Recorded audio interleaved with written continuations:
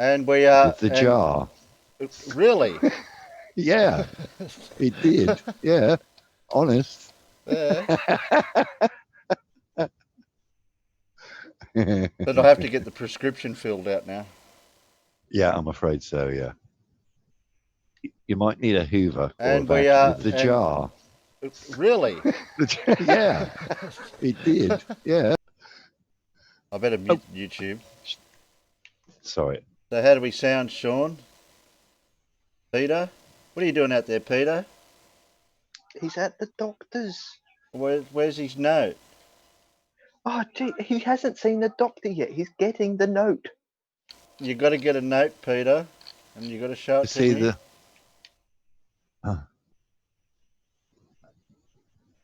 Yeah. Quasar, you stop sending me porn.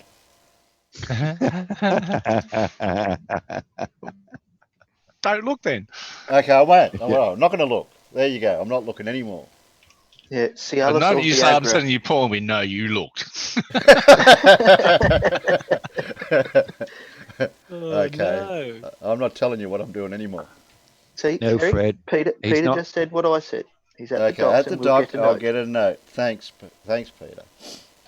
Sean, I sent you a DM if you want to come in and hang out. You can tell us about your slick experience. Terry, you do realise that myself and Steeples have been in there for God knows how long. All three of you. Too long. Yeah. Too long. Oh dear. So was he on? What was he on today? He was yesterday. It takes 45 minutes to get a bloody answer for one question that was asked 3 hours ago. Yeah, I'm done. What was yesterday's one again? My brain hurts. No, when you fall downstairs or something, gamble. Oh, that's it. Gamble. Walking down, going down the stairs is a gamble. Whether you fall gambling. Down, so down what was today's word? Apparently he thinks he knows what a straw man is. Oh, straw man's today's word. Okay. Yeah, he doesn't know what a straw man is. Okay. Yeah. It's not good. A straw man, that's what they put in the field to scare birds away, isn't it?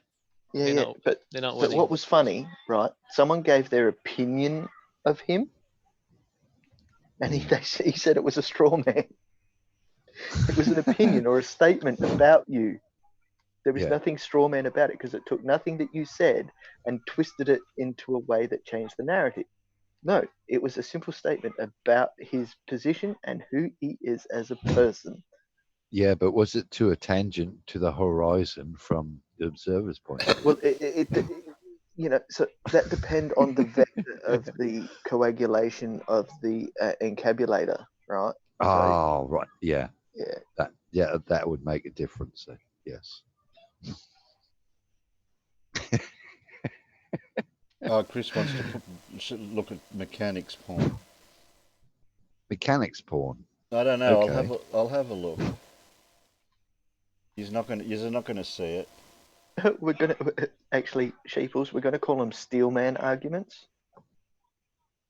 Steelman arguments. Because we've been galvanized. Yeah, I can drop that. I just don't know where to go from there. You know, I can stick that. I can stick that straight in. It's like ending a discussion at the first sentence. I'm gonna concrete man you. Yeah, concrete man. Concrete boot you. Huh? Yeah. Can you? I know it's illegal now in Europe, but you're not allowed to have black chrome produced now in England. That's illegal now. Black chrome? How can you have black chrome? You get black chrome. Yeah, you can get black chrome. Somebody knocked at the door. Do I let him in? Black metal. Do I let him in? Yes. It depends if it's Avon. Knocking, Ding dong, Avon calling. Piss off. Sorry. I don't know. I don't know. I do. Oh. Who is it then? Yay! Yeah, I can fit that. I can fit that in. Yeah, in anything. I can fit that into anything. Hello, Sean. Hello, Sean. Hello, Sean. Welcome to the scene. I got a haircut the other day, so you can call me Sean for a while. Oh. Sean. I know you said you can fit it in anywhere, but I can prove to you where I can shove it in a lot of people. Yeah. Some of them it might fit. It probably would, yeah, quite easily. I won't want to clean it afterwards, though. Yeah, that's nice. Yeah, I need one of them to go in my wagon, one of those engines. Yeah, 427. Yeah, I don't know if I don't know if you'd want that in your wagon though. Why? It'd be too big. No, Too much power. No, because 480. you'd have to spend a whole bunch of money to get the conversion kit and everything like that. Yeah, I'd have to put a different transmission in it, and Terry, Have you got a V8 in it now? yeah, but that's your not car. Your car will fit an LS1. Yeah, that's what I was looking at, thinking about maybe an LS1. Yeah, Well, LS1 that'll and go in gearbox will fit your housing. Oh yeah, I'm watching a video now where a bloke's doing a HZ wagon, putting an LS in it. Yeah, Gen 3, yeah. Roller rockers. Well, nice. No valve bouncing. I don't need any more than 200 or 300 horsepower. Yes, LS1 you is do. 300 horses. Oh, that'll do. Is that What all? stand? No. Yeah, I really? only Yeah, need about 225 kilowatts is 300 horsepower. Stop I talking only need- kilowatts. 200 kilowatts. Stop talking 225 kilowatts. kilowatts is 298 horsepower. Yeah. But Yeah, I only is that need all that 300 the LS1's horsepower got standard? more. Yeah, about to say. Standard. I've got one. Standard? I own one. It's got 235 because it's got the higher output. That's 302 horsepower. No, I don't want 800 horsepower just to go and tow the trailer around with. And my stuff. V6 is freaking 250 kilowatts. Yeah, but you got a supercharger, don't you? Yeah. Yeah. If I put a supercharger on mine, I'd get like another 100 plus horsepower out of it. Yeah. Probably I about, don't understand. probably about Kilowatts. 80 kilowatts. What's that? Only use 80 kilowatts, kilowatts, electricity. 120, I think. Yeah. No, that's wrong. Oops. Kilowatts should only be used when electricity is being involved. My car's got 200 kilowasps in it. Kilowatts. Kilowatts. If anyone comes near it, it kills them. Yeah, it just sits there and Dings. pauses the entire time. It's Ding. awesome. So, see, it is true. If you go to Australia, everything tries to kill you. Yeah. Kill, Even man. the cars. No, it's like the Germans like to use DIN horsepower rating. And I don't get that. I think, no, everybody else in the world uses horsepower. You don't need to make up a fancy name to make it sound like it's produced. No, we use more than kilowatts it in is. Australia. We hardly ever use I know. horsepower. No, always horsepower. It sounds better. It's power. Kilowatt sounds like What? Tesla. Just sounds you've got a bunch of old horses under your engine. Sounds Yeah. like you're using chipmunks or something. Yeah. Exactly. Yeah, You want I've got horsepower. 1,000 chipmunk power. Yeah. You in the waiting room, Peter, waiting for Dr. Death. Yep, Chris is. Yep, I agree with you, Chris. Has it got 11-to-1 compression? That's the same as my bike, mate. That's That's pretty pretty high high. for a You V8. got a shaved head on it or something. I hope when you're using a high octane fuel in that. Yeah, of course he would. Damn. Be 120 most likely. What? Racing fuel? Yeah, 120 octane. If he's running that compression and that much horsepower, you'd want to be having high octane. Yeah, not 120. Why not? Only. No. I just put E10 in it. That'll do. Low How octane. dare they speak those evil Yeah. words? Even though they represented it as 94, it's actually got a lower compression value than 91. Well, our 98 Davros is probably on scale to America's 93. 95. Is it? They reckon. Yeah. Let's say mine runs really nice on 97 octane. BP used to sell it as 99 there, premium, but they've knocked it down to 97 buggers. There's only 2 gas stations that I can buy 97 at. Is it? Oh, yeah, because they don't really have very high octane over there, do they? Yeah, they're quite low. Well, yeah, unless I go out to the racetrack or something like that, and then you're spending more money on fuel, then it'll take more money to get out there to the racetrack than you can put in your car. Yeah, it's not. It's we can buy 100 and I don't know what it is, 105 octane at the racetrack local to me, but it's just so expensive. Like, nah, no, I can't be asked. I might do if I stick high lift cams in it with higher. Well, I don't know if I go any higher compression. I'd probably leave it as it is. You can put a booster through your tank every now and again.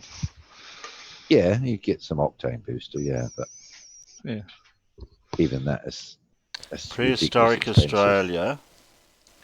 That's a book from 1979. Wow. Did we have those animals here?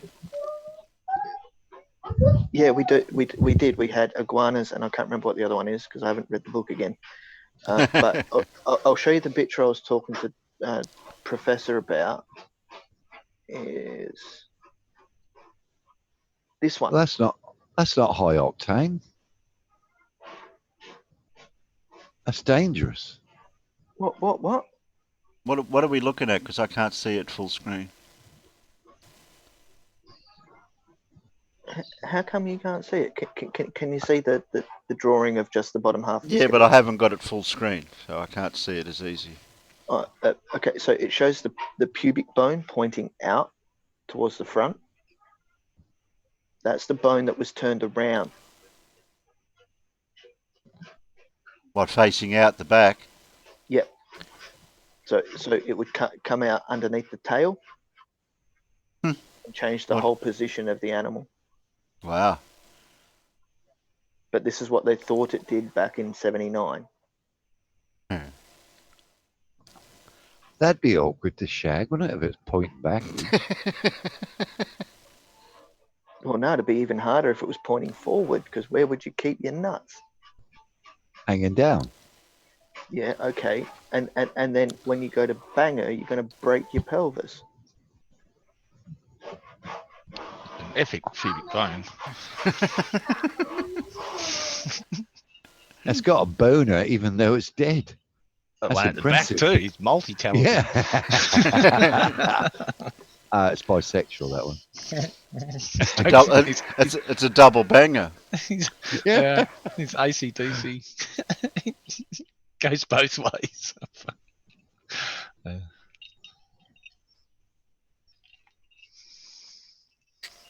Can't connect at all. Yeah. Yep. It's all gone wrong. Yeah. What's wrong, Carl? I think the storms over here and the fires burnt through all the cables. And the soot has all sorted it out, shorted all the cables out.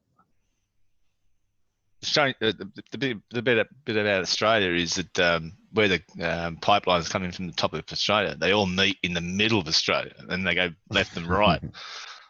And Telstra had lightning strike that one section, right? And it went up in flames, and everyone just lost connection on the east coast for like 3 days.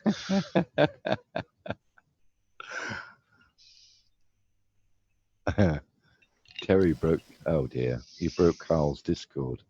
Terry broke my Discord. Prove it, Carl. Yeah. We need photographs and the video as evidence. Yeah. Also, was he there? John's in the side chat, is he? Yeah, John Stock, yeah. Yeah. Hello, John.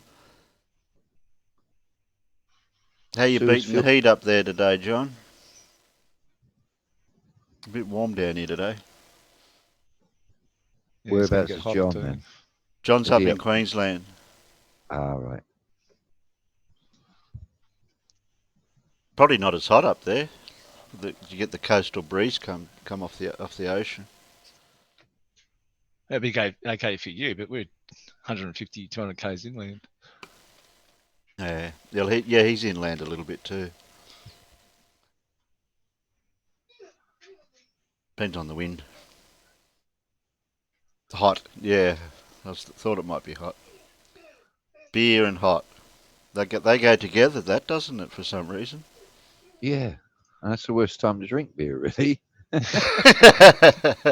it's not really in good Australia. It's not. when it's freaking cold. Yeah, cold beer and hot. Yeah, Cold beer on a freezing day just doesn't mix. no, it don't, does it? But Must be the Terry, Carl. What are you blaming me for now, Peter? Just bury it. Just bury it. That's what they Just do in do it. Australia. Well, bury it. Yeah, What? bury the beer. What do you want to bury beer for? It's not going to Hey, grow. Make it cold. Make it cold. What? Why don't you use the You've fridge? had heaps. What are you going on about, sheeple? That's what my dad said. I see. You met my cat. What? What? I got no context Reference. of that one. Context. That's a meme, isn't it? They've been going around the I got no idea. internet. I like it. A meme. It's not a meme. It's a meme. It's a meme. Yeah, it's spelt meme. Yeah. Yeah. Well, it always used to be pronounced meme. We're flat Me, Earth me, me. scientists. Or a Flat. meme. Me, me, me, me. Me, me, me, me, me. Meme. That's what they say. Cold days either need a decent brandy, or whiskey. Yeah. Yeah, that's probably good for a cold day. Cody, shush. What's Cody saying? Oh, he wants more food. He's going, ruff, Yeah. ruff, food. Whoever those two women are in that Dog whisperer. picture, if they'd have copyrighted that picture, they'd be earning a fortune now because there's so many memes with that picture. Mm. Yeah. She's very emotional. She's even tearing up. Yeah, Social justice warriors. they even use it in the bike chats on Facebook. They go on, yeah, he told me he rode a motorbike and he turned up on a Honda and things like that. Get that horrible person off. Not the cat. I like that. That's good. Chuck Norris. I'll stop. I'll Chuck Norris you to death. Yeah. Yeah, he got his black belt in 6 weeks. Yeah. What, through Amazon? I was watching a video of him Cody, I haven't got anything left. Look. just recently. They're interviewing him, and that, of course, it comes around to talk about Brucey Boy, and that was quite interesting what he said about that. Actually, that was quite endearing.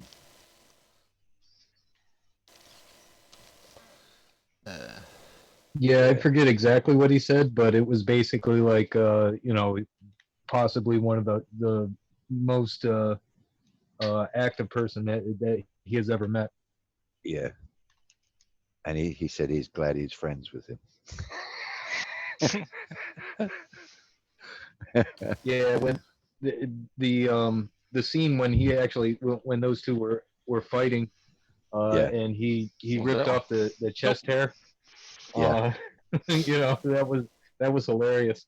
The look on Chuck Norris's face. That was quite hilarious. But We're turned into the Weather Channel now. Just to let you guys know we're on fire. Yeah. I'm on fire. Too hot to touch. Yeah. Professor Bell uploaded 3 videos. Yeah. Part 1, Part 2, and Part 3. Yeah, Oh, I see. okay. He's doing a series now, is he? Yeah. What I'll are they? I'll leave them for Saturday. We'll watch them on Okay. Saturday. Anyone else found put it. It's anything from a else reality stupid show. lately? Oh, it looks too nice to use. Fight the Flat So Earth. Terry, can you fit this in your car? My bonnet won't Ooh. close. You have to move the oil. A marine engine, $2,000 sold. Yeah. Yeah, then you scroll down and it says starting at $2,000. Yeah. Yeah, that's just for the spark I'd have plugs. trouble with the bonnet. No, you cut a hole in the bonnet. Cut some scoops. Throw the bonnet off. So what's this fight? The flat Earth is being sued by FE Core. Oh. That's what Brainy Beaver put out there. Maybe we should watch it and then we can learn. Yeah, I know. I'm just looking down to see what else we've had. Let's speculate and make shit up. Book of the Sun. The Book of the Sun idiot wants to know. Is saying how to win a debate. Oh no. That's super crap. Whoa, too fast. Let me out. No, I reckon his passengers just farted. Needs a right-hand drive, mind you. Or just shat himself, one of the two. And we got Ranty proving the globe Earth again by observations 23.7 miles from 12-foot elevation. Oh, yeah, another lie. That was, we know about his lies. Okay, what else have we got? That's about it, I think. I can't see any other... FE Core is doubling down. Okay, not a lawsuit yet. Can't see anything else. Well, I'm tripling down. Yeah. I'm going fourth dimensional. I'm going sixth. Off the radar. I'm going sixth dimension. Yeah. Would you like some string? Yes, please. I don't want to lose my way. Tie a knot in it. Yeah. Oh. So reminds me. Okay, so FE Core has given him a cease and desist letter because he called FE Core frauds. Well, they are. They are dealing in fraudulent behaviour. Yeah. The fact that they state that they are the Field Engineers Corps, yet they are not engineers by any standard. Field engineers, not flat Earth Core. Then it's field engineers. That's right. Tie knot in it.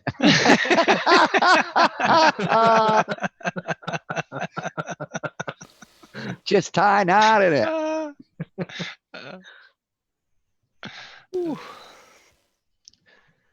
There are a few grammatical errors. Oh yeah.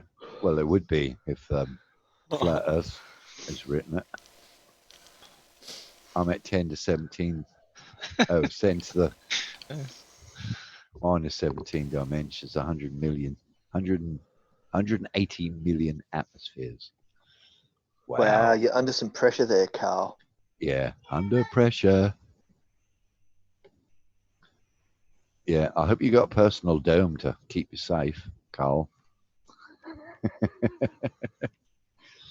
Oh, so FE Core thinks he can sue somebody for making a truthful statement.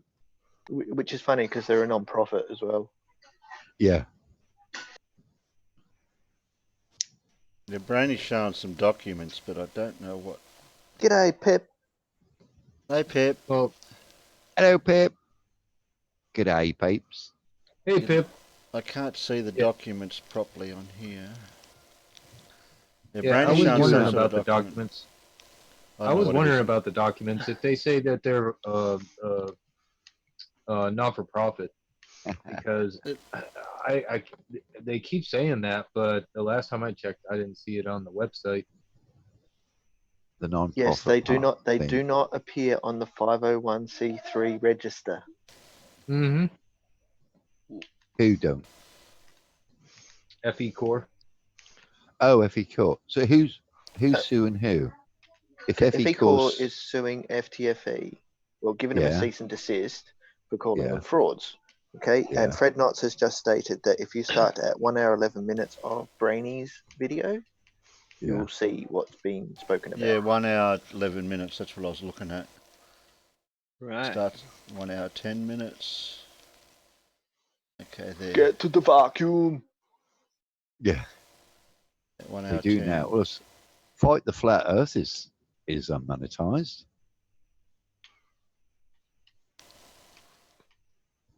Because he does it full time. He's He's got Patreon. I Yeah. don't think Yeah, he's but got he a join doesn't. link yet, though. He doesn't claim to be a non-profit, or he doesn't claim to be anything more than what he is. Oh, right. It's Yeah, FE shield. Cores. FE Cores being the idiot then. All right, I'll start it at 1 hour 11 minutes. And They we'll finally got see what we an got. EIN number. Where are we? Want that. Want that. Want that. And you need that. There you go. Afterwards, we're going to have to go through that, but I have to kiss his ass real bad. Anyways, let me move that down here. Okay, This is Brainy Beaver. Says, our client, FE Core Inc., your defamation internet content. We refer to the above and confirm we've been instructed by the above named client. We understand that you operate a YouTube channel with the username FTFE. We have been instructed with regards to various videos that you have produced and posted on YouTube which make reference to our client. It is our understanding that the videos you have posted on YouTube contain malicious and untrue allegations about our client. These statements are factually wrong and based on misinformation. These videos are currently being shared on YouTube and have generated tens of thousands of views. These videos constitute defamation. The content of these videos poses a serious threat to the reputation of our client and its staff. Your videos appear designed to damage the reputation of our client and its members. Your videos have the effect of lowering our client in the estimation of right-thinking members of society generally. Examples of content that constitute defamation includes, but is not limited to, your YouTube videos entitled Mike Kavanaugh at FE Core are frauds, posted on 5th of December 2019, Flat Earth discussion and a talk about FE Core. Team Skeptic and Steve McRae talk with Derek Neeson, streamed live on 13th of September 2019. Please note that the above is not an exhaustive list of the defamatory content, but examples of easily accessible defamatory material. Under Scots law, a defamatory statement is one which tends to lower the pursuer, generally in the estimation of right-thinking members of society generally. Sim versus Stretch, blah, blah, blah, blah.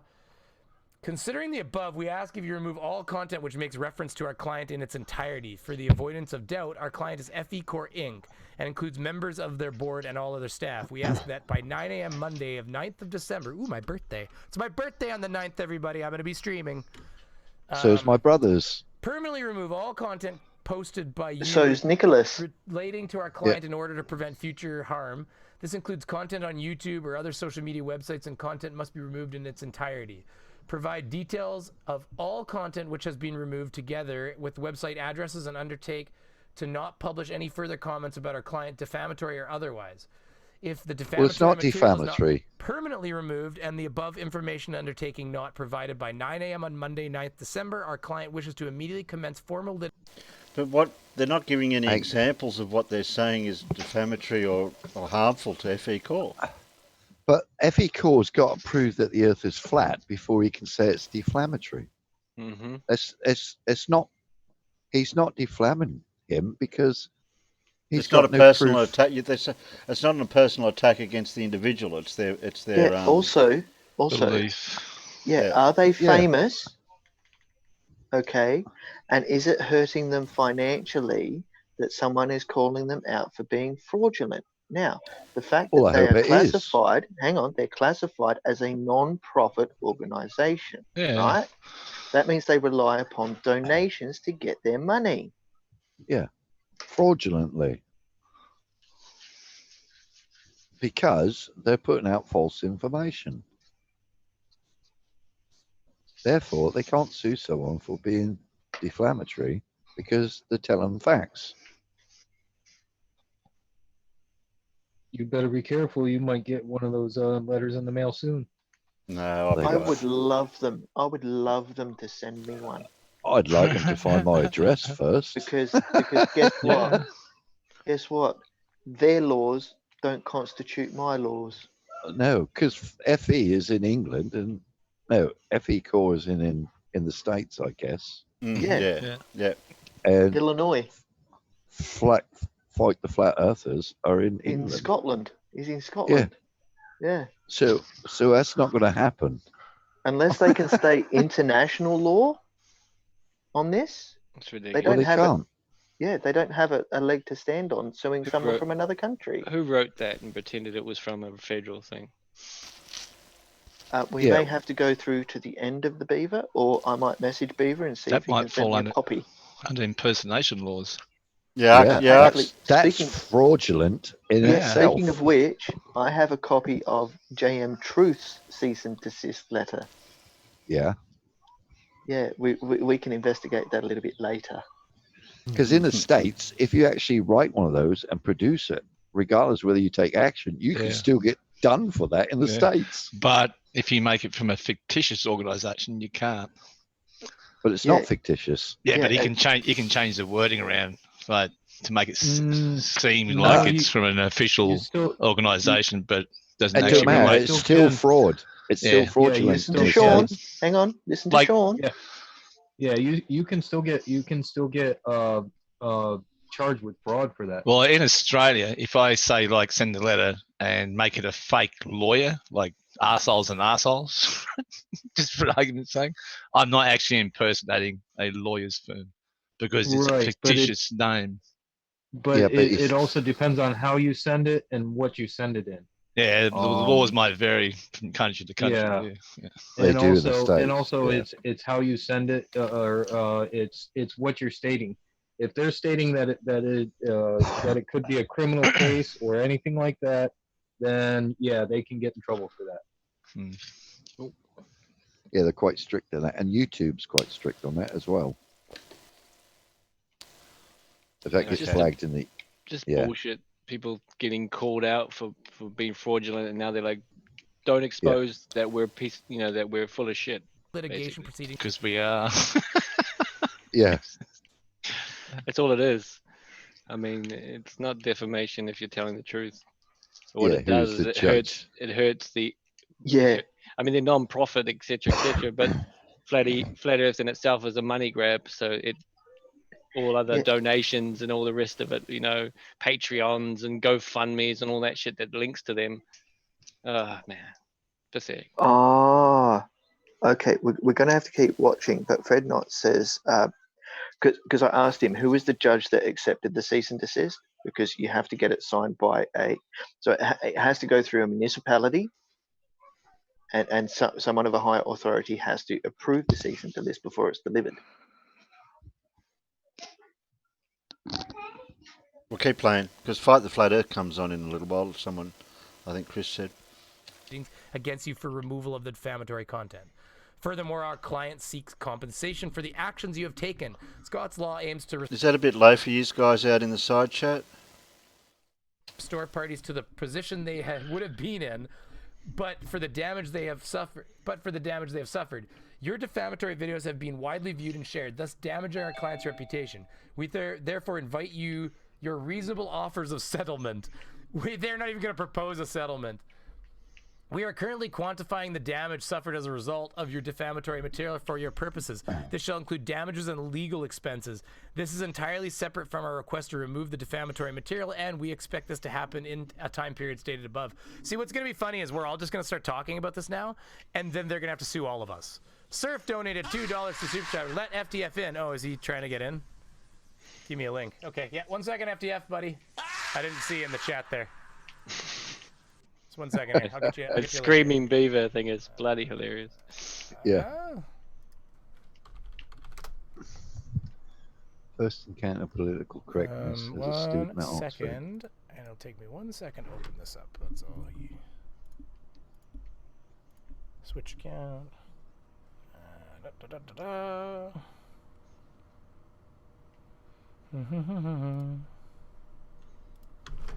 Just 1 second. Password for this that I don't ever use.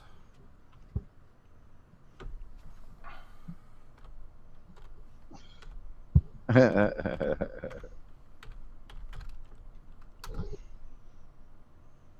type it on the screen. Okay, here we go. Starting a meeting. Okay, coming up, Bite. I'll just turn the volume up for the outside chat.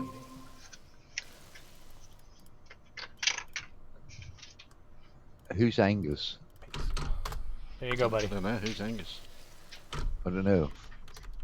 before a door. Yeah, I wasn't following what he was talking about. 1 second, guys.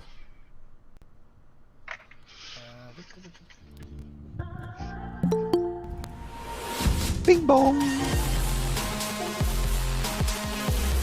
I'm getting him in here. 1 second. That would have been bad idea. Yeah, I know. I turned the volume up so because Brainy was a bit low. Fight. What's up? Hold on, you might not be piped through to everybody yet. Oh, I've got to mute myself, haven't I? No. Say something. Can you just hear to see me? where.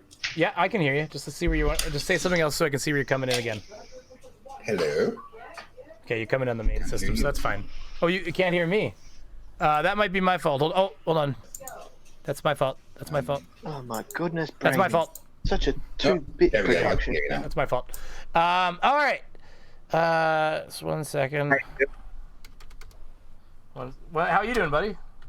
Yeah, I'm having a good laugh. So first off, I saw someone in the chat that was saying, "Oh no, Brainy Beaver's just doxed FTFE," but the thing is, that's not my address. They got it completely wrong. Oh, good. Oh, fucking thank God, man. Because when I made the thumbnail, I wasn't stupid. I went in and I blurred all of the address sections, your full proper name, all that stuff. And then when I went and put it on here, I scrolled it up and I looked at it and went, "Oh my God!" And I went to dump the delay and everything. And I don't think I didn't do it in time, so it displayed. I was gonna go back in and edit that out, but thank God I don't. Oh. Yeah, they got right that I live in Scotland, but I don't live in Dunfermline. That's not my street name. All right, good. You know, none of that is right. So, good. If they've sent that letter to that address, someone's going to be very confused. That's actually really funny. So I actually phoned the law company earlier. Okay. Spoke to a receptionist and was like, "Can you put me through to the guy that's dealing with this?" And that he was on lunch, and they phoned me back. He's a trainee solicitor. Which gives me confidence, obviously. Oh, God. This is the cheapest guy they can get. He basically said their complaint isn't about the science or anything like that. It's the fact that I said something about their tax-exempt status because of, they are now registered as a non-profit organization, so they have tax-exempt status, right? But at the time of that video, they hadn't registered still. They still weren't actually had gone through the process of becoming a tax-exempt non-profit organization. So I made the statement at the time that they weren't, and that was correct. Yeah. But it's now it's like they're trying to retroactively sue me for something I did in the past. Yeah, and that would which be at like the time was true. Yeah, and I remember even saying to you, because like we Fight the Flat Earth, when I got this from him, I messaged him and said, "Hey, can I put this up? Like, do you mind if I display it? Just because it's not my information." So, and he said yes. And so when we were having that quick conversation, even I said to Fight here, I said, I don't think they can do much about that. Everything you've said is basically factual about them, and then everything else, and then you told me exactly that apparently they're upset about the charitable status thing, and my argument there was immediately, well, you can't do anything about that. That'd be like suing the news for presenting the actual news at the time, and they don't take down clips of the news. That was the news that day. That's great. The most you would have to do is maybe put like a pop-up on the screen that says "Update. They now have charitable status."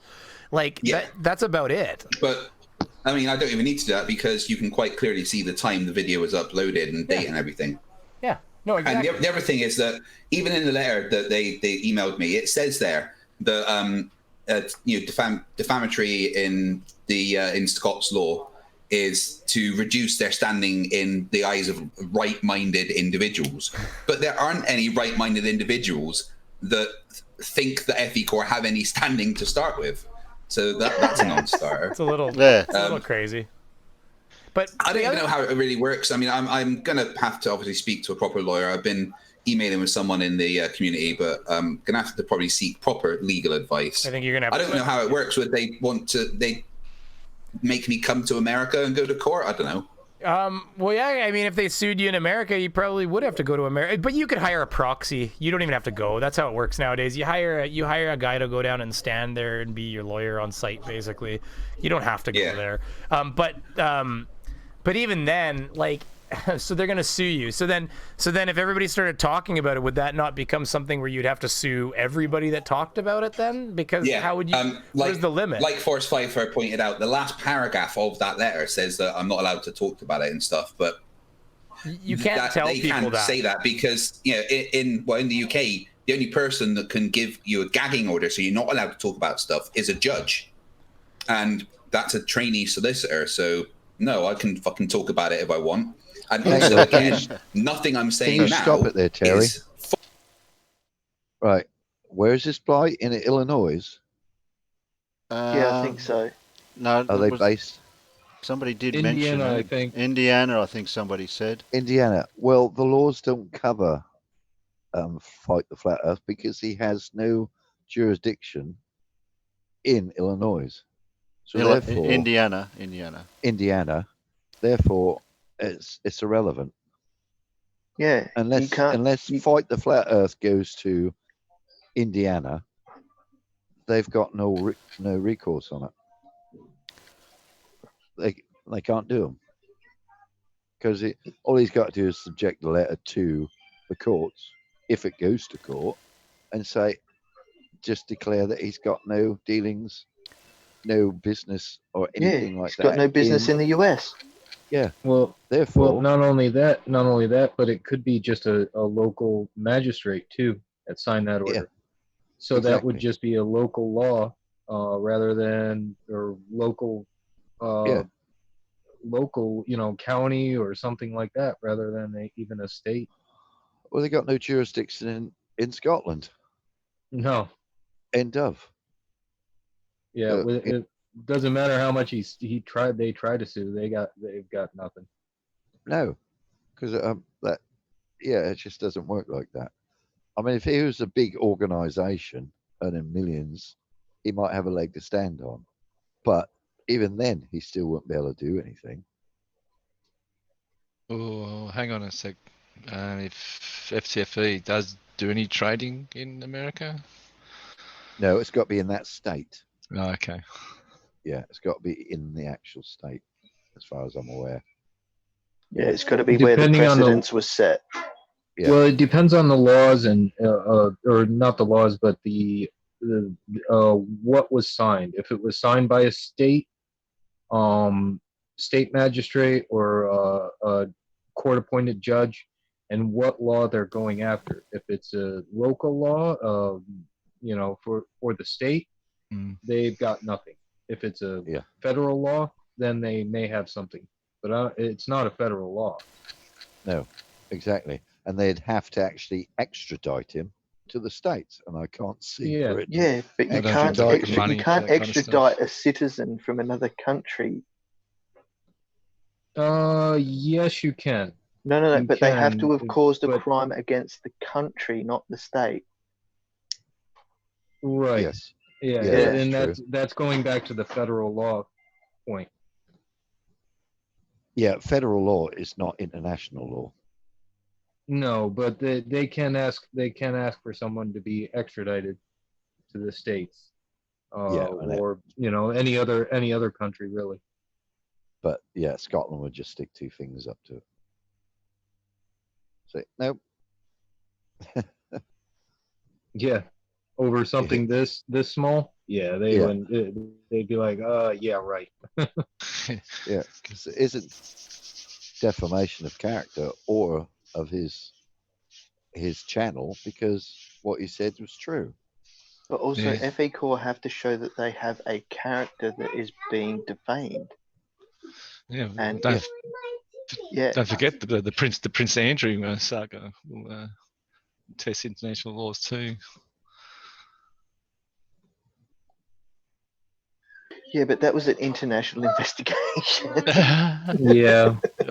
It goes in tune to getting Prince Andrew to testify in America. So. Yeah, but this is a completely different situation. Oh, I know, but it does pertain to certain laws that we're talking about. Yeah, but that was also involving child trafficking and things like that. That's that is covered under international law. Yeah, but not defamation. No, defamation isn't covered international. you can say what you like about the U.S. president. They're not going to extradite you because you called him a dick or Mr. Orange Guy. You call him a Loompa Loompa. Or Oompa Loompa, yeah. He might write a Twitter about it or something. Yeah, Irish Stew's got it right. Scottish law would say, "Up your jacksy, FE call." Yeah. I could call the head of Microsoft a dickhead, and there's nothing they can do about it. It's just an opinion. Yeah, Definitely. an opinion about someone is not defamation. No. It's when you do something to defame that person or put their name into repute. Yeah. I just finished reviewing Nathan Oakley. Poor Sean. Press play. Yeah.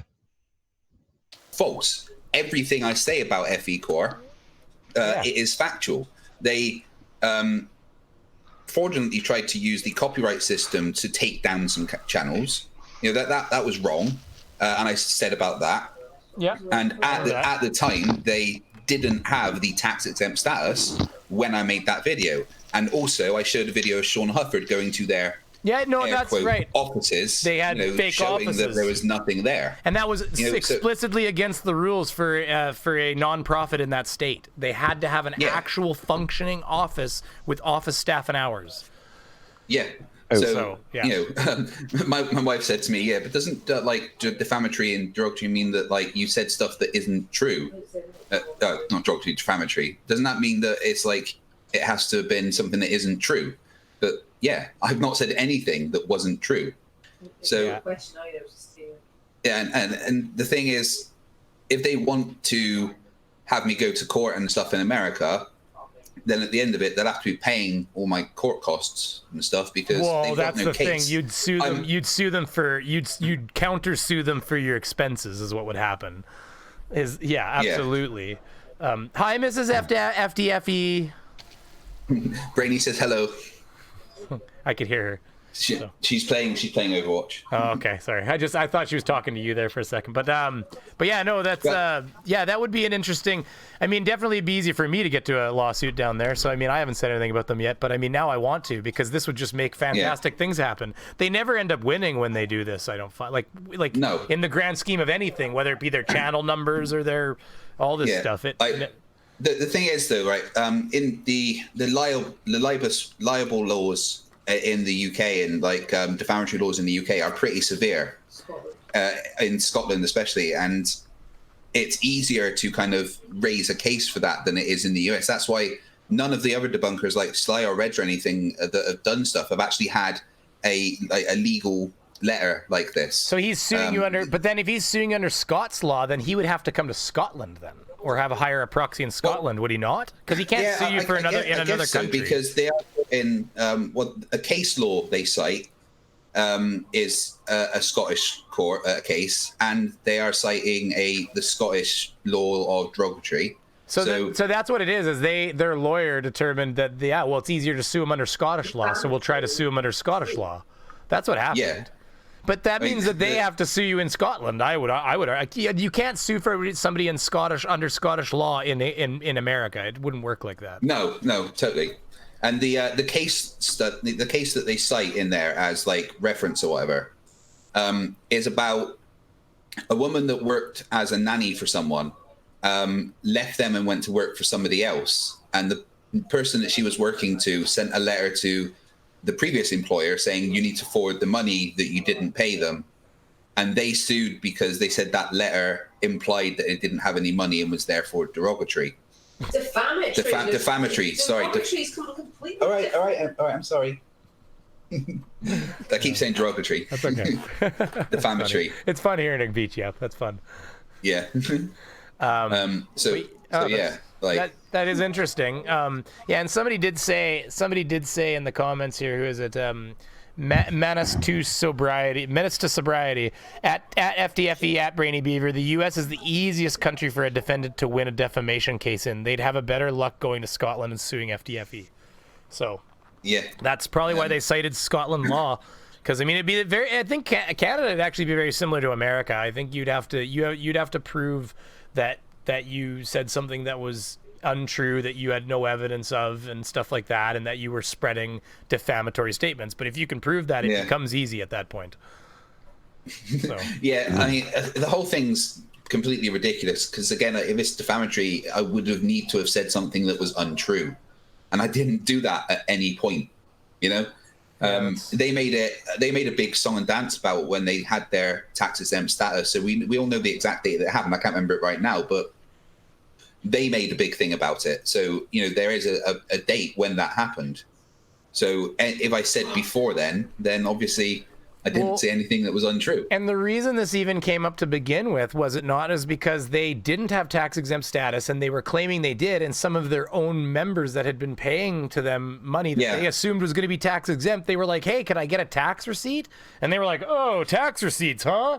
And they couldn't produce any because they weren't actually and then the story changed. I don't know about the specifics of that, and I don't want to say anything. And that is true. This is all speculation at this point. This is all speculation. People, you know, I mean, if that is the case, then, you know, it's not good if they told people that they had tax exempt if they didn't. I don't know if that's the case. I just know that at the time when I did that video, they didn't have the tax exempt status. I do remember that. So that this is a factual thing. That's right. Because I mean, like we said, Sean Hufford went there. There was a lot of different people involved. There was a lot of different research done, and it all came to the same conclusion.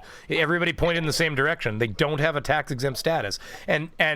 And this, again, I agree. I'm going to say this right now. This may be untrue, but I thought that they had been claiming that they did already, was my understanding. But that there's a lot of things that occur in the year, so who knows. But I mean, I'm going to have to do a whole bunch of research on the entire thing now, so that I guess if anything happens. I mean, the thing is that the letter is just a threat, right? So they then actually have to follow through with bringing litigation against me, and I don't even know if they would do that. And if I was a lawyer and someone came to me with a case that was clearly unwinnable, I'd be like, I'm not doing that. Well, I mean, let's face it, they must have. Yeah, but you see how they handed it to one of their case. See, this is what they do when you don't know if a case is even winnable or something. You hand it to your, like, for instance, I went and looked into suing my previous employer, and they do the same thing. You go in there and you say, well, I don't really know if I have a case or not, and they, we'll sick our intern on it, kind of thing, and they sick their intern on it, and she or he spends 2 or 3 days looking into it or whatever, and then that's probably what you got here, is just the young guy in the room, like, here, go bite into this kind of thing. But he's still a lawyer. I mean, that doesn't mean it's not legal, right? So I mean, it's a lawyer. It's from lawyers. But yeah, it's very interesting. Anyways, you sent this to me, and I was like, what am I looking at? And then I started reading it. I'm like, oh my God, it's a lawsuit proposal. Like, yeah, I know. And it's the last bastion of a coward that, you know, they're not right with anything they do. Their own members keep disproving the globe. Cheers, Bob.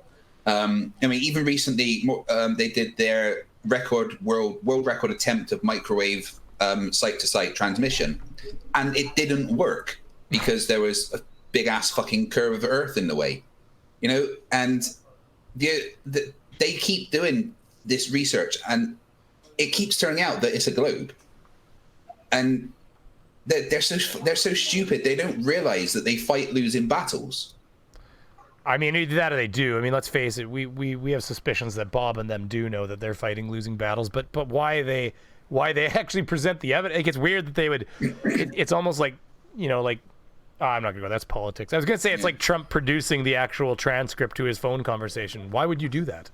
It was never good. I know. Like it didn't turn out good because it wasn't. There's nothing good was on there. So you would have been better just to not show us. Like, you know what I mean? So the fact that Bob, you know, brings the evidence forward though, and he does the hard work for us. You know, $20,000 ring laser gyroscope. I just don't think we had it in us.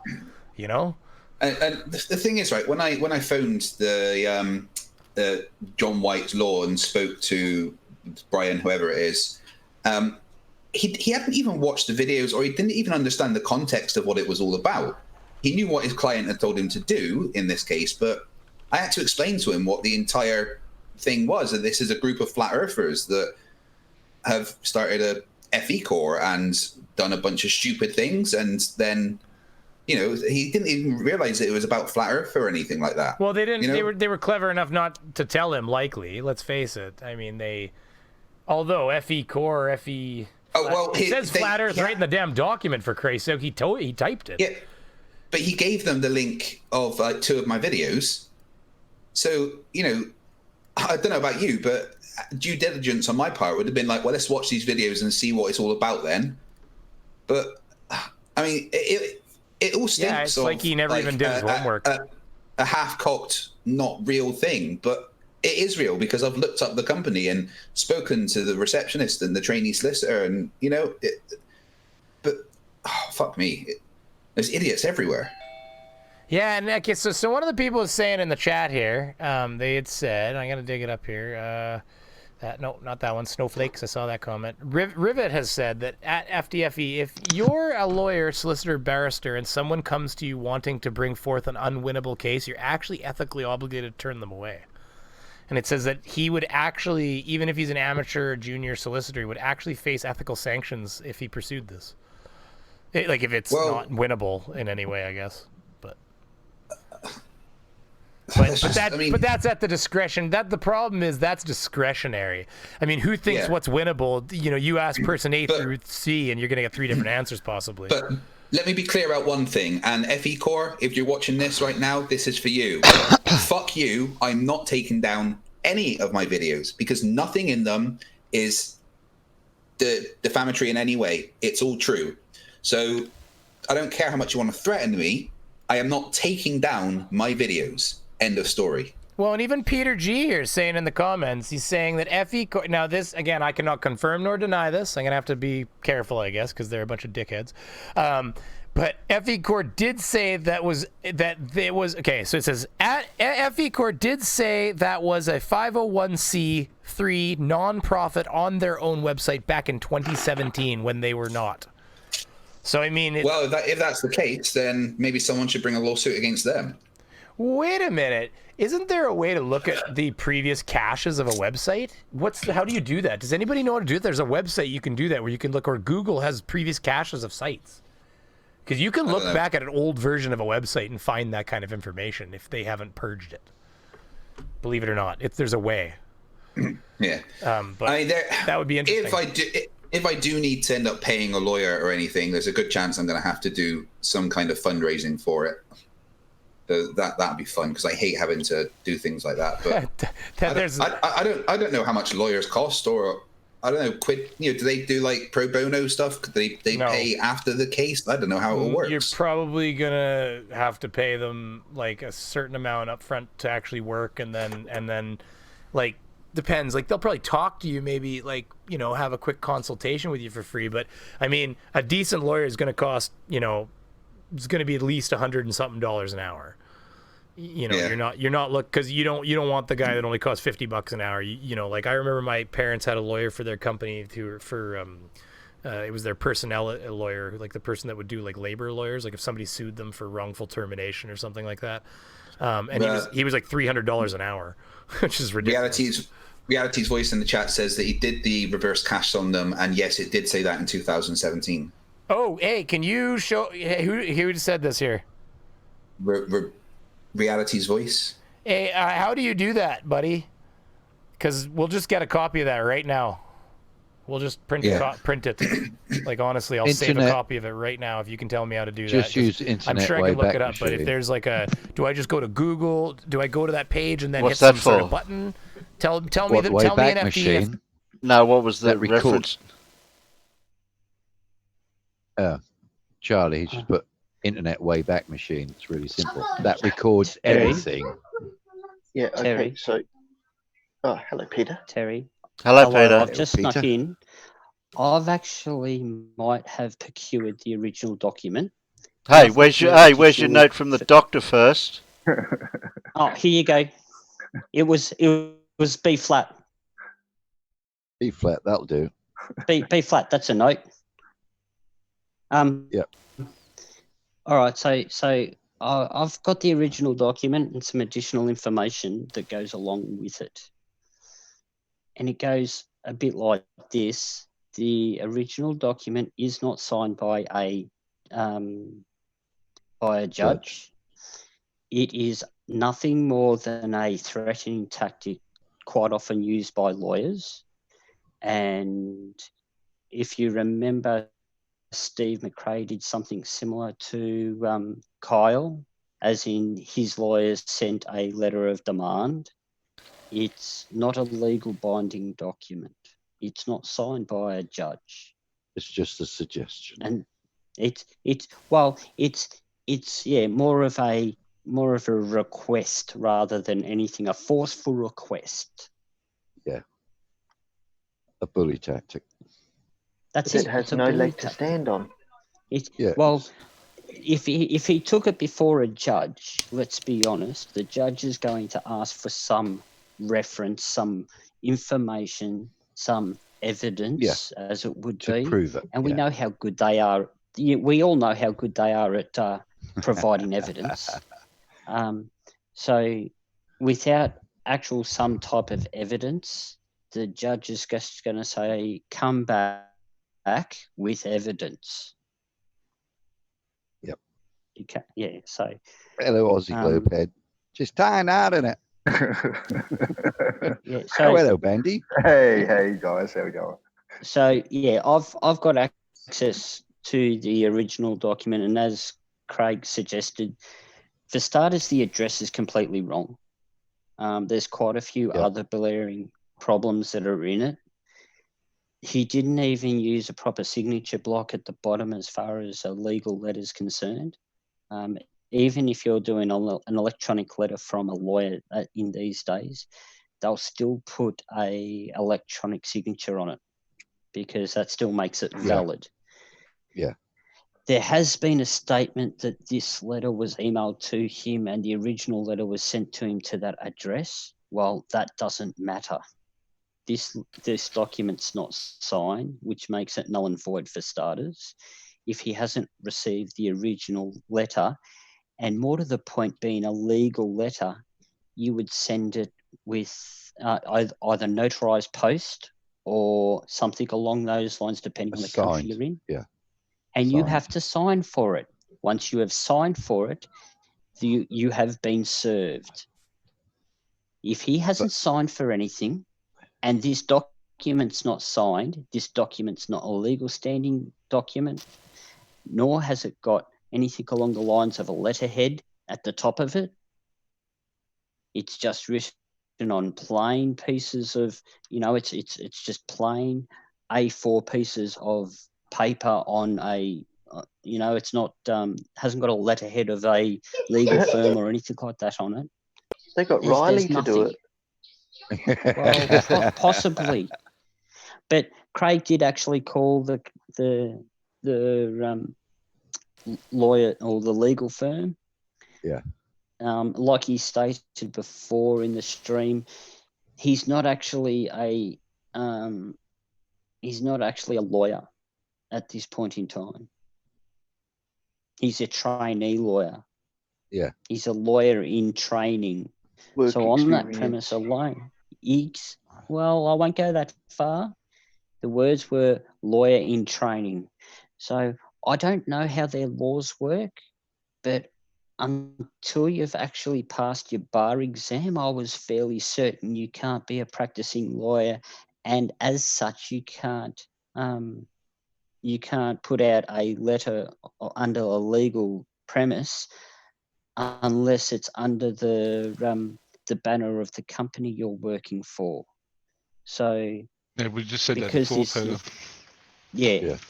Because it hasn't got the document, because it hasn't got the header on it from the legal firm, it's another problem with the letter itself. Mm-hmm.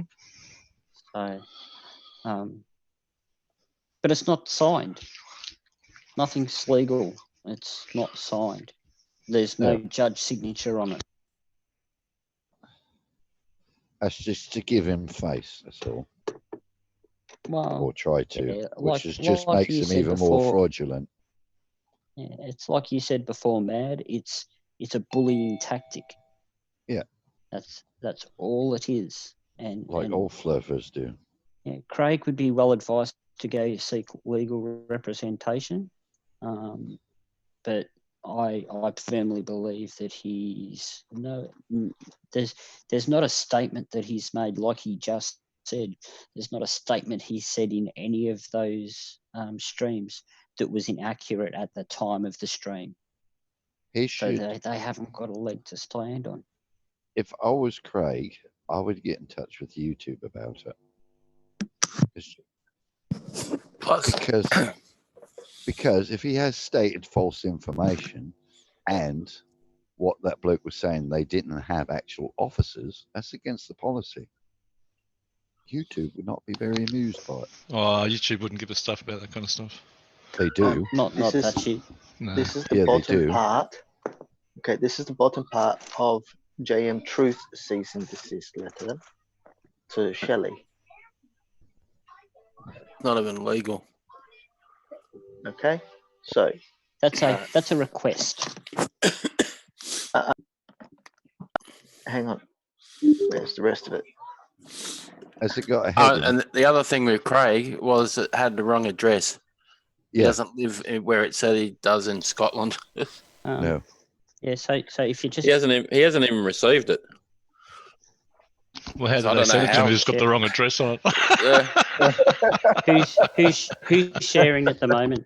I don't know how he got the copy of it then, or who got a copy of it. Okay, who's sharing? Hang on, just give me. So that was the heading of the letter to Shelley. Yeah, that was. Yeah, we'll go into that after Peter wants to share his thing. I'll just Yeah, Peter can't share it unless he's got a note from the doctor to say it's not contagious. No, it's not contagious. I got it cut off. All right, tell me when you can see it, Terry. Yeah, we see it. Rightio. So, as you can see, here's the letter. There is no heading, no nothing like that. It's kind of set out formally as per a legal document would be. And also, it says down the bottom, "Do not show this on the internet." Yeah, it says. Where's it say that? Where's it say that? Internet, which somewhere right along at the bottom there.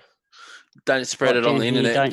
This letter nor a copy of it may be used in any other setting, and you are not permitted to reproduce or publish it online or in any other public forum.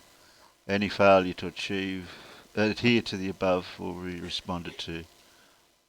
In other words, don't tell anyone that we're trying to bully you. Yeah. We don't want you to tell anyone or show anyone we're trying to bully you. Yeah, but there's an issue. There's no signature. There's no name. There's there's nothing there to. There's no signature. No judge signature either. So who's Jane White's law? What's that mean? That's the bloke. That's the firm. That's the firm of. Well, it's not. He hasn't got an embossed stamp on it, for starters. Yeah, but it's got no. There's no reference to who the person that's writing it. No, there's no embossment on it, so it's not a legal document, anyways. Yeah, but who's it? Yeah, who wrote the letter? Oh, imaginary friend. I reckon he got Riley to write it. Brian O'Donnell, Terry. It's up the top here. Oh, that's just an email address. That doesn't mean anything. That's the email address of the individual that sent this to Craig. And how can they have a reference number if you haven't got the company? What does it say? .co.uk.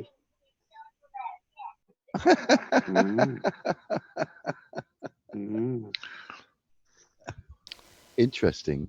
What's the name of it? Interesting. So it's Jones White Law. Yeah, that's the email law company. Craig's actually called them, and I think he said just before I got on that he got hold of a secretary or something, and Brian, he spoke to the actual. Yeah, Brian was at lunch or something and was going to call him back or something, Craig.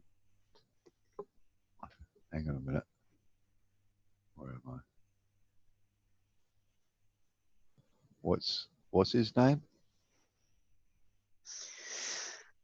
Brian O'Donnell.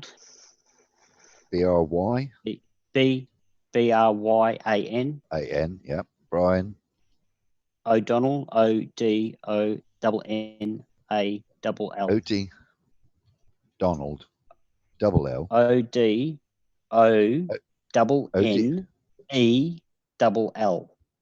They don't deal in this type of thing anyway, looking at their website.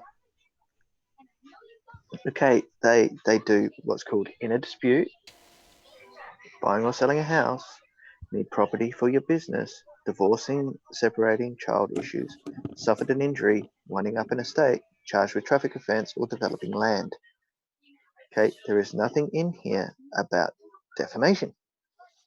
Yes, yes, Carl, it is a real website, and Craig has actually called them already. Yes. It actually is a proper legal firm. There's no doubting that. But the letter itself is not constructed like a legal letter. Yeah, what's the email address? Brian O'Donnell. At Jones White. So it's at JONESWHYTE.co.uk. So is that an actual law firm, Peter? Yeah, it is. Yes, it is actually a law firm. At James White, did you say? The guy that was handling it didn't even know they were flat earthers. That's right. Yeah. So it's Jones, J-O-N-E-S. Oh, Joe. Joe Ends, yeah. Jones. W-H-Y-T-E. W-H-Y-T-E.co.uk.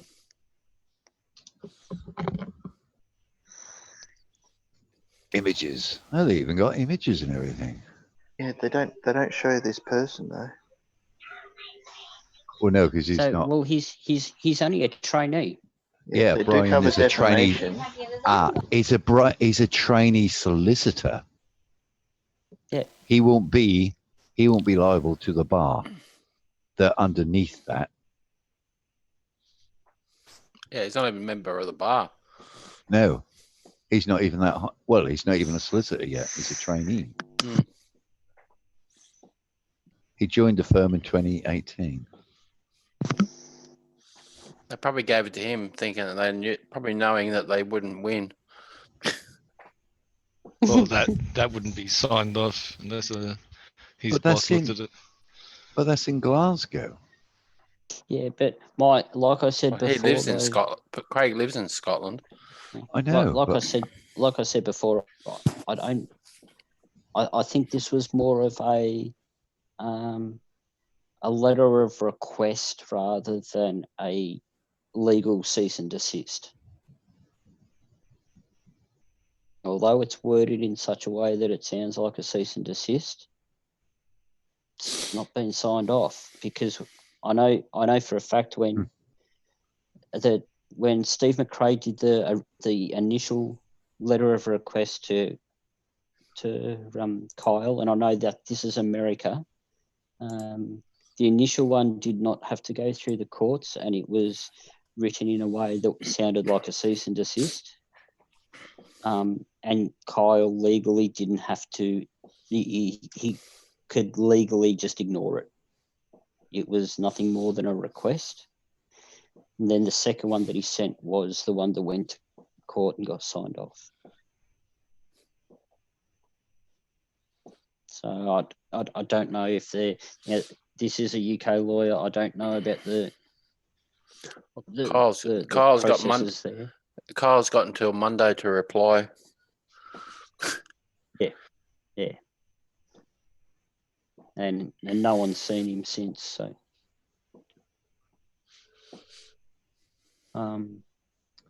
So he's had a second letter with a signed by the judge. By the judge, yeah. And you've seen that already. He's signed to pick it up too, or he signed to have it. Just a little thing on the legal matter between the fact that FE Court is situated in the US and that they have hired a Scottish firm to do this cease and desist. Yep. They may have actually broken an international treaty No, they've got to sue him in the country he lives in. No. But it's the fact that they haven't stated the international law that he broke. Yeah, but they did state the Scottish law.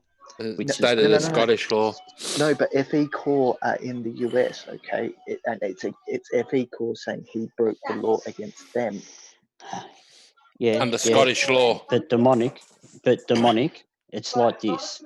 Craig has broken the Scottish law in Scotland against them. Hang on, whoa. He hasn't broken any law. No, sorry.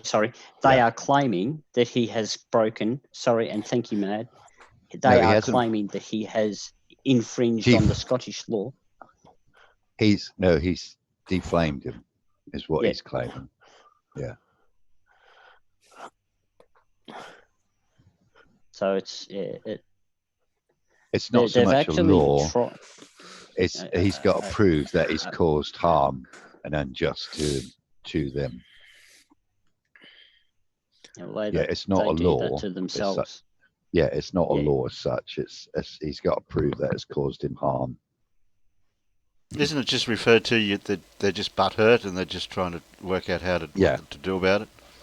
Basically, yeah. It's funny how they didn't try and sue bloody Sly or anybody else that brought it up. Yeah, I don't know what happened with Sly's. It just went so far and then stopped. Yeah, because they couldn't stop him any longer. They had the 30 days once they pulled down the videos to actually take him to court, and then under the YouTube and the laws that YouTube work by, if you don't take them to court or show evidence of them doing some legal proceedings within those 30 days, the video goes back up. Yeah. What's his name? Mr. Thunderfoot had this problem. Yes. And he actually put out, because he took his video down, wanted him to claim his video down, blah, blah, blah. Mr. Thunderfoot, because he's obviously in the States, he had every right to sue the guy for false information. You got to be so careful doing what these guys are doing, because that could go backfire straight on him.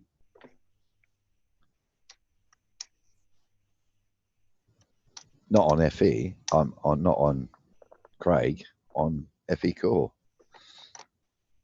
So with that, Matt, would it go down to like wrongful accusations and stuff like that? And then he could almost turn that defamation.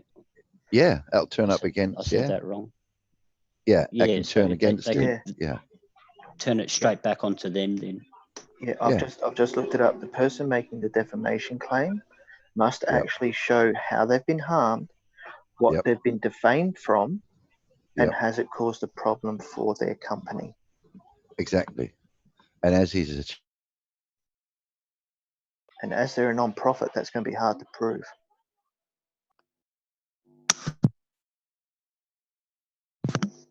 Because did anything that he did stop their donations? No. Right.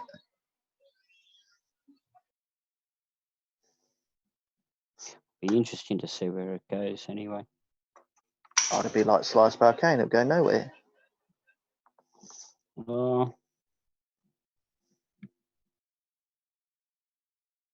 It'd be interesting if it got all turned around though. You know what I mean? Like, it got to a point where Craig just said, well, now what you've done to me, here's my legal bill, here's my time that I lost over it, and mental anguish and everything else that you could throw in there, and throw it straight back at FE Corp. Can't sue for mental anguish, Peter. No? No. Why not? And that was cut out in when they in the 70s when they stopped for when your partner cheats on you, mental anguish. That all got cut out then. Well, Part I'm of sure. divorce. I'm sure clever lawyers. I'm sure clever lawyers have worked out another way around that. If you can Yeah, show just usually it's cause that it time costs and you money. so many sessions with your Yeah. shrink. Well, there you go. There you go. I spent hours on Beyond Blue. I spent hours on Pornhub. I mean, Hi, mute. Didn't know you were there. mute. Mute, mute. Mad B, I thought Mad B was already in here. No. Sean is mute. We call him mute. I call him mute because he's always on mute. Mad, aren't you already here? Yes. I mute because I don't want to get feedback or anything from my microphone or something. Why have I got two Mad Bs in here? There you go, Sean. That's for you. A pimp named That's Slickback. hilarious. Slick was on Jose's today, wasn't he? Yeah. In the chat Yeah, again. I missed out on all that fun. Sheeple, you left early. It kept going. Yeah, I couldn't handle anymore. Not even pizza could keep me. I had pizza and I was enjoying it, and I thought, you know what, this is just ruining my pizza right now. So I was laughing. I was laughing because he would, he would make a claim, and then when I'd call him out on the claim, he would backpedal. It was great. It's so easy to mess around with him because he tries to make it all about circular reasoning and philosophy, but when you break down his philosophy, it's all about his belief. Yeah, exactly. So he doesn't even know what a straw man is. No, not at all.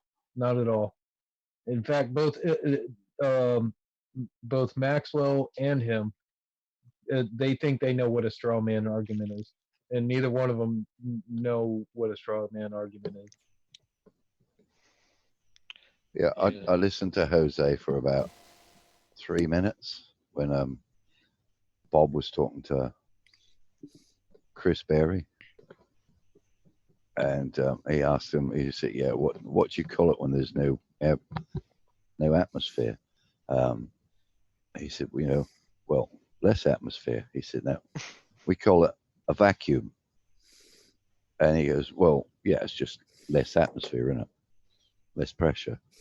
And and that's when Bob just had enough of them. And Toady left as well. Toady had enough. He said, "This is doing my head in. I've had enough, Jose. I can't take any more of this rubbish." And he left.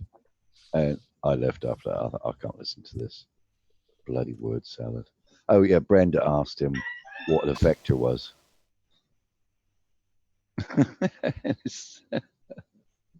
What's your vector, Victor? Yeah, and Lemon come out with a load of squid you ever heard. He said, "No, you can't go on about that. Gravity is that's caused by electrical forces and magnetism and all this sort of crap." I'm like, what? No, I've had enough. Bye. Jose he puts up a like a thing to talk about, and it always turns into bloody flat Earth again. Yeah. Well, Sean Smith, I try to do that. Sean, I have a little statement for you. Poker, noun, a card game played by two or more people who bet on the value of the hands dealt to them. Sounds like blackjack. And Baccarat, and Texas Hold'em, and 2-7. No, blackjack is different to poker. No, don't. Okay, poker. All that states is that you're betting on cards. Oh, I see. That's what All right. poker yeah. is. Definition. Yeah, definition. Yeah. Yeah. Yeah, and blackjack was a derivative of poker. It's just like any other card game where you bet on it. It was a derivative of poker. Yeah, I suppose so. Yeah, if you poker's just a betting game. Like with baccarat, everyone sees your cards. Yeah. But it's still classified as a poker game.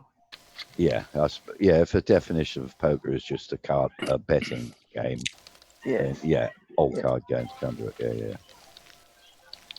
I see where you're coming from. Yeah, but you can play a card game without betting. Yeah, but then it's just a card game. It's not poker. Yeah, it's not poker. Yeah. Like, poker doesn't have to be a set type of game. It can be any card game or anything that you're playing if you're betting on it. Yeah, it's like the original poker is actually 5-card stud. Yeah. That's it. 5 cards in your hand, and you can swap as many cards as you like twice. We used to bet matchsticks. Yep. Yeah, that was part of the argument that was going on over on Jose's on his Discord. Oh, right. And then also, what was one of the other ones? Fake and real. What was fake and real? Whether seeing something in person was the same as seeing a picture of something. But as an image, they're both the same. If they're both the same, yeah, as an image, they're both the same, but they don't mean that they're false. Right, and that was my take. Even though you're not there, you're seeing a real image of that item because we only see 2-dimensional. Yeah. False is when it's not true. Right, and then Slick James tried to bring it back to, can you hug a picture of your child? And I said, hold on, we were talking optical, and now you're bringing physical into it. Yeah. Do you want to talk about that? But you can still hug a picture. Right, but is it the same thing? No, right, it's not. So, but sure. That's a straw man. So he was bringing a straw man in. Exactly, and that's what I told him. That's a straw man argument. No, it's not. Okay.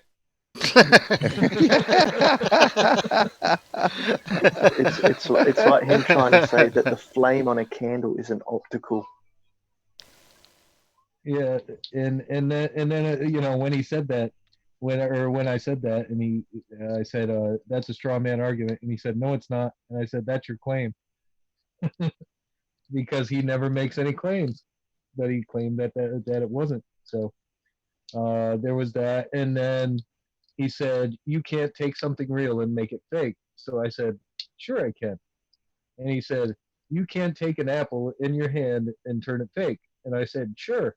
I said I can make a mold of that apple, pour in molten metal, and all of the chemicals will react together. The real apple will disappear, and I have a fake apple. I can make something real fake. And he wouldn't have that. Nope. So what does he class as fake? Oh, he claimed that I was performing magic. No. Sean, the magician. Well, technically, yeah, because magician is just a sleight of hand. But what about those plastic apples and bananas and grapes that you could sit on the table years ago? They were fake. Yep, yeah, they're fake. But they're you not can't real. make something that is real, like take that real apple and turn it fake. But if I do a chemical reaction by pouring in the molten metal, then I'm taking something real and then making something fake out of it. Yeah. Yeah. Yeah, if you took that apple, made a cast of it, and then poured brass in it, you made a real apple into a fake apple. Exactly. That was my point. Yeah. Yeah. But, see, what he thought was that you have to turn the actual apple into the brass apple, but no, there's a way around that. And that's where he non sequitured. Yep. Yeah, and Maxwell tried to get on his train about it, and I said, no. I'm he's like, no, what you're saying is that you're performing magic, and I said, no, I am performing a chemical reaction. That's it. Yeah. It's. Yeah, I suppose you could say it's sort of magic because you're creating an illusion. Because if you then sprayed that apple red, there you go. It's an apple. But you drop on the floor, it doesn't smash, it goes doing. So he's not. He wasn't talking about something that looks fake to represent something that is real. He was talking about something real can't be made fake. Well, you see that was the problem though. Originally, his original stance was you can't make something, or you can't. Yeah, basically the same thing. You can't make something look real. And I said, sure, I can paint an apple. I can make an apple, out of cast or anything like that. I can make it out of plastic if I want. But he, then he switched up his what he was trying to present, that you couldn't make something real, or take something real and make it fake. But either way, his premise was false. Like most of them. The funniest one though was awesome. You're playing it, Terry. His have you stood on a flat Earth to see how it doesn't work? Here we go. Here's a bunch of images of a 3D object, all stitched together. That's so cool. The coolest. Actually, it's the hottest thing in our solar system. How come I'm getting warmer? I'm so hot. I'm too hot to touch. It's the coolest thing. Gonna have to put a flag on it. I'm lucky my screen's got a solar filter, so I'm right. Yeah. Poor Mercury. Poor Mercury. Yeah, is that how close Mercury is? Yeah. Wonder how hot is it on the other side of Mercury where it doesn't face the sun? Is it hot on the other side of the sun? No, on the other side of Mercury. No, it's freezing. The other side. Freezing on the other side. It's actually minus 270 degrees on the other side of Mercury. So the actual planet of Mercury is insulating the heat from the sun. Yes. Yep. Wow.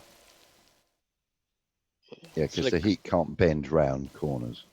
Well, it can't. Yeah, but I was thinking of the thermal heat going through the sun itself, like heating up, and not the sun. Going through Mercury itself. Yeah, going through Mercury,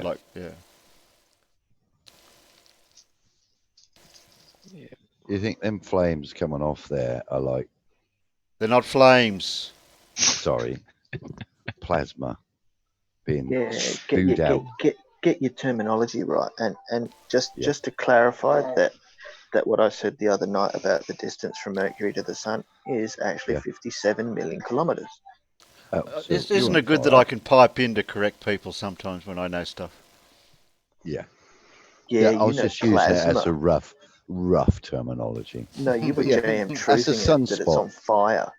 Yeah, you need oxygen. You need oxygen for the sun to burn. Have you been that's what JM reckons.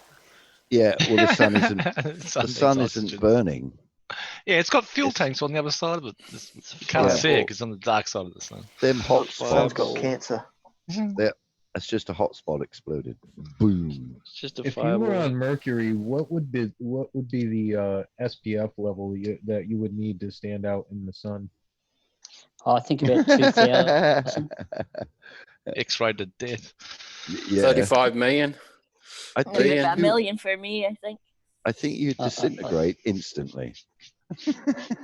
I think if you were to get under an umbrella, the umbrella would be about a kilometre thick of concrete. No sound, What's wrong? Terry. What happened? No sound? Not on YouTube anyway. Oh, I thought it might have had music. Whoa! It does. Yell. It does have music. That wasn't music. That was an explosion. It's much better without the music. Yeah, that's what I didn't have the music. Inside some of those flares, you can fit about 10 Earths. Yeah, exactly. 10, 15 Earths. How big they are. In the whole of Big the as sun, an you can fit 1,000,000 Earths. But how do you know? Have you been there? Yeah. Yeah. Yeah, I Went there know. last I was week. there yesterday. Yeah. Yeah. No, that's Slick James' argument. Can't you tell by my suntan? What's another Slick James? You got to be there. Hey, No, Sheppel, how do you know have you been there? Sheppel, haven't you seen my video yet? No. I took a video of it just for you. I don't want it. And what's John Rapp put in the side chat? Did you know that Mercury is the closest planet to every other planet in the solar system at most of the time? What? Hey? How do you work that one out? How's it close to Pluto? I heard that the other day. Because it was. No, it's a question. It's a question, not a statement. No, did you know? But he put a question mark at the end. There's no. You're not Google, you know. That most I of the don't know. time. You're trying to do a Riley with a question without a question, or with a question. Statement as a Is question. my Google broken? Question mark. Question mark. Yeah. How can it? Hang on. How Hang on. can it be? Rep. John, how Try is not in it. Mercury? How is Mercury closer to Pluto than what Neptune is? Only when Neptune is on the other side of the sun. I'll be right back. Well, how can it be closer when it's orbiting the sun? All right, maybe. Yep. Let's think about this, right? So, Behave yourselves. yeah, we'll do. Get the sun, okay? Put all the planets in a line, okay? Yep. All the way out to Pluto. Yes, I know it's not a planet. Yeah. Okay, so now take the next planet from Pluto, to be Neptune. Yes. Right? Move it in its orbit to the other side of the sun. Yes. But just that one planet. Okay? That then makes Mercury closer to Pluto than Neptune is. Yeah, I can see that point. It's just the way he said it as closest planet to every other planet in the solar system. Yeah, most of the time. So depending on the position of the other planet, if it's on the other side of the sun, that planet is further away than Mercury is, because Mercury goes around once every 88 days. Jupiter takes 64 years. Interesting. That's Well, slow. Jupiter's really slow. Yeah. Well, he's fat. Yeah. Pretty big. Maybe he needs to go on a diet. Jupiter's pretty big. If we lived on Jupiter, there'd be no problem with land masses running out of land. What land? I misread it. I was just going to say the same thing. I mean, if Earth was the size of Jupiter. Sorry about that. If Earth was the size of Jupiter, the gravity would crush us. No, if we reversed, let's say Jupiter was the size of Earth, it looked like Jupiter, and Earth was Jupiter and looked like Earth. You know, that would be cool. Yeah. But that no one would ever worry about land. We'd all have like our own country each. Oh, you like that one. Like, if the flat Earth was 1,000,000 miles wide, we'd all have our own country. Well, the Earth was 1,000,000 miles wide, but I mean, you can't. Like, that was so stupid. It was like, what merry-go-round is 1 million miles wide that could go on Earth. I mean, yeah. The Can you planet's imagine only the cost? 8,000 miles wide. exactly. It's a Can million you- miles. Everything's 1 million miles. Himawari is like 1 million miles. No, 20,000 Yeah, miles. yeah. And when I called him out on it, he goes, tens of thousands, hundreds of thousands, a million. I'm like, 10,000 and a million? Like what? That's That's a big guesstimate. That's like Bandy's 12 millimeters to 93 million miles. Yeah, Himawari is Wiggle only room. 35,000 kilometers away. Well, at least I put a figure to it, Sheeples. But 35,000 kilometers Yeah. is far away from 1 million miles. It's wiggle room. I'll give you that. Exactly right. Wiggle. Oh, look, come on, you've got to have an allowable tolerance. Come on. I got tolerance. Your joints, Bandy, your woodwork joints must be really wiggly. You got a creaky chair. That's where glue and nails come in handy. Deck screws. Yeah, exactly, sure. It's like my welding. The more slag, the better. You're an Actually, excellent no. grinder. Actually, no, Bandy. I'm an excellent grinder after welding. If you've got excess slag, you've got a problem. Yeah, I know. That's a fair bit of impurities, mate. Yeah, I know, buddy. Can you imagine how much the plane would cost if we lived on Jupiter? The cost of the flight from Australia to England. It's expensive enough times going would to you have like to fill it Earth, up? pad, let alone Jupiter. No, if You'll- Earth was the size of Jupiter, can you imagine the cost of flights between countries? Jupiter What also an gets answer. hit by very large asteroids. Oh, really? Yeah. That's the Yeah, that's the Quasar Hoover. with the And pessimism. comet. Oh, okay. It'd be raining That's the- No, rocks. but I'd be worried about your gamma ray burst. Yeah, well, you've got to be Quasars, careful of yeah. that. You get hit by one of those and you're all dead. Oh, Yeah. Aren't we Zach. lucky? All these other planets get hit by all these meteors and asteroids. And Yeah, Jupiter's known as our cosmic vacuum cleaner. Yeah. we kind of miss them, don't we? We're very lucky. No, it's because we've got huge planets like Neptune, Uranus, and Oh, yeah. well, we all know Uranus is pretty big. Yeah. Jupiter. maybe yours, Quasar. I said yours, not mine. They take up the defense of our solar system. The first line of defense. Yeah, we just get the small ones. That's Yeah, what you got to I- be careful because, like, even if one asteroid hits Mercury or Venus, they can throw out their orbital mechanic, and after about 100,000 years, Earth will be a little bit closer to the sun. well, what are you worried about then, Quasar? You're not going to be around then. I've been around for billions of years. Go on, were could you you there? answer me this question then? So what you're saying is that, basically the entire solar system would be taken out by some drunk meteor Yeah, that was coming through. yeah. If it No, it would have to perturbs, be an asteroid-sized impact. well, Jupiter's pretty big, so when it absorbs these objects, it doesn't get moved out of its Yeah, orbit. because it's fluffy. But if one of the smaller planets like Venus and Neptune or Mars gets hit, well, we can alter our orbital mechanic and either put us further out from the sun or closer. Yeah. That would be good.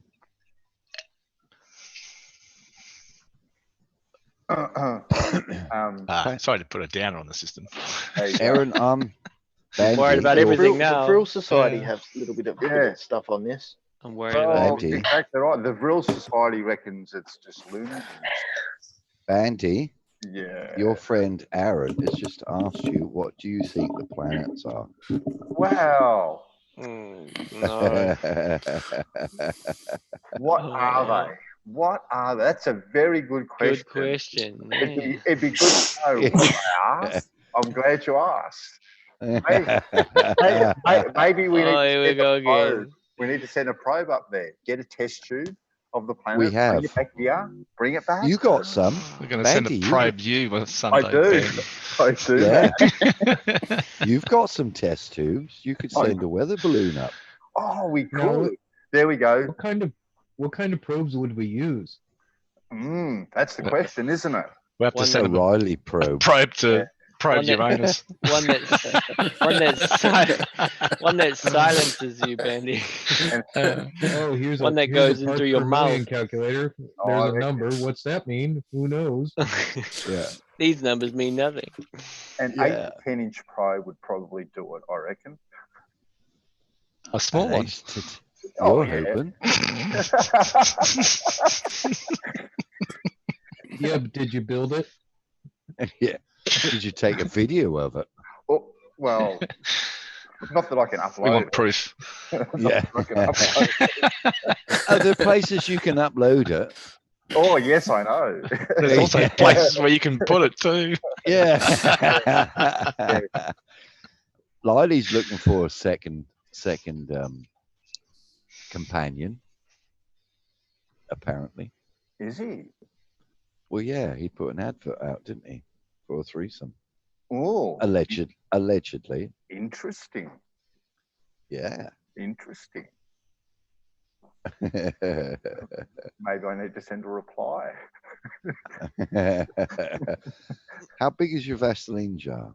Riley's your type then, I see. No. Cold pressed coconut oil is what I go. That smells nice. Oh yes, a much nicer scent. I don't know. Ask him for a ticket on an ocean liner because you aren't sure if planes are real. They might hit the dome. Ooh, that's a nice picture of the sun coming up. Cool. Look at all those chemtrails, Bandy. There's an old trick that you can do watching the sunrise. Did you see the one last night? It was like 5 kilometers wide. Pete saw it. Bandy. Yeah. There's a trick that you can use when watching the sunrise. When you look at it. Squint. No. Look at it and then turn around and then bend over and look between your legs. Right? And it changes size. It's a fact. Yeah. That would look strange at all. What is a luminary? Oh no. Like Does a candle give off light? Can you cast a shadow on a light bulb?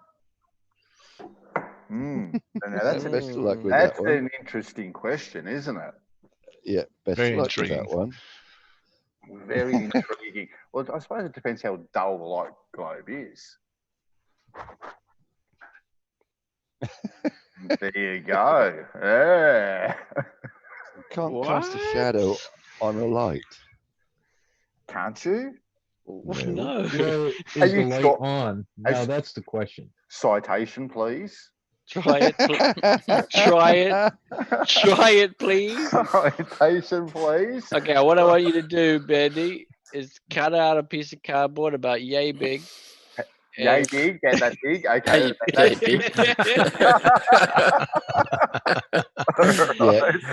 Yeah. Just that's perfect. That's size there. Yeah. So you're not bigger than that though. Yep, that's the one. And just hold it up to the light as close as you can, and tell me the result. Yeah, shine a torch at it.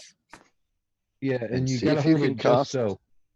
Yeah, and see if you can cast a shadow on that. Shine a torch on it. Yeah. Shine a torch on it. All right. So what's my independent variable? Well, there isn't one. Don't need one. Well, that would depend on the size of your flashlight. Yeah. You luminaries. Because you could change the size of your flashlight to see if it changes. Well, you could. That's a good question. Yeah. But no, listen, get the cardboard, yay big, and. Well, what's yay big? Is yay big like an inch by an inch, a foot by a foot, a meter by a meter, a mile by a mile? You know how yay big but it's is. just so. You about should yay know big. how big it is. It's about this big. About that big? Yeah, Exactly, Sean. Exactly. That is exactly the size. Bandy, you just said it. It's about that big. So Yeah. whatever your about that big is yay big. Well, see, it's very scientific. See, that's how I measure the sun. I just stick All my right then. thumb up in the All right. sky. All right. But that's all how- right. but- all right. but that's how slick- 20.54 millimeters by 20.54 millimeters. 5'4". Okay, well, let me just Bandy. write this down. Bandy, it's like the one-armed fisherman. I caught a fish this big. Exactly. Exactly. The silent clapper. Bandy, your piece of cardboard needs to be bigger, equal to or bigger than the light bulb you're trying to shine. Okie dokie. All right then. There you go. Now, do I do this with the lights off or the lights on? No, do it in the quite dark. true. It's better. I do it how? No, do it in the dark. Okay, there you go. Quite true, Irish stew. British All right. notes white headlights. It's more intimate. Yeah, that's it's right. more Darkness, intimate yeah. at night. Do you have a beer box? A beer box. Yeah, a slab box. No, I've got a claw box. All right. Measure. I've got several of those. Measure on, your on a pallet. Measure the. Measure the box. Measure the box. Measure the box. Yeah. God, I need a bloody tape measure now. God, this is technical. Fine, I'll get my good. I just want to. My high tech Luftken. Hang on a second. Weren't you supposed to be doing an experiment soon? With some tubing? This is an important one. Oh no, we did that already. Oh, really? Okay. Yeah. This is an important one. Okay, then we have 443 millimeters. Jeez. By, That's a big box. By No wonder the ladies chase you. He's measuring his one glue box. 313 millimeters. All right. Oh, hang on, guys. We By have someone special in the chat. 443 290. All right. What I want you to do is open it up. Oh, seriously, I can't. All right. We'll get a knife. Hi, Granny. Get a knife and don't cut yourself. Yeah. Cut the face off of the 443 by 313. Yep. Turn on the light and Yeah. cast a shadow on it. On what? On the light bulb. On a light bulb. Morning, Jen. Yay! See if you can do it. Okay, one day. That's your first task. And, no, Granny. We are not measuring pennies. No, I'm gonna. Oh, sorry. It says that thing. Yeah. I hope not. I need to cover my eyes. You won't see a lot. We're all Oh, men. that's true. You'd have to get a microscope, a pair of tweezers, and some pepper. You throw the pepper on. When it starts, you catch it with tweezers. You put it in the microscope.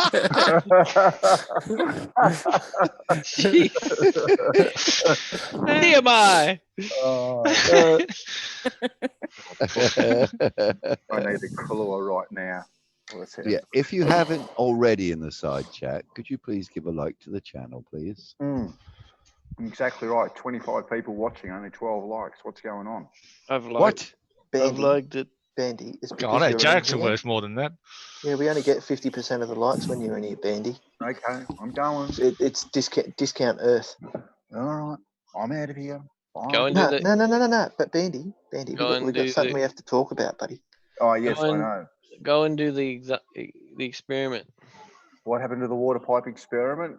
Well, you saw Slice, Aaron. It was a failure. But you could do better. Of course I could. 100% in a heartbeat. Off you go. Tomato In 10. a heartbeat, I could do better. Go back to tomato 10. Oh, fuck this guy again. He's back for more piping. How would you make it better? How would you stop it from leaking? How would I stop it from leaking? Mm. We'll probably join the pipes properly for starters. Bandy, no more gaps. Plenty of silicon. Right. Excellent. And use better piping, bigger piping. That was a joke. Yeah, I think he saved on money. We all know that. It was a waste of time before he even did it, that experiment, unfortunately. But I give him credit for giving it a crack. Oh, he didn't have to pay for it, so. Yes, exactly right. So let's do a GoFundMe and we'll do it properly. None of these half measures. He did actually have to pay for it because they cancelled his the Floats got in and had his thing cancelled for the money he was getting donated. Oh no way, really? Yeah. Oh damn. Well, Yeah, that's right. good on Somebody him. loaned him the money till He had to borrow the money to do it. Must have felt that he was about to prove their flat Earth a bunch of baloney. Why do I have 2 mad bees again? Not a chance. Why? Because stupid bleep VPN has just kicked me off again. 3. Oh my goodness. We need So 3. I've just closed it, yes. So I got to have 3. Yeah, we can't have 3 of it though. Then It's all the fires. Yeah, but the planet will collapse if we have 3 of him. Mad 3. Well, the fires in Australia burning through the cables. Belly button research count. Mini outie. Hate belly buttons. You hate belly buttons? Yep. What's your life support? Hate them. It's your life support. What are you doing there? Get out Not of here. now. Get out of here, belly button. What are you gonna do? Horrible I mean, thing. are you gonna get rid of Horrible things. Yeah, so up. Yeah. Bleh. What? Everyone's got one. I know. Yeah, and what happened to Quasar's Bandy's water experiment? Oh, What yeah, we get happened to it? distracted. I didn't have enough hands, and I've got to set up a little like camera mount for a couple of cameras to do it. Well, it's the end of the flat Earth once you do the experiment, so I know why you're delaying it. You can buy little tripods from Office Works, Betty, for your phone. Maybe I could, but Yeah, but then you'd prove that the Earth is a globe. oh, maybe I could, and maybe I couldn't. I thought you were Just a all too much. carpenter. You It's can all- make a tripod. The He's a plumber. Oh, he's a plumber. Hard. We can still do it. Yeah. Use 3 bits of copper pipe. Yeah, exactly. I could do that, and I had thought about doing that. But Bandy, I thought you were a real I think flat earther. thought was the last word. As you know, Sean, I am. Because why? Why? Water is Why? flat and level. Why? Flat and level. We Why know is it this. so? But it's not. Flat and It's level, but a perpendicular to wall is- gravity. Sly A proved it. wall is not flat and level. Sly proved it. No, sorry, Bandy. I can't back you up on this one, mate. That's all right. It's time to come to the globe, Bandy. There's plenty of other topics digital that you can back me up on. Yeah, there is. But Bandy, I actually have a photo of both curved land and curved water. I'd like to see that. I'd like to see the curved water. Alrighty then. Yeah, let's go. Come on, let's go. It needs a bit of Alrighty. needs a bit of analysis, I reckon. Mm-hmm. Hopefully, it's in 4K with a bit of luck. Bam. Look at that! Look at that CGI right in front of me. CGI. Bandy, Oh, hang on, Bandy. Look. Bandy, the picture on the left is the original photo. He's peeking over the edge. Now, that's a really impressive camera where you get like red lines through the viewfinder. How do you get that? Bandy, this is representative of the horizon lines. Ah, yes. So But you there are two horizons in one picture. Is there? Yes, there's the No. land horizon and the oceanic horizon. Ah, so where's the apparent horizon? Where you That's looking? exactly where it is. Where exactly? Bandy, one's Yeah. further away than the other one. Don't you understand that? Well, one's right there, and the other one is right there. Exactly. But It's about there. It's about there. Sean. But Bandy, that's right. Bandy, It is. I'll explain the photo. The horizon on the left-hand side is actually at a closer distance than the horizon on the right. Yeah. Ah. How does that happen? That's interesting, isn't it? Mm-hmm. Well, it's your country as well. I know the flattest plane on the It's funny. face of the Funny how you planet. can say that it's curved. No, it's not curved. You know it's not curved. You've never seen curve. Bandy, I was there. I'm the one who took the damn photo. Yeah, I know. You didn't see it. Then what was I looking at? Water. And No. Look at the land. I wasn't looking at anything. Because You know, it's a Bandy. good thing you didn't have anybody taller standing next to you looking over Yeah, I at would have that drowned. horizon. Yeah, just so you know, Bandy, that ridge line only has a deviation of about 0.5 meter along the entire coastline. I know. Flat as a tack. No. It's flat. Bandy. Yes. You can see it's not flat. Yeah. No, you can't, sheeples. Look Come on, close. you've been up on the top of a mountain. You can see it for yourself. It's as flat as a tack. But it doesn't. It's even in my footage, you can see the clouds aren't flat. That's exactly what clouds are on top of them. They're as flat as a tack. It looks like a nice big fluffy mattress when you're on top of them. Andy, I've been across the no. Nullarbor 6 times and it's not flat. Yes, it was. No, it's not. Yes, it is. No, it's not. Of course. Why were you driving? Bandy, I've just had someone else confirm, basically from the location I'm at, by 2 people. One's Quasar and the other is Sheeple. Sheeple has been to this location. Yeah, That's me too. right. Yes, he has. Footage. And look, you can't trust dodgy Kiwis. I wouldn't get that close to the edge though. Well, I'm half Australian, so now you have to. Yeah, but that photo on the left, can you tell me that land is not curving down at the horizon? Yeah, I can. How? What do you mean? How? So you're telling me you're telling me that land is at the same height as the red line when you get to the coast? Which red line? The top red line? Yeah, it's the same height. So that bit of blue between the red line and the horizon is touching. Well, I've been there a couple of times. I never saw those red lines. Exactly. You gotta go. You gotta go on the right day. You gotta go on the right day. The right day. Yeah, you have to be there on January 11th. January 11th. Yeah, the double lines equal the 11th. Yeah, I think Sheeple took a video of him like trying to jump over the edge. You have to watch. You have to watch ISS videos first before you can see it. Exactly. Yeah, I wouldn't get that close at the edge. I didn't. Not there. No, that's behind the barrier, Quasar. Yeah. At the lookout. I still wouldn't get that close. There was no barrier. No, you made there be no barrier. There was no barrier. Wow. Surely. Once you pass that little wall, there was no barrier. Well, I've got a new. Oh right, I get it. Yeah, maybe I did. Stop sharing for a second. Maybe I did step over something. What do you got, Quasar? Oh, I'm sharing the wrong thing. Oh, careful.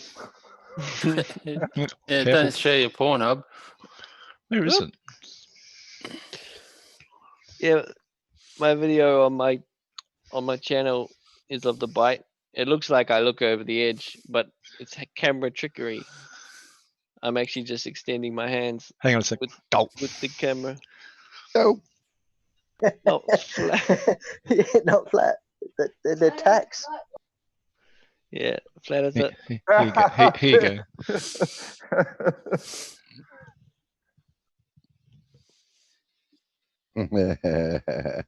Everything's wrapped in bubble wrap. That's the response thing.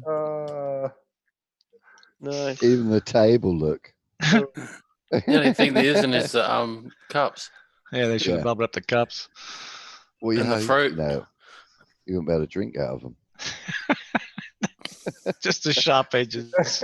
Yeah.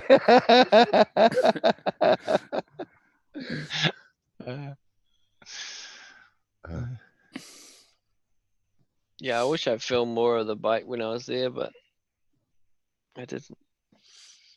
We actually stopped at one of those camping sites where you got the barbecues and whatnot, and we parked off to one side and it pissed down rain. When we woke up in the morning, there was about eight sets of footprints all around the car.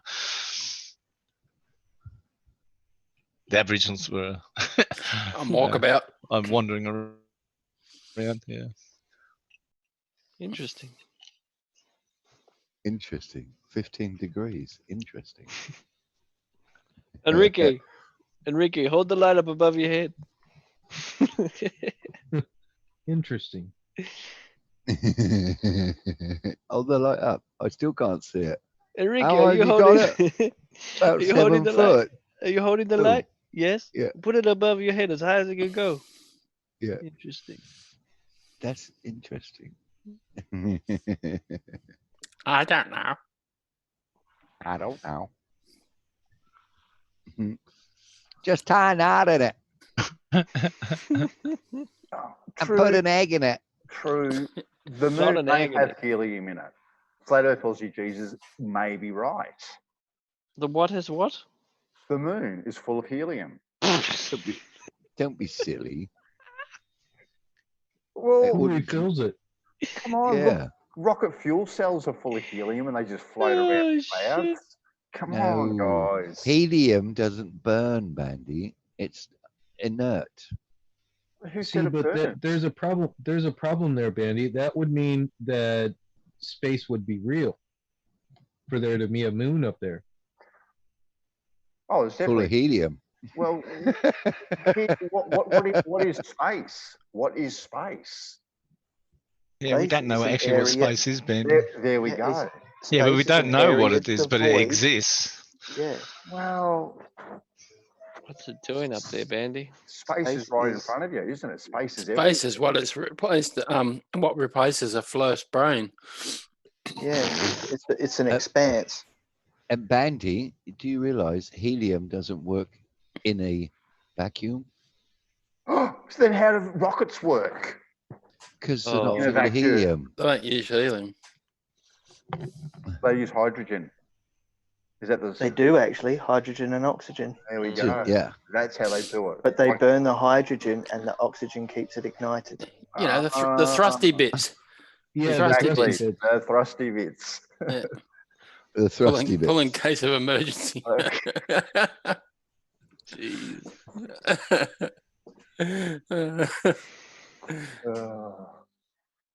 You're funny, Bandy, look. Bandy. Yeah, there's a photo. Yeah. There's a photo of you, Bandy.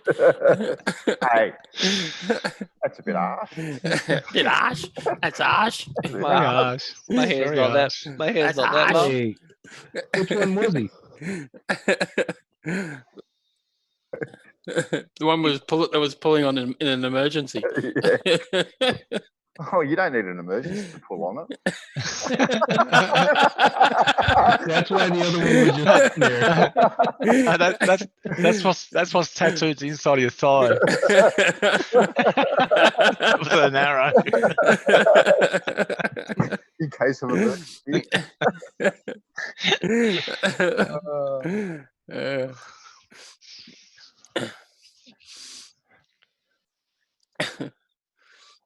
Right, now then.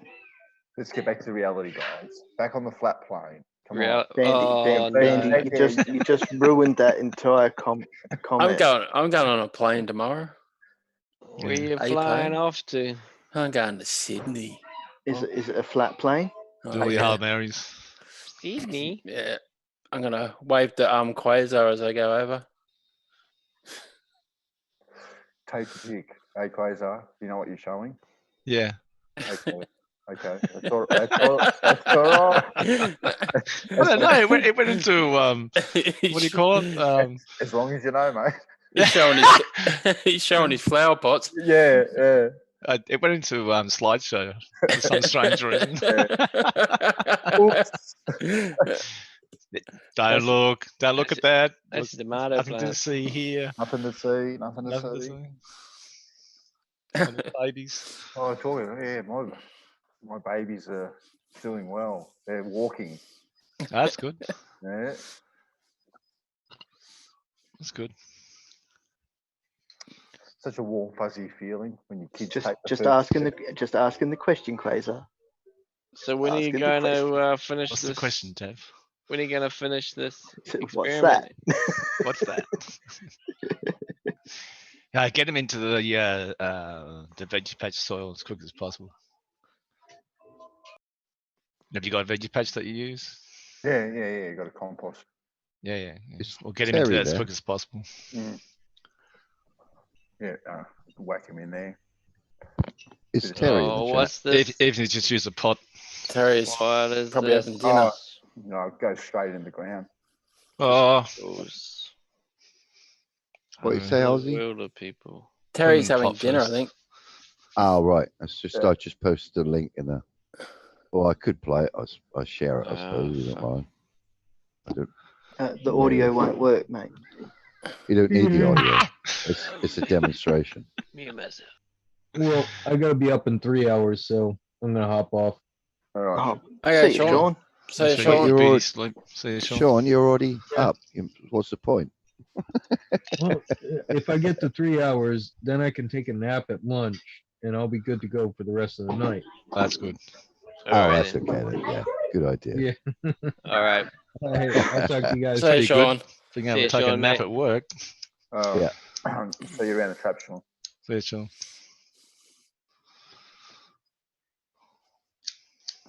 Good. Right. Do you want me to share this? What are we sharing? Let's have a look what it says.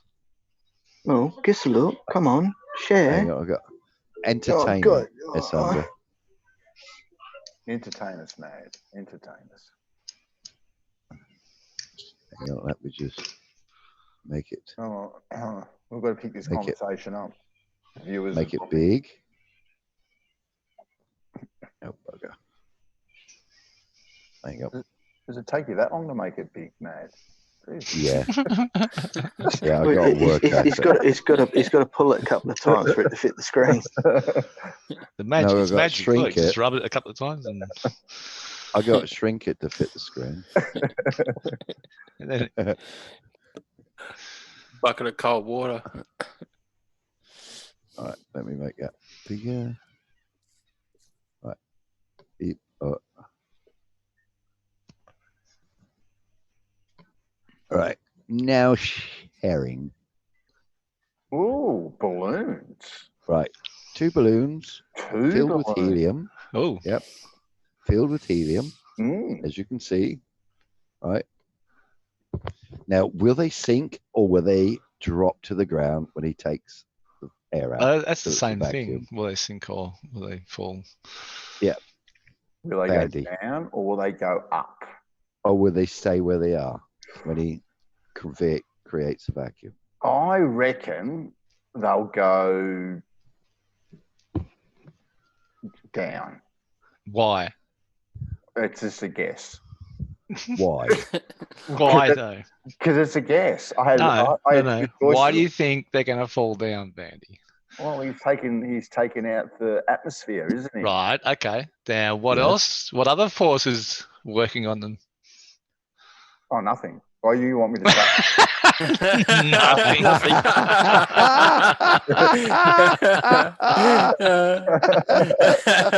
Come on, say the word. It starts with G. Say the word. I was right. Yeah. Say the word, Bandy. And that equilibrium. What causes them to fall, Bandy? Equilibrium. Bandy, if there is no matter inside that box, how is there equilibrium? That's right, because there's no matter to keep them up. That means it's not at equilibrium. There's no atmosphere. That's right. Yeah. They're not now. Yeah, that's not equilibrium. Yeah, not now. It isn't. Okay. Also, it kind of is at equilibrium because it's found its equilibrium inside that particular atmosphere. Then why did the balloon pop? Well, the other one's having a Bandy, they've also done the reverse, but they had. Look at it. It's Bandy's nuts on Kahlua.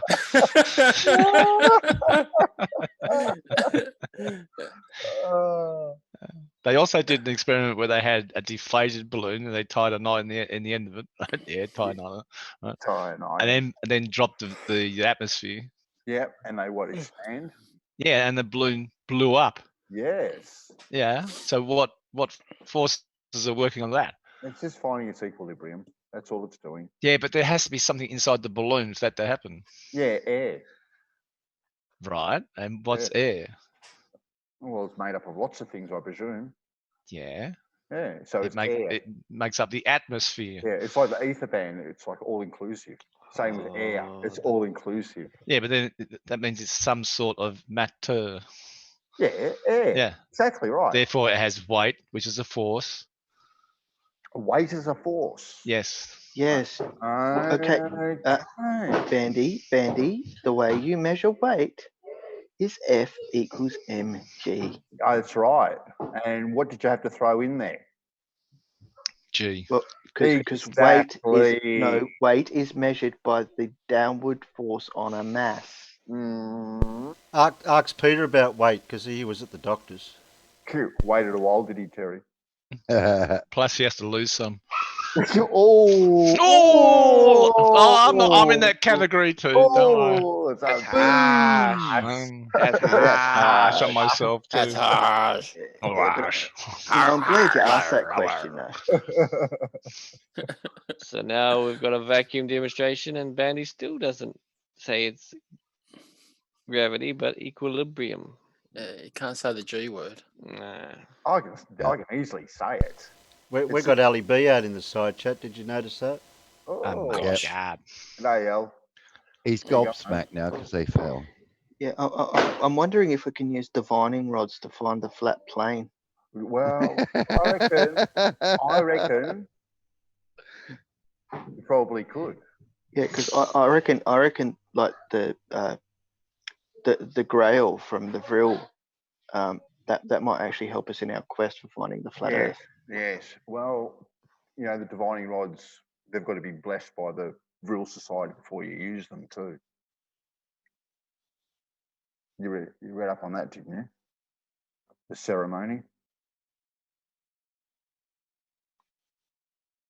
Yeah, quite a lot to that.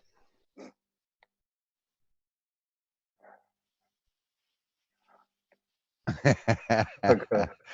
John's just put weight is mass with a force. Overweight is mass with too much force.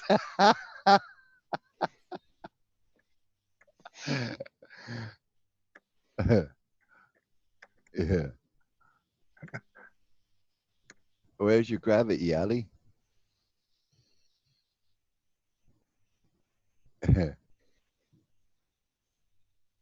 Let's see the one from the Action Lab, water in a vacuum. That's awesome, that video. Yeah. I don't know if you can. I don't think it Is has that the any one music. with James May in the vacuum? Oh, in his spacesuit? No. It's, Oh, good, because you can't play that one. The channel's called the Action Lab, Oh, right, yeah. and it's shows water in a vacuum.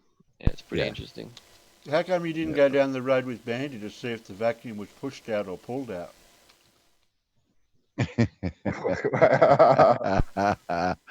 He wouldn't let me.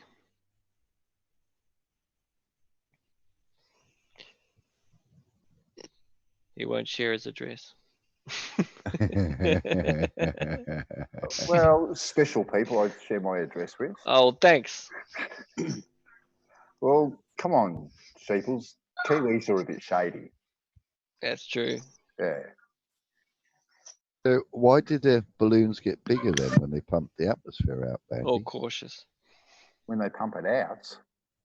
Yeah, they pumped all the air out to create a vacuum. Well, that's because you've got no resistance on the outside of the balloon anymore. So that. Well done. Hang on a second. Well done. Wait a minute. Hang on a second. Can I just get a well done? Yeah. What? No. Where did that come from? Because your well done's going to be met with a barrage of other questions. I was going to say medium. I was going to say medium rare.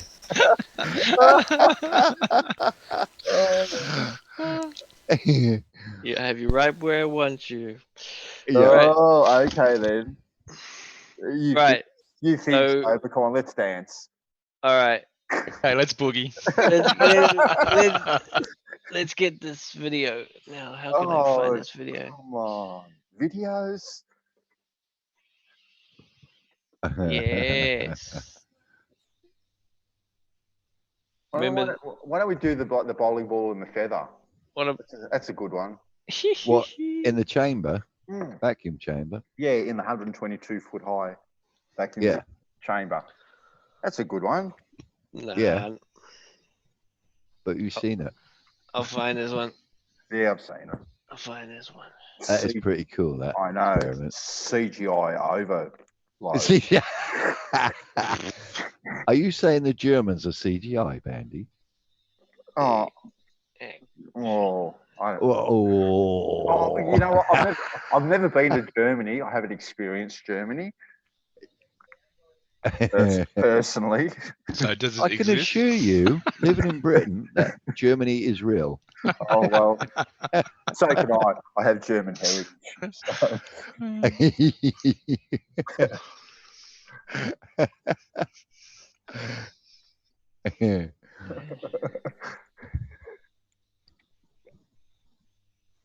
Oh, I thought Ali was going to give us a reason why they fell down. Oh, what? Why would they fall up? Have you ever experienced anything falling up? Why didn't they stay up? That's a contradiction in terms, Bandy. Why didn't they stay up against the surface? Falling up in opposite directions. How do you fall up? Exactly. You only ever fall down. You never fall up. Well, fall denotes something falling down. Why didn't they stay up, Bandy? Because you sucked out all the atmosphere. Yeah, but they're still filled with helium. Yeah. Yeah. Blood in a chamber. But you got rid of all the other stuff that's underneath the other stuff. Yeah. Right. What, all the lighter stuff? Yeah, the stuff that acts like a step ladder that the balloons sit on. And then you got rid of the step ladders and they had nothing to sit on. So what happened? What about hot air balloons, Bandy? Why does the hot air balloon rise when we had heat? Because of hot air. Exactly. Which does what? Ali says to try YouTube water freezing in a vacuum. Yes.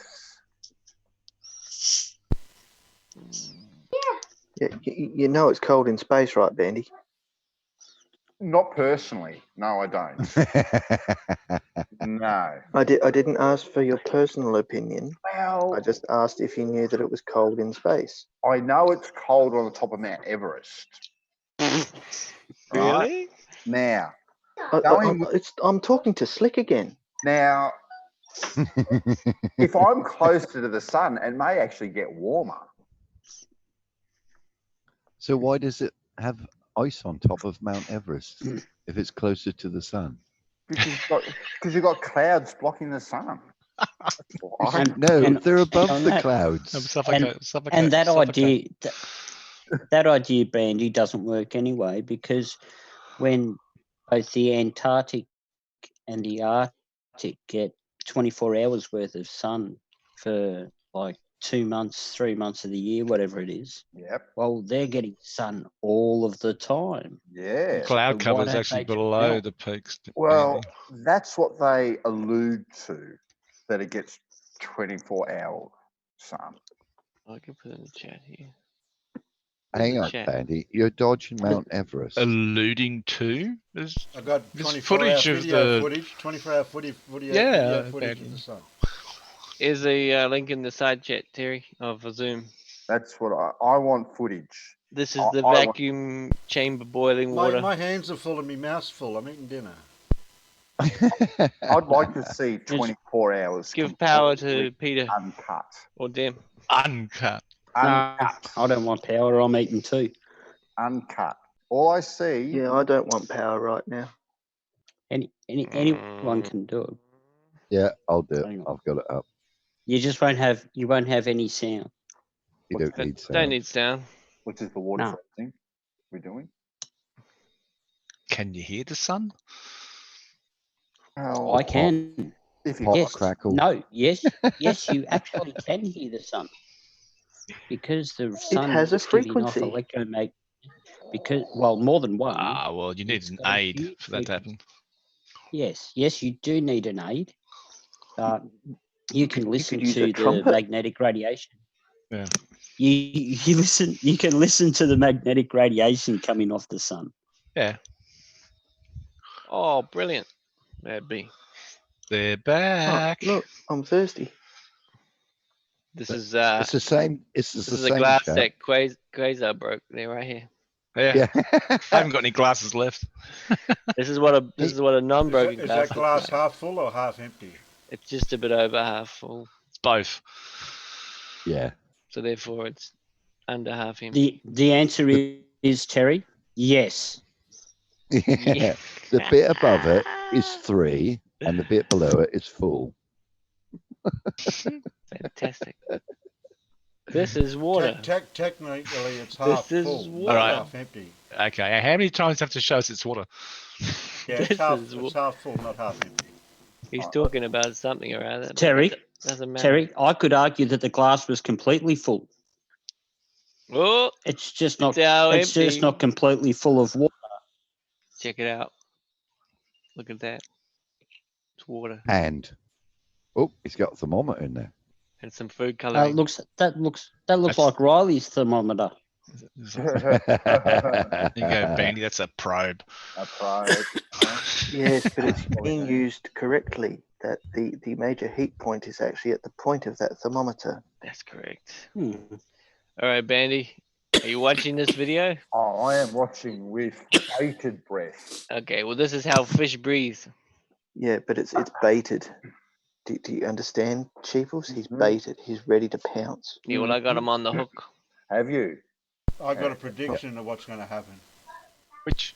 Hey, Which? All right, let's go. this is showing you what happens when the water is in a vacuum and pretty much destroys your there is no gravity claim.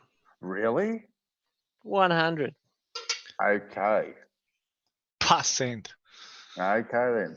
So pretty wild claim there, but It's the death of flat Earth right here. You've got to say good morning to No Cure for me from Michigan. It's 3:15 a.m. over there.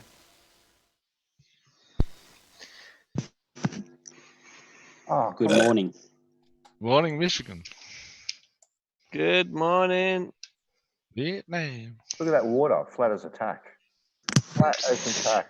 Actually, it's not, Bandy. Here we It's go. actually Hang on. curved Have at a look in the edges. corners, Bandy. Oh shit! Trust. Here we go. Bro. Here we go, Thrusty Bandy. bits. Let's go. Let's go. Here we go. Check it out. Thrust. What's the temperature probe, Oh, Bandy? oh, Oh, look. Isn't this so exciting? it is. Yeah, Bandy likes a good probing. We're going higher and higher. Oh, look. Lower and lower. Oh, first bit. Look at that. Oh, First bubble. pop. Pressure's been released. Oh, God. Wonder what actually happens to water in a vacuum. Does it freeze or does it boil? We're going to find It's out. still- aren't we? it's- We're going Bandy. to find out. It's 29.3 degrees in there. That's all. Cooling down. It was 29.4. Yeah, but Oh. it's 29 degrees. Look at the water, Bandy. What's Look at happening it. to it? Look. What's happening to Look, it? let's watch. That's how Yeah. fish breathe. Oh, See look. that? It's boiling. Look at that. Fish breathe. See the oxygen in the water? No. Oh. How do you know that's oxygen? No. I don't Here know. it goes. H2O maybe? Here it goes. Oh, look, it's boiling. Not Fish yet. breathe But it's water. freezing. They breathe Not yet. water. We know that they breathe water. Now, breathe water. Come on. Well, Bandy, you know what happens to stuff when you leave it in the freezer for too long. It's all right, Bandy. It They turns to just didn't dust. show you the bit where they threw the aspirins in there. Yeah, exactly. Yeah. It's they threw blue what are they, buddy? Don't Yeah, encourage Gatorade him. tablets clear. in. Don't encourage him, Peter. Nice little cutaways there. This is the end of flat Earth right here. Oh, sheep as Look. you wish. Look at It's it. boiling and freezing. Oh, happy days. Happy days. There you go. Bubbles, No atmosphere. Bubbles. Water is evaporating. Okay then. Incredible. Incredible. So this is what would be happening if we brought this water to the vacuum space. And it's actually creating an atmosphere in the chamber. Yeah. Yeah. Pretty crazy. It is crazy, isn't it? So It's how do you technically not. explain? How do you explain? So Quasar, my understanding of it, if they're pumping a vacuum in there and the water's becoming a gas to be the new atmosphere in there. Yeah. That's correct. So what's the temperature of the water? They didn't show the temperature of the water. 23 degrees. No. 29.4 degrees. Yeah, but then they Or cut 3. away and never showed it.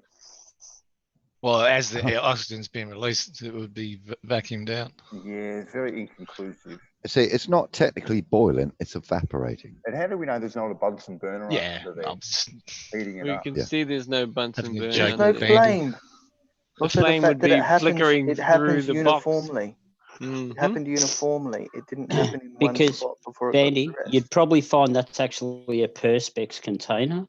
And as a Perspex container, if you put a Bunsen burner under there with a vacuum, the whole thing would start compressing. Yeah. Bandy, if it we was hot. Oh, go Quasar. If Bandy, if we shot you into space with no protection, at a certain point you would expand and explode because your system would want to move to its lowest energy state, which would be its particles being spread out. You'd like to shoot me into space. Just far enough till you stop breathing and then come back down and be like, that sucked up there. That's why you need a pressurized suit when you walk in space.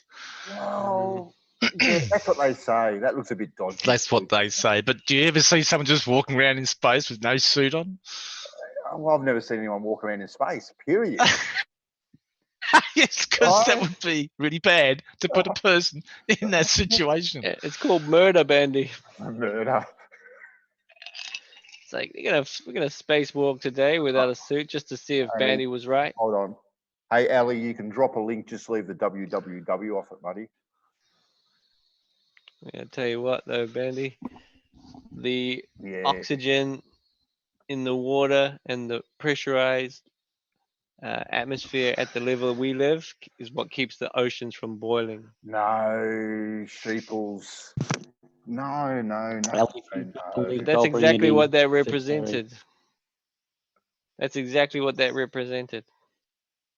What would happen if the water all of a sudden, into the vacuum? So now you're now you're saying that space is a vacuum. Is that what you're saying? No. Okay, yeah. Good. You are. Space is a vacuum. The level of see that's is where the flat Earth doesn't seem to understand is that the atmosphere thin, the pressure lessens until you reach a vacuum.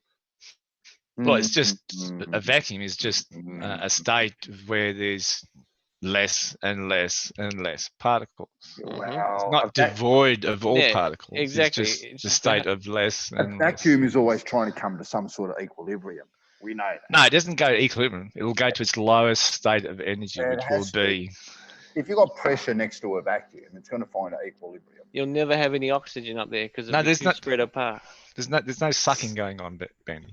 Well, we know it's not sucking per se because you guys like to think that a vacuum is a Kirby. For whatever reason, you think of vacuum, a Dyson. Dyson. Oh, okay. I didn't understand the Kirby thing. For whatever reason, you guys think that a vacuum is a Dyson. Why do you think this? It's not us. No, we don't. Flirts think that. No. We don't think. No. We think the vacuum comes from the word vacuous, not vacuum cleaner. It's lack of, not sucking. Exactly it's right. Lack of. Exactly right. And you get a lack of something that has something next to it. What happens? Something next to it goes into something that doesn't have anything in it. Well, the density of particles in a galaxy is differentiated by the particles between galaxies. Okay, and the particles between galaxies is less than the particles in the galaxy. That's right. That's why you got the best air right on the ground. Vacuum is a state of the atmosphere where you reach space. That's right, a state of suction. No, it's an absence.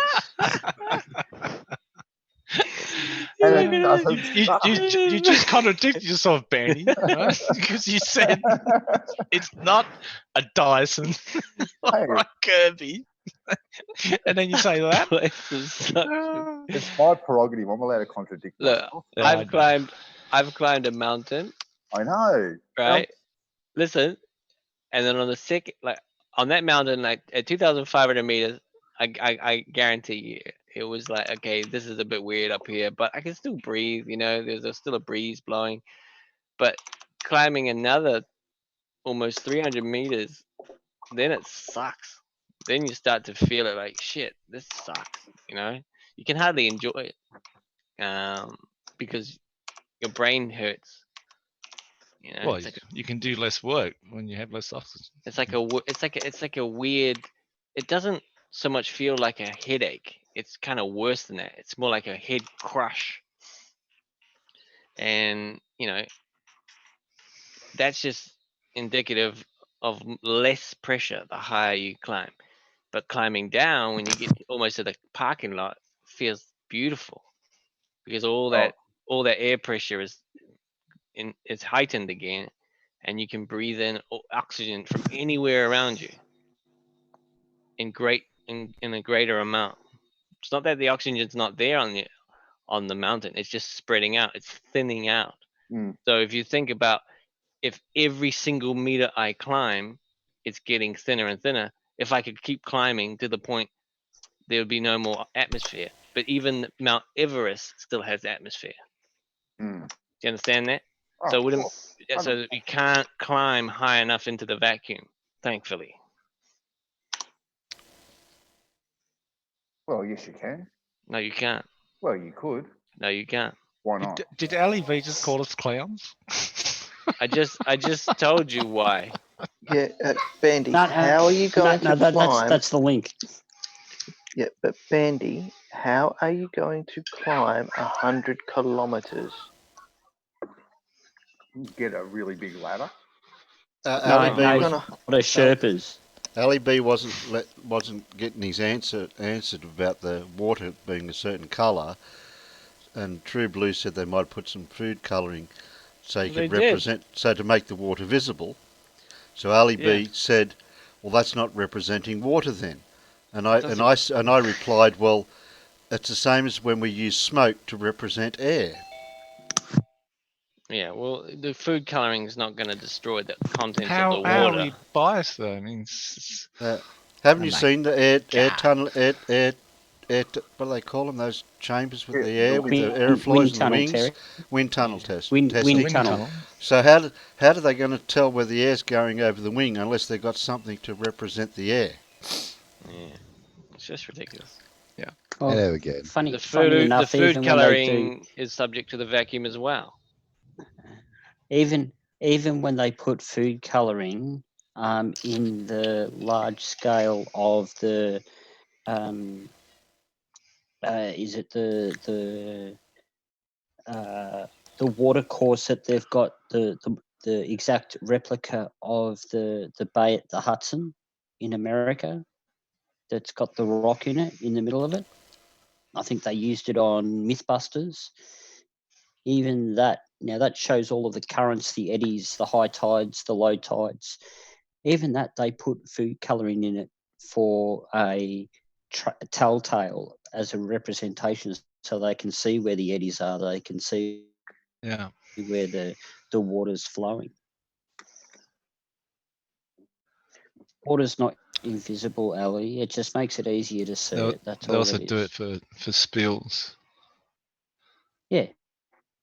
They do it. They use that hyperluminescent dye, for particularly with spills, so that they can see where the spill's going to make sure they. Where it's going to take the spill. Well, if you didn't put the dye in it, you'd still would see what was going on, but All it was to give a better visual representation. All because they add a little bit of food dye, he thinks it's not frickin' water. Yeah, it's not like the food coloring is not subject to the vacuum as well. Anything you put in a vacuum is going to be subject to the vacuum. You're taking away the atmosphere. Ali, just drop the link without the W, and I'll give it to Terry. Constant is a constant. I don't care which way you slice it. Yeah, Sheeple, that's a bit like the gravitational constant. No, that's just too hard to explain. I know.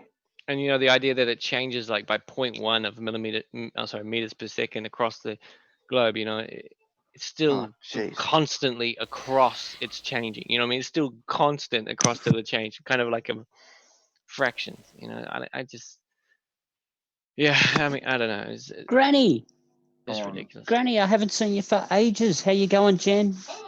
Peter. Been there for a while. She's been in there for like an hour. I haven't been here. I haven't been here for an hour. Sounds like a personal problem. Oh, bite me. No, that sounds like a personal request. No, that was more of a demand. She's been bantering between Bandy. Drop your and B. Drop your link, Ali, because Ali generally does have some pretty good links, I must say. Come on in. Ali, just drop your link so I can give it to Terry. Hang on a sec.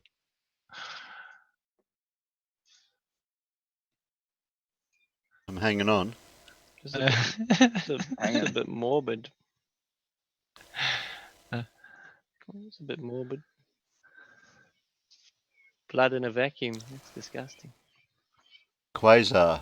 What would happen to blood in a vacuum? OMFG.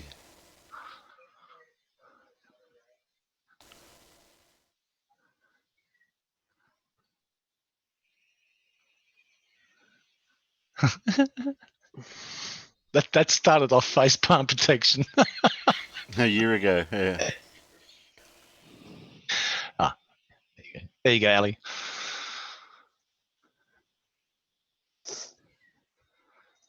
Yes, Granny. We love our wakey eggs and bakey.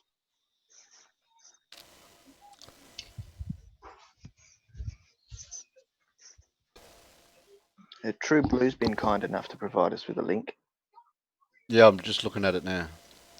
What would happen to blood in a vacuum? It will boil.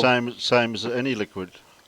No, blood will actually boil and try to escape through your skin before your body explodes. He didn't say a person. He said just blood. If you put a glass of blood in the vacuum, yeah, that's what I mean. Would it separate? Would it separate out though? Like because of it? Yeah. Because literally the water's boiling. Yeah, the so it would just work exactly the same as a still, wouldn't it? Yep. So what would happen to it? It would work like a still, wouldn't it? It would leave all the particles behind, and the moisture would actually evaporate off. Still, yep. Yeah, it would separate from the plasma. Yes. Yes. The worst cup of tea you could ever have is on top of a mountain. Oh. Well, actually, no, it's not. I bet. Yeah. I bet it's good for you. Bet it stays hotter for longer. You don't burn your lips. Fire that freezes things. Interesting. You could dehydrated tea, Andy. So Ali's saying because he put blue dye in the water, it's not true representation. Yeah, that's right. The vacuum saw that the food coloring was there, and it was like, you know what, it's not going to work. So airplanes flying for the wing testing in the wind tunnel testing is not a true representation of how a wing works because they use smoke. Yeah. He's special, that one, isn't he? What do you reckon, guys? Pizza for dinner or Singapore noodles? Well, what did you have last night? I had lasagna. Instant pizza. I did hot chicken and got rolls, Bandy, and the kids think I'm a hero. That's what I had. They can make their own. Have you got any pizza vouchers for Domino's or wherever it is? You make your own pizza. It's not hard. Harry, the closest Domino's is about 70 kilometres away. Go to the shop and get some pita bread and some mozzarella cheese and a bit of hot salami and whatever you want to go on top, and then make your own. Takes about 10 minutes. Bendy, you're not 70 k's Ali, away you can from post me. any link in the side chat. Just don't put in the URL address at the front. Oh no, it's about 30 kp. That's inside 30. Just put in the YouTube after that. blood in a vacuum container. Make your own pizza. Disgusting. It's easy. Yeah, I know. It's easy. Cody's lab. Cody's lab, boiling water until it freezes. Whoa. The blood boils. Yeah, hang on. Water's boiling. Hang on. Cody's lab. I'll get it for him. That's from the action lab. Ugh. And the temperature's still the same. Oh, it's horrible. I'm still watching. That's not blood. Look, I'm watching the one with blood the in it. water's above. There is a problem with this experiment. You know. Oh, he just call you a numpty, Terry. Yeah, I know. What's the problem? What's the problem, Terry? Because there's a vacuum. What is the fluid in the thermometer going to do? That's fucking disgusting. No, Terry. It's sealed, Terry. The thermometer is sealed. It's separate from the vacuum. It's alcohol. It's in a container. Yeah, it's sealed. Jeez. That's horrible. Oh, Cody's. So which one is it? What did you say? Cody's lab.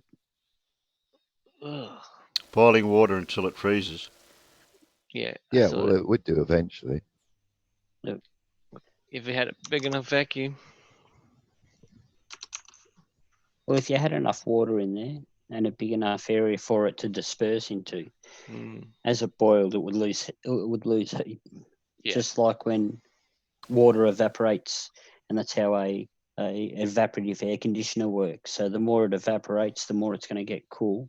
The cooler it gets, it's going to get to a point where it freezes. But you got to have a radiator or a very good cooling system to extract the heat. Well, that's what the vacuum would be doing. The vacuum would be extracting the heat. So you'd have to continuously run your vacuum pump. Yeah. Well, the vacuum don't extract the heat. It needs a surface area to. No, all it is extracting is the oxygen being released. Yeah. Yeah. So as it extracts the atmosphere, as it extracts the atmosphere, it would be creating the vacuum. As the water boils, it would be creating an atmosphere. The vacuum pump would be pulling that atmosphere out, and the water would boil, and it'd be a continuous process until it boiled, until it froze. Because the actual evaporation of the water would be causing a temperature differential.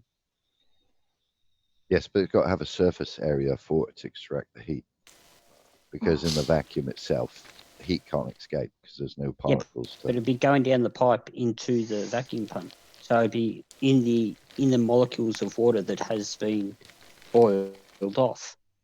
That's where the heat would be going, into those bits of water that's boiling off. Yeah, the most excited particles. Yeah, but it's not so much boiling; it's evaporating. Yeah, but as it evaporates, that one cold boiling. It would be turning. Terry? It would be turning into a. It'd be turning into atmosphere in that container. Ali's saying heat does not propagate through a vacuum. No, it don't. No, but it won't be through the thing is, there's still particles of the water in that vacuum as it boils. Yeah, what happens is the particles inside the water are what getting excited, which causes energy. That energy creates heat. And the hottest particles leave first, which cools the water. Oh. Endothermic. Well, the energy is heat. The most energetic particles evaporate first. Yeah, endothermic reaction. Yeah, which cools, which means that all the heat's leaving, which makes things colder. Hey Terry, you on for a bit longer, are you? I'm not staying up until 1, 2 o'clock, if that's what you mean. No. I'm just going to go duck out, go get some dinner. Oh, yeah, I'll be still here for that. Yeah, okay. As long as you're grabbing us all Ali something. B, Ali, yeah, can I answer this, Peter? Ali B, Hey, if we're couch scientists, why don't you tell us what's happening then? I just Why don't you give us your explanation? He says we're backpedaling. I don't see anyone backpedaling here. All right, he says heat doesn't transfer through a vacuum. No, that is correct. But the heat transfer is coming from the medium that is in the beaker. That's correct. And Because the you most notice the beaker inert-based is made of particles. the beaker is made of atoms, and so is the water. Yes, I know, but if you stop the vacuum pump, so it's not pumping out anymore, you just left the vacuum in there, heat would not transfer anywhere. No, it would become to a state of equilibrium, and the water would stop boiling, and because there's not enough particles in there to excite to actually transfer the heat away. Exactly. There's no more. As the atmosphere lessens, the particles have no more force on them, and then the most energetic particles will be leaving first. That's simple. Yes. Like a coronal mass ejection. What did he put in there? Boom! He put something in there. Oh, maybe if you read the description, have lots it of might tell you. sites. And I really don't want it all over the freeze dryer. And I've removed the drying racks here so I can do experiments inside of it. In there, so you guys can see that the chamber is not being cooled. And then this little guy be measuring the temperature of the actual water. Let me actually change that over to Celsius so you guys. So how do we know it was water? We didn't see him put the water in. A little clock so you guys can see what time it is. Now I'm actually going to add to the water some pieces of calcite. That's to help the water. There we go. It's not pure water. No, Terry. It's calcite. It's chunks of calcite to excite and give it a rough surface for the boiling action to come from. That's all it is. Calcite's inert in water. Yeah, but then it's not pure water. Like Ali B was arguing about the blue water of your horse, saying it's not representative of water. Yeah, but you just showed a picture of the second video showing pure water with a thermometer in a vacuum. Yeah. Cold boiling. Yes. Yeah. LEB, why don't you give us your explanation then? You've got 200 characters in which to say something. Yeah, well, I'm using the same argument. This water is not pure representation of water because he's added something to it. Well, then we have to stop watching the video. Yep. We're using your same argument. We're using your same argument, Ali B. Yeah, Ali, this video is no good because it's worse than ours. It's got big chunks of crap in the water. Yet the one with pure water and the thermometer in it just debunks his idea, anyways. But isn't it funny? That's what happens in space, anyways. What about that wonderful video that we can't play because Terry will get struck again? Again? Not this. I've been good for the last several weeks, Peter. I know you've done extraordinarily well, but it's in the vacuum chamber with what's the guy from bloody Top Gear? Yeah, that guy. Yep, James May. James May. What did James May do? No, in the it wasn't James chamber? May. It wasn't James May. It was the short one. Yeah, the short guy. Yeah, no, it was James May. No, James May is Mr. Slow. James May. Yeah, That's James Mr. May No. went into a No, chamber. there's another one. There's another one with Richard Hammond. Richard Hammond, that's it. Oh, is there? Yeah, Rat Boy. Richard Hammond, that's his name. Yeah, thanks, Terry. I'm glad you're here. They put a glass of water in the window right next to the control panel, just a normal glass of water, and they pump the room dry of air as best as they can, and as they do so, the water almost went into a eruption of it goes quick. boiling straight away. It really happened very quick. Yeah, real quick. Yeah, I'm pretty sure that was James May there. Has anyone mentioned anything about gravity with these experiments we've been watching? Anyone? No. No. Well, gravity is what puts the air pressure in the room. Oh, sheeple. Oh shit! Sorry. Whoops. We're not talking to Slick. I've been. Yeah, I'm surprised you haven't brought up that it's that incredible. water tanker one where they suck the vacuum in the Oh, water that's so tankers. cool. Where they evacuate the tanker. Yeah. Yeah, and then they boom. And they compress and they go, well, there you go. That's proof that vacuum couldn't exist, or else the space shuttle would crush and the ISS would crush like that. But what they don't realise is it's actually the other way around. Exactly. All of the vessels that are in space are pressurized like a can of Coke. That's you know, right. it's not. They've just got it all backwards. It's often the case. Yeah, it's pretty crazy. That big tanker just crushed like a can. Well, in seconds. Oh yeah, but and the thing is, sheeple, if you have a Coke can that's full of anything, it can just be full of air. If it's sealed, the air will actually make it stronger. Didn't you guys notice that he is using Riley's thermometer? Looks like a bit better than the Riley version. A Riley thermometer. That's not a meat thermometer, Terry. It doesn't look like it's for 1 pound. 2.2 pound. He's actually got a mercury.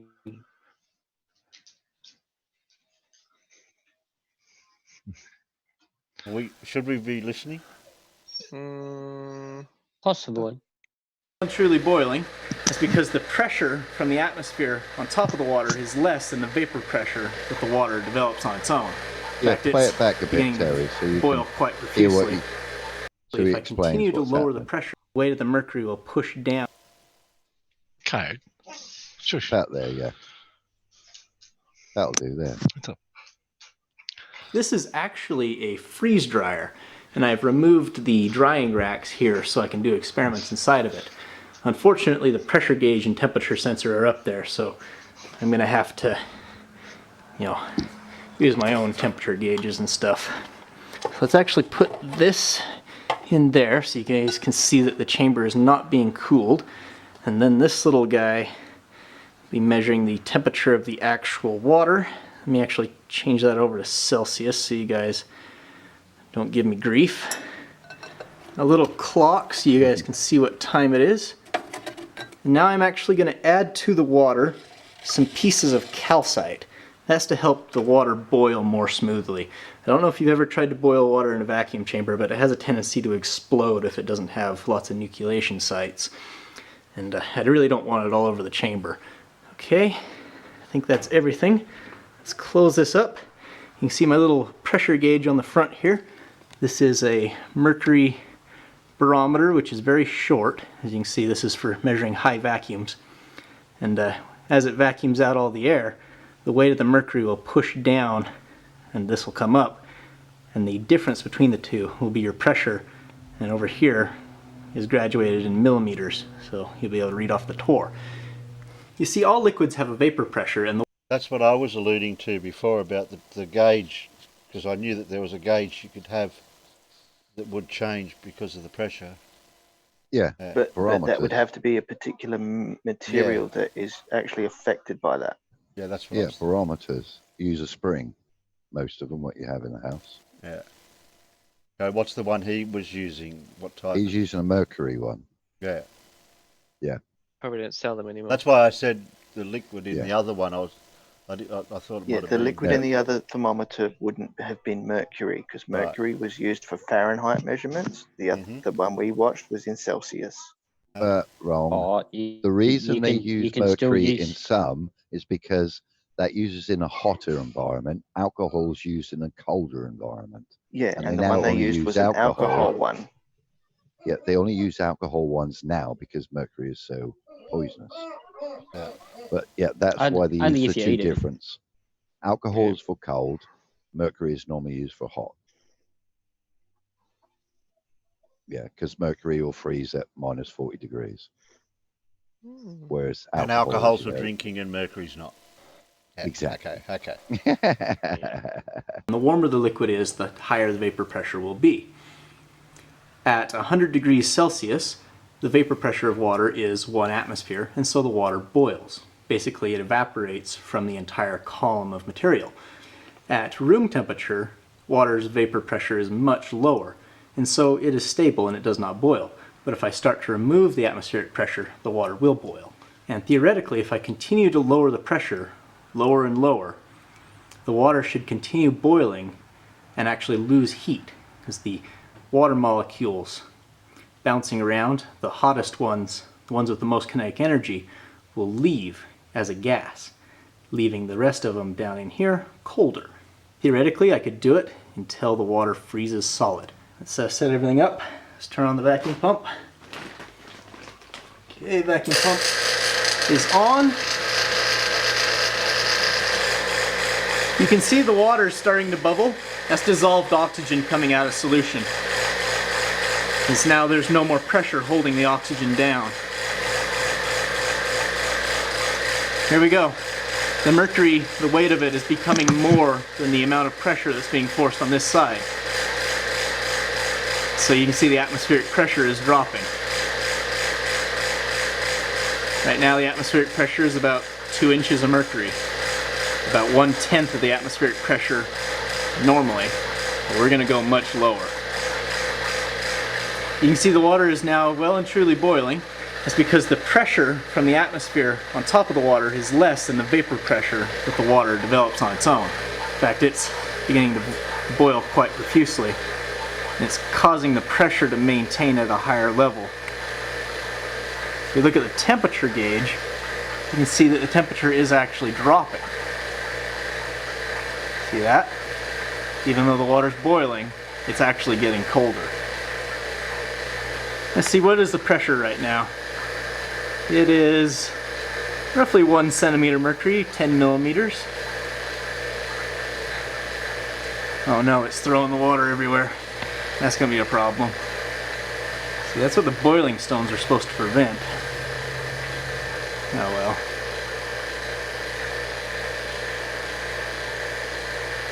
Let's just let it do its thing for a little while.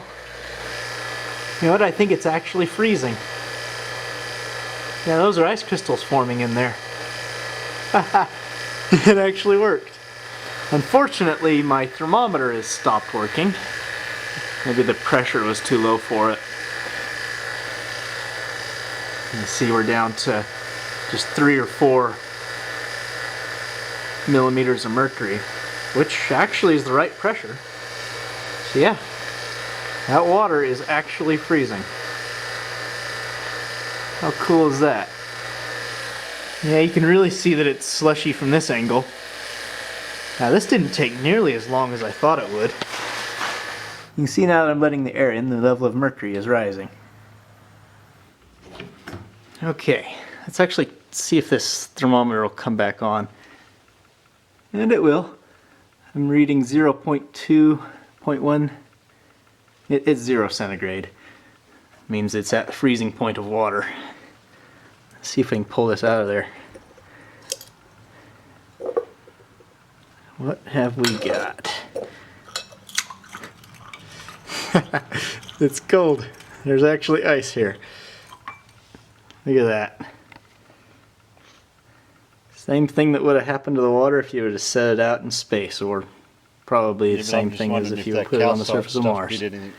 Alright, so I'm actually going to start this over again with some fresh water and a dry rag here for better insulation. And I'm going to let this go until it completely freezes solid. So everything's the same as it was last time, except that I've added some pieces of charcoal in there to act as floating boiling stones. And it appears that the temperature in the chamber has actually risen a little bit because of the water absorbing onto the desiccant releases heat. but I've insulated the water, so it really shouldn't matter what temperature the chamber is, really. Okay, I got this camera going. Let's turn on the vacuum and see what happens. We're at 0.1 C, 0.2, and I believe, yeah, it's beginning to freeze. It's an ice spike. Ah, that is so cool.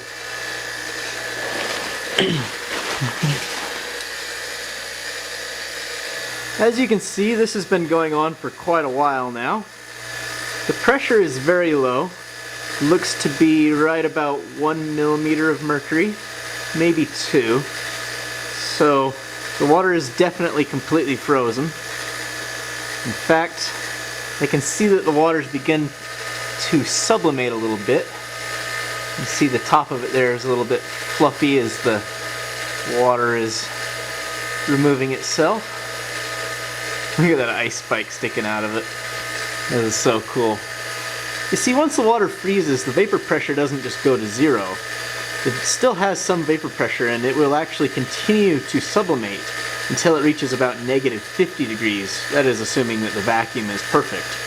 That's how this freeze dryer actually works.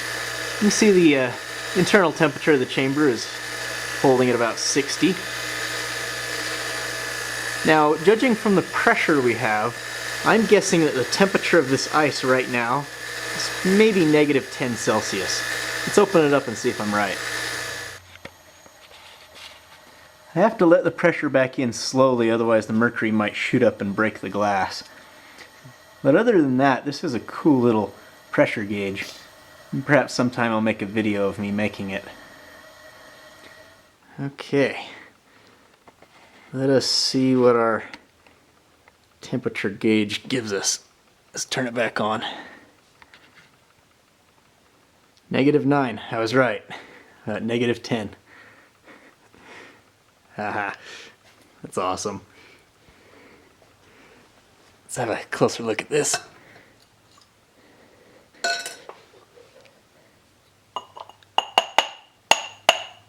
Yeah, it's not coming out of there. How about that? Frozen water. And keep in mind, it froze inside of a chamber that was at 60 degrees. Just because it was in a vacuum. It looks like my desiccant's a little pink. I'm glad it's there though. That'd be a lot of water for this pump. If you guys haven't already guessed, I used this process in my making solid oxygen video. You know, liquid oxygen will boil till it freezes, just like water will. So I think I'll leave you guys off with the time lapse of this last run. Let's turn that off now. And until next time, I'll see you then.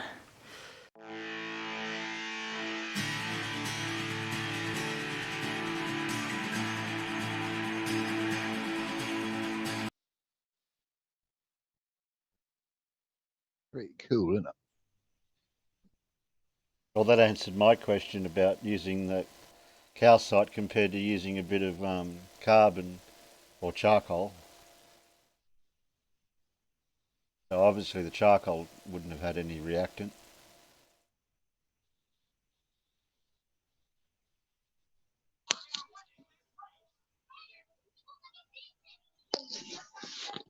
Just proof what happens every single time in a vacuum. So if you haven't got a refrigerator laying around, but you've got a vacuum chamber, you can make ice. You could chill your beer. Yeah. No, you wouldn't put your beer in there though. You only need something You just that make pumps out ice. the air. Yeah, you make the Yeah, ice. you just make ice to put around your beer. Yeah. You could just lower the vacuum to sort of like half of it, so it doesn't actually go right down to a vacuum. Yeah, but that means you've got to open your bottles. Yeah, but then the problem would be that you'd have to open the cans for it to actually evaporate some of the liquid for it to freeze. And by doing that, it would actually pull all the bubbles. John Rapp said science is cool, even cold. Even cold, yeah. Just cool the water and then throw your beer in it, and then take it out. Right. Just like a chili bin, but liquid. You said you got to bury it. You're changing your process now, are you? No, my old man said that. Oh, okay. That's what they did when he lived in Australia. It was bury his It beers. works. You bury your beer and you pour some petrol over it, light it up, and it works. Yeah, I don't What understand works? why Ali B had a problem with it freezing in a vacuum. Yeah, I don't know. What was the for that anyway? I don't know. It was a matter of clickbait, I think, Terry. Yeah, Because but once you remove heat from something, it freezes. yeah. I think there was a bridge out in the side chat that he was trying to claim. Okay. Ali B, why are you telling us to watch stuff we know about? Yeah, do you know why? Ali B, do you know why the liquid oxygen is drawn to the magnet? Do you know the process? I just need to know, because if he doesn't know, there's no point watching the video. A magnet? Yeah, liquid oxygen will be attracted to a magnet using a paramagnetic force. Same If it was as water's diamagnetic, it would be using repelled. Yeah, I was going to say same as water is diamagnetic, so it will actually be repelled by a magnetic force. Yeah, but liquid oxygen has a positive effect, so it will be drawn towards the magnet. That's pretty cool. What about if we watch Jose's, where the episode where Ali B was on there? No, sorry. Yeah, because speaking of this paramagnetic and diamagnetic, I actually watched a video the other day from I think it was Utah University, I think, UCLA, and they showed how things have certain materials have repulsive magnetic structures in them. So you could put a magnet on top of it and the magnet would never touch it, even though the object is not magnetic. What about passing a current through water? No. This is all done without using any electricity. No, it's all part of the spectrum, Davros. Yeah, but they're not actually charging it in any way. Do you know they use magnets to repel aluminium in a processing plant? Yep. Actually, that pushes them off the actual electromagnet. It just fall off. Yeah, as it goes along the conveyor belt, it's got all different materials and everything on it. Yeah. And and it just pushes certain metals off in the bins as it goes over. Bizarre, isn't it? That is. Actually, yeah. So pull steel in one. Yeah, or pull steel in one direction, but then it will just give a slight extra push to aluminium. Yeah. Vsauce, when he did one of his minefield episodes, it was about being able to image the brain to find out what you were actually thinking.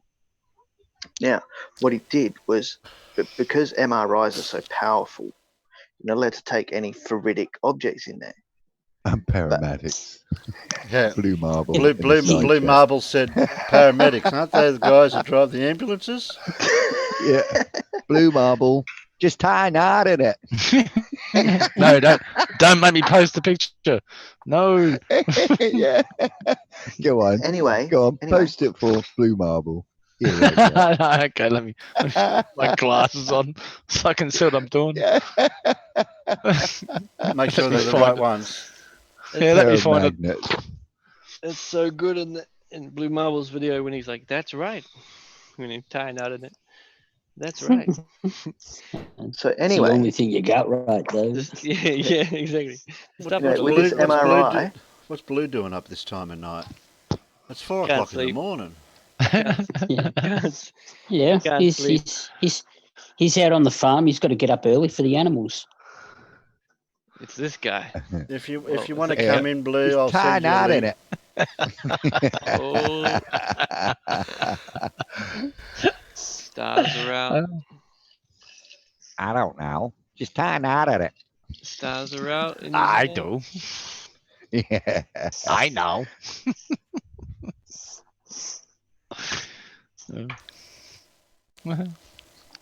And Blue Marble saying he enjoyed your intro. Whose intro?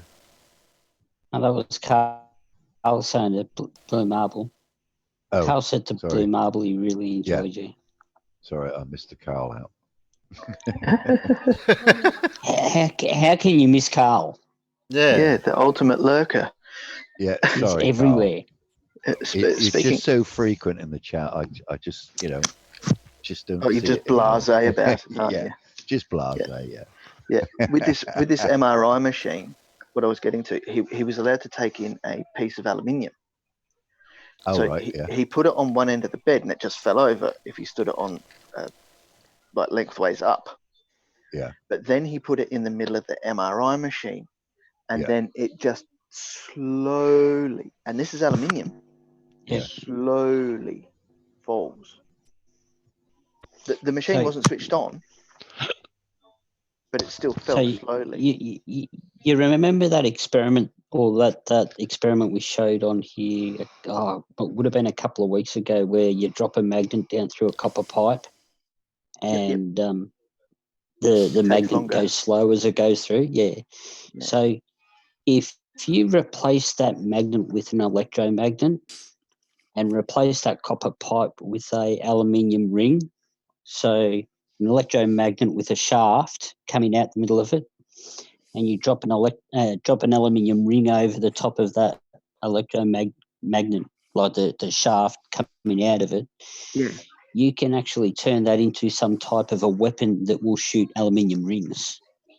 Yes, because as it goes either up or down, depending which way you've got the polarity, it spins, and then when it gets down the bottom, it goes whee.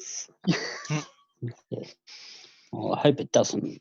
Peter, that would be a Peter, mess, have you and got someone would have to clean it up. Peter, have you got a thing with making weapons or something? No. No. This is about using magnets to propel something. That's So it's all. the same. It's the same idea as the rail gun, Terry. That's all. That's why I said weapon, because it's very much the same principle that they use to make the rail guns. So wouldn't you just say a projectile something, not just weapon? It's just the opposite, because the ring goes over the magnet instead of the projectile going through the magnet. I possibly could have chosen better words for you, Terry. I'm sorry. So when you drink Right, so too we're going much to weaponize this magnet, right? No, you're not. No, you're not. Hope Bandy's got. You've got to hope Bandy's got cast iron fillings so we can suck his face to it. Yeah. So when you drink too shoot much him on a Friday around night, the LHC. is that because you're repelling it from a magnet? Yeah. But the projectile coming out is attracted to the person you're next to. Sorry, I didn't realise you're pretty good. Yeah. And Quasar, I don't think Bandy would fit inside the Large Hadron No, Collider. the proton tube. No, too big. I don't care if you heard Bandy. Harsh. That's harsh. That's harsh. Bandy, They do I use have to magnets explain? in the LHs. Yeah. Do I have to explain the atmosphere to you again, back? Harsh. That's harsh. They use magnets, super magnets in the LHC to bend particles moving at 99.9999999% speed of light. So they're pretty cool. Magnets are pretty cool. What's it, Demonic? Bandy's coming back soon. He said, "Wait till I get back." He's out on the. He's on the road. He's on the road. He has to be connected. He has to be connected to listen to everything. Yeah. Yeah. Bandy took us for a drive down the hardware shop the other day. That was last night. We went to the supermarket. Yeah. He went down to Mitre 10 and tried to chat up the person, Yeah, the I late know. girl of. Bandy, step away from the machine. Yeah. Slowly step away from the machine. Laurie says we can hack him to pieces to make him fit the LHC. Oops, did I say that out Oh, loud? we can strip him down to his basic protons. Yes. Yeah, we can see if Bandy's got any God particles. The force is strong. It's like that silly argument. Oh, if I cut an apple in half, do I have two masses? Yes, but you have two halves of the mass that you started with. And they can't get their head around that principle. But they also exist in another mass. Yeah. But you've split Mind that blown. mass. Drop the mic. Yeah, mind blown. Yeah, you've split that mass into two separate masses, but those masses are only half of the original mass.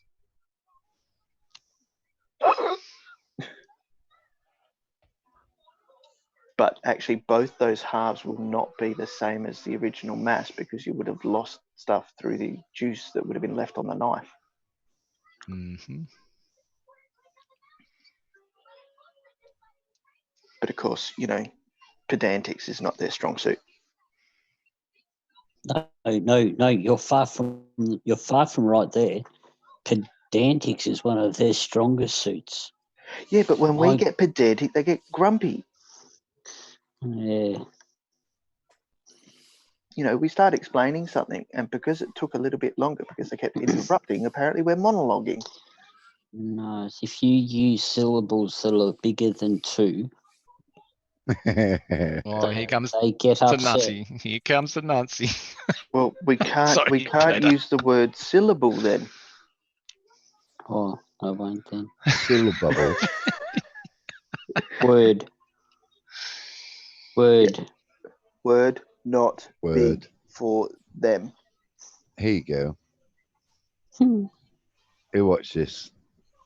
Terry, in the side chat.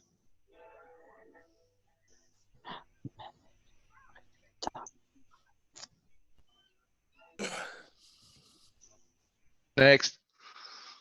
Yeah, next. Come on, crickets. That's pretty. That's pretty.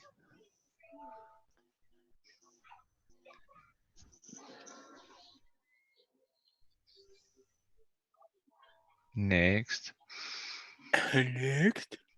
Next. Next. Next. Next. Oh no, bro. Free.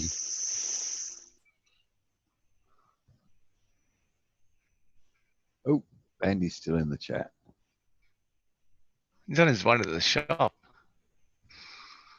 Wait there, can you get me some milk, Bandy? On some of those pikelets that Woolworths normally have.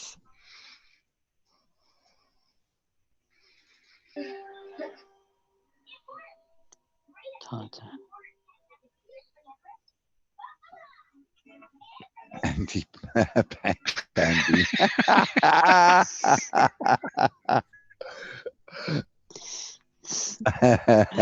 Andy, I like the way you crossed out friends.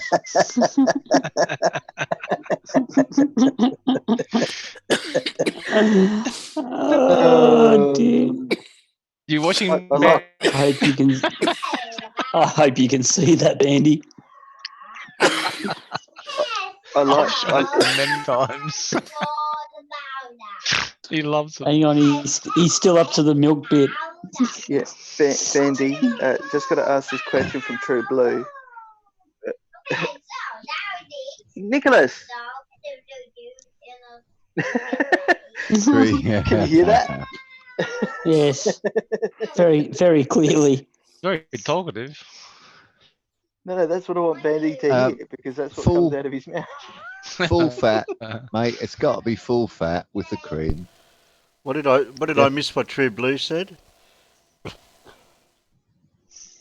Time to mess with Bandy's head and ask him with two sheep flying, one yellow and one headed right.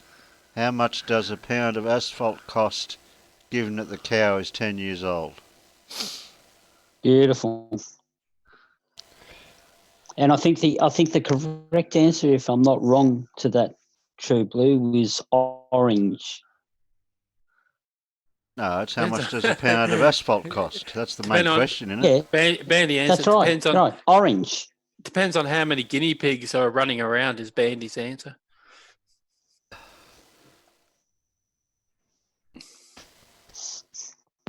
Yeah, no, it's orange. I don't know. Then how many guinea pigs are running around? That's a good question.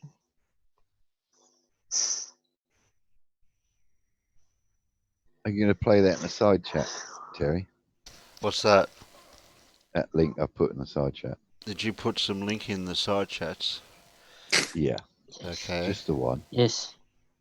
If my computer doesn't restart again. Bloody thing. And what would this video pertain? 7 magics with physics, basically. Yeah. It's pretty cool, Terry. You'll probably like it. I won't get a copyright. Not a lot. But you like it. I do. Hang on, I'll just.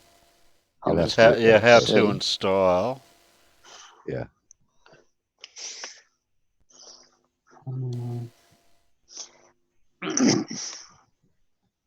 There's music. Let's make words up, Ali. Okay, flat Earth. That's a made-up word. There's timestamps for each thing. Yeah. Read the last line under when you click more, Terry. I do receive a small commission if you make a purchase through any of the links above. Yeah, so he might be all right, but he's making money off it. So if you just want to play clippets of each bit, and we can talk about the clippets, and then we'll drop the link in the external chat so everyone can go and watch it for themselves in completion. I think would be the safest way to watch it. Well, we'll read each one and then we can. So, the mould effect. It's obvious that the weight of the heavy falling beads is pulling the remaining beads from the pot. However, it is not so obvious what's causing the large arc and why the beads don't just slide directly over the edge of the pot. It's said that you should view the chain as a series of short ridged rods rather than a flexible string of isolated beads. Okay. Yeah, they're all connected. Yeah, I think I've seen something like this before. Yeah, so it makes sense, really. Yeah, I've seen these snippets before. So. Yeah. But if he's got them from the same place I've seen them, well, I can't see a problem.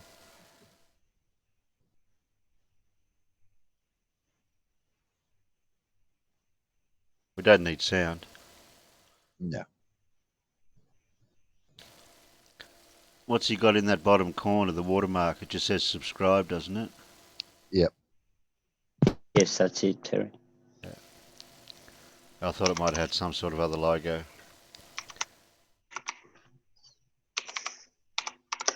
Okay. Why did that happen?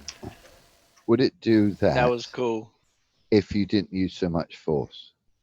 Now, how did he start it off though? That's what I didn't notice. He pulls it really hard. Watch.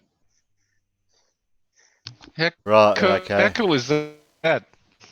That is cool, though, isn't it? Yeah, how cool is that? It kind of defies what you actually think, wouldn't it? Once it's actually moving, Mad, it will actually do that, even if you pull it slowly. Yeah, it's just one force exerting on another force. Yeah, but it's going up in an arc. Yeah. It's defying gravity. That's the way the force is going. Yeah, Terry, if you were the size of, like, say, an ant, and I threw you, the ant, like 20 feet or 10 feet, if I picked you up and threw you 20 feet, do you think you'd survive? you think you'd be damaged in some form of way or shape or I'd another? hope I wouldn't be damaged because I'd come back and bloody kick your ass. Oh, well, yeah.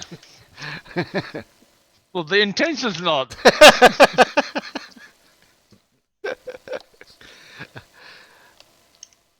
Not to hurt you, but through like an ant 20 feet, it can survive the forces because it weighs less.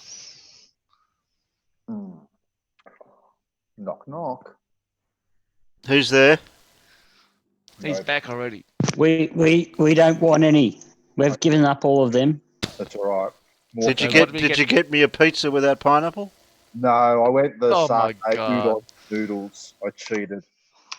You're a fucking cheat. What'd you get? Noodles? Yeah, udon satay noodles. Yeah. They're fancy. It's fancy. Buckwheat noodles. And I even got 3 chopsticks. Buckwheat. 3? What are you supposed to do with the third one?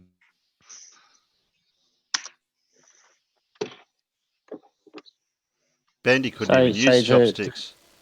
So the good proprietor of the store didn't ask you if you wanted a fork with it. No, I squinted. They kind of knew that I was naturally a chopstick user. Are you there? 100%. Can you use chopsticks? Yeah, who can't? Many people. Really? The ones who asked for a fork. Anything about Bandy? What do you think we did before forks? Use our hands? You're roboting, Quasar. Am I? Oh my God. Just a little bit, man.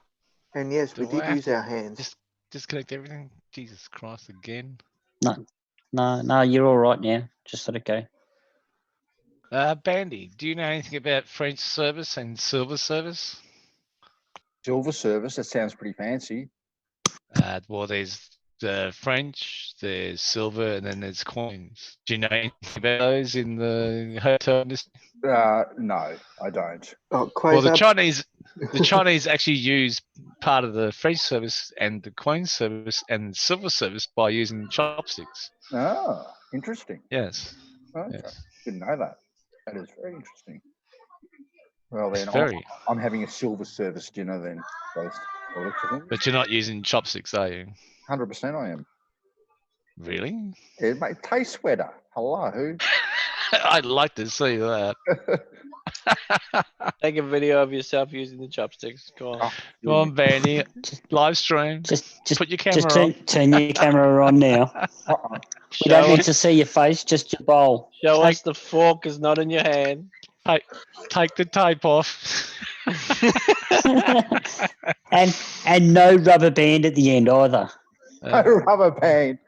Yeah. At the top. No rubber band. Yeah. That's cheating. There's a delay. Can it be the one piece chopsticks? Yeah, Chinese cheaters. Yep. They're the ones with the little curve on the back. Yeah. So it's not a rubber band. No, it's made of one piece. You just use the rubber band one. Yeah. That's how I trained both of my daughters. You just use a rubber band to train. Do you know how to eat chicken with one chopstick? Yeah, you stab it. Yep. That's probably like they're called skewers. The worst thing you can do in Japan is stab your food like that. No, you just shovel it into your mouth. You can hardly stab anything in Japan anyway, because it's all either raw and not sticking together, or it's covered in rice. I'm just being racist, okay? I'm just being racist. Open mouth and shovel. I'm just being racist. Just a little bit of race, just a dabble. Yes, but it's food racism. Yeah, fair enough. Well, you'll be all happy to know we have another Chinese restaurant in town. And where's the damn photo of you eating the food? Come on. And the cat population has once again gone down. I don't believe you're eating with chopsticks. You're all talk, Bandy. Where's your chopsticks? They're in my hand, and they're the dodgy ones. They're plastic. All right, let's see. John just asked if you use a spoon to eat your I've just lost it. Do you use a spoon to eat your spaghetti? Yeah, and a bib.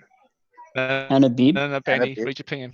Okay, hold on. Bandy also uses a fork to eat soup. Oh, yeah. Well, that's actually pretty fancy.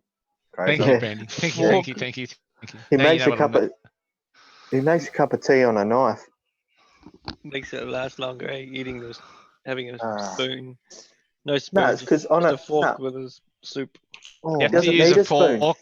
You have to use a fork and a spoon, but you're not allowed to use your index finger, the second finger, and the middle finger, or middle finger and the other finger by intertwining the spoon or the fork. You have to use just the index finger and your thumb. That's easy. It's a technique that you have to learn. That's easy. Bit like playing the didgeridoo.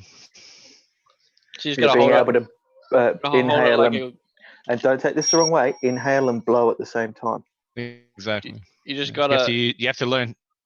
You have to learn how to use the spoon and the fork by using your thumb and your index finger to pick up stuff, and it's very hard. You have to. What the hell? Just you have to practice very hard. Like holding a guitar pick or something. Yeah, but you know that. Well, if you intertwine the fork or the spoon with your index finger, the second finger, the third finger, you can intertwine them by making it stable. Okay, and then using the index finger and to pick up stuff. But you're not allowed to use that intertwining when you use the coin service. So you got to learn how to pick up stuff with a spoon and fork by using your thumb and your index finger alone and your hand. I can do it. Oh, I bet you can. Bandy makes his cup of teas on knives because water's flat and level. Yep. Like on toast. Spreads it out on the table. Yep. Flat attack. Tacks aren't flat, Bandy. Yeah, well, not too flat. I'll agree with you there. Bandy. In welding, a tack is not flat. No. Even a tack as in the nail isn't flat, Bandy. It's got a point. Yeah, it's close enough to being pretty much. I don't know. I think that's so if you run over a tack, in your car, if it's flat, the only thing that's flat after you run over a tack is your tyre. Probably not. No? Nah, they won't penetrate. You want to bet? Oh. Well, you must have pretty ratty tyres if they can penetrate your tyre. A tack. Well, it all depends. Are you running four-wheel drive tyres, are you? Yeah, all terrains on, all mud tyres. Or any tyre. Yeah. Low profiles don't have a very thick wall, mate. Well, you're not driving your car on the side of the walls of the tyres. No. I'm not talking about side wall. It's where the tread goes. It's not that thick. Well, that'd be the face of the tyre. It's still classified as a wall. You think so? Yeah. The tread is the face, but the wall is inside that face. The wall. Yeah. That contains all the pressure. Yeah, that's right.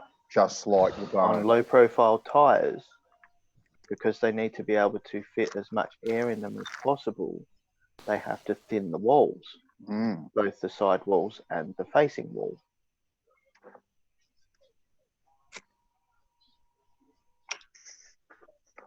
So what are we doing now? What have I missed?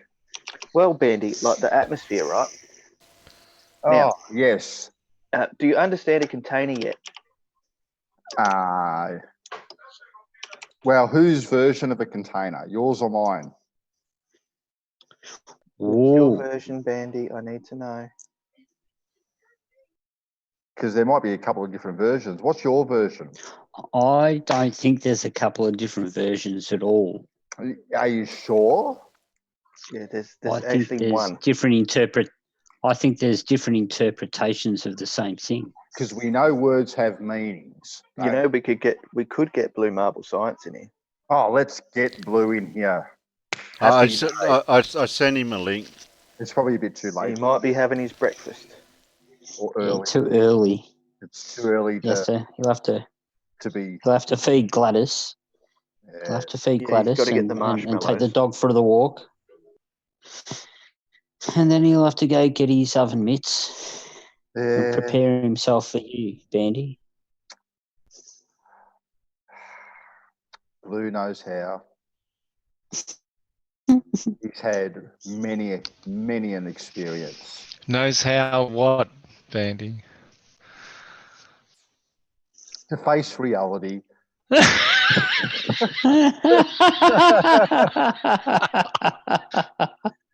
Oh no, bro. Hey, You just go there. Lou and we have a. Did you just stoop? Did I stoop? Me? Stoop? Yeah. You better grab a paper towel. Oh, what's this? A soda stream. No, this is talking about if you heat up a bottle, it will suck up water. Ooh. Interesting. Oh, that's a pretty good kettle, the Smeg. Classy. It is. Can you use any kettle, Bandy? Yeah. Oh, really? I'd be using a Smeg myself. They're very reliable. Do you know why it happened, Bandy? Why? What happened? Why the water went up into the bottle? The heat, the pressure. You mean lack of pressure? Yeah, the pressure differential. The heat. Why did it go up? The heat of the glass created a vacuum, Bandy. And it got pushed up. No. Pulled up. It got pushed up. There is no pulled up. David. No, Seriously, the liquid Bandy, was pulled do up not the go there, straw. Bandy. Oh, Seriously. no. There was definitely only. We know this. Actually, Bandy, both you and Quasar are right. No. There's only one right answer. Bandy, you're getting half a given here, okay? So one thing that was happening was gravity was pushing down on the liquid that helped force it up the hose. But the lack of pressure inside the bottle also caused a pulling force until it equalized. Yeah, there's so there was two actions, both a push and a pull on that bottle to make the water go up. But it would only half fill the bottle.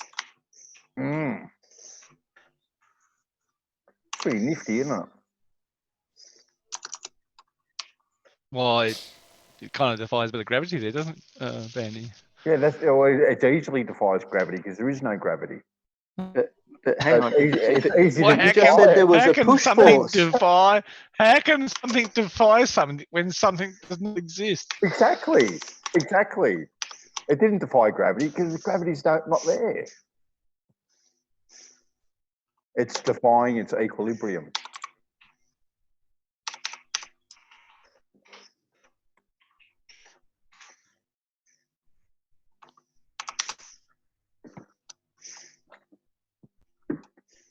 So did we work out the water and vacuum? Bandy, the guys in chat are not letting me help you at all. Aren't they? No. See, look, I was trying to be nice between the two of you.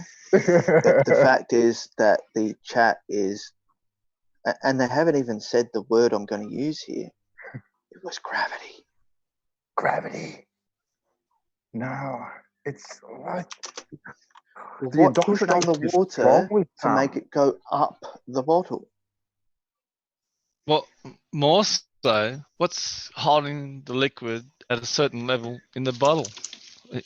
Why isn't the liquid just floating around the bottle? There's no gravity. Why would it? Oh, look. No, but why is the liquid at the bottom of the bottle? What's this we're watching? stuff and things.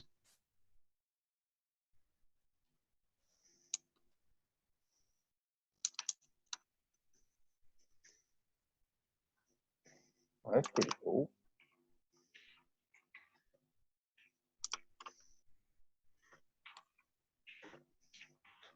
If it wasn't for gravity, that wouldn't even go down the tube. Oh, Terry, stop taking sides. Oh, sorry. Do you need help, Andy? Bandy. Never. Seriously. Never. Oh, how'd the water Oh, stay how in the does that bottle? work, Bandy? Are you coming in blue? Oh, how'd he do that trick? It's That's a full How's bottle. blue can help you, Bandy? That's No, that's a full bottle of water, and it's not coming out. Blue doesn't Why? never. Blue never Oh, helps me. how'd he do that trick? Yeah. Yeah. Okay. I know how. All right. So cupping like it. that. Just like that. Yeah. Just Like like cupping that. it. And he put that there. It's just Yeah. like putting a playing card over the top of a glass, Terry. That's really clever, but This is surface tension.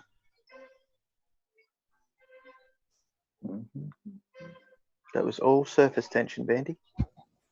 Yes. It's amazing. Flip it over quicker. Let's see it do that. What Yeah, the but it's hell? got a hole. It's got a hole in it. That's fucking weird.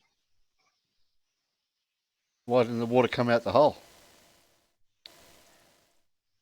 Because it's only a little hole. But why didn't it come out the big hole from the first part of the experiment? Lots of things come out of big holes.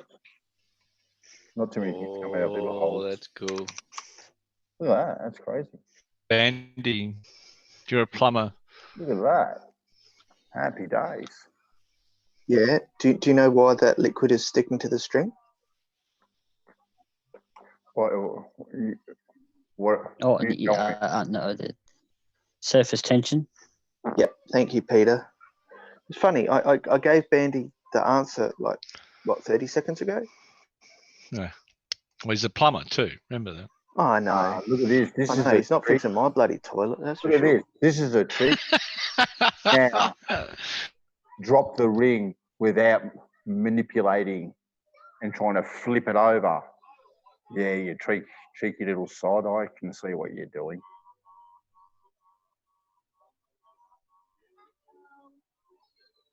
You just let that go, Bandy. You didn't flip it. Yeah. How did that tie a knot in it? He flipped it. Hello? No, he didn't. Yes, he No, he did. didn't. Yes, he does. He lets one side go before the other side. That's exactly how he does that trick. No, it didn't. Oh, ring, no, he doesn't. The ring flips over right at the end, Bandy. No. He Look, doesn't. look. Watch Doesn't it. drop it. It flicks over right at the end. Oh man, it's a magic trick. It's all smoke and mirrors. He lets one side go before the Where's the smoke? other. Even if he did or didn't let go of one side before the other, the ring is around the outside of the chain in the first place.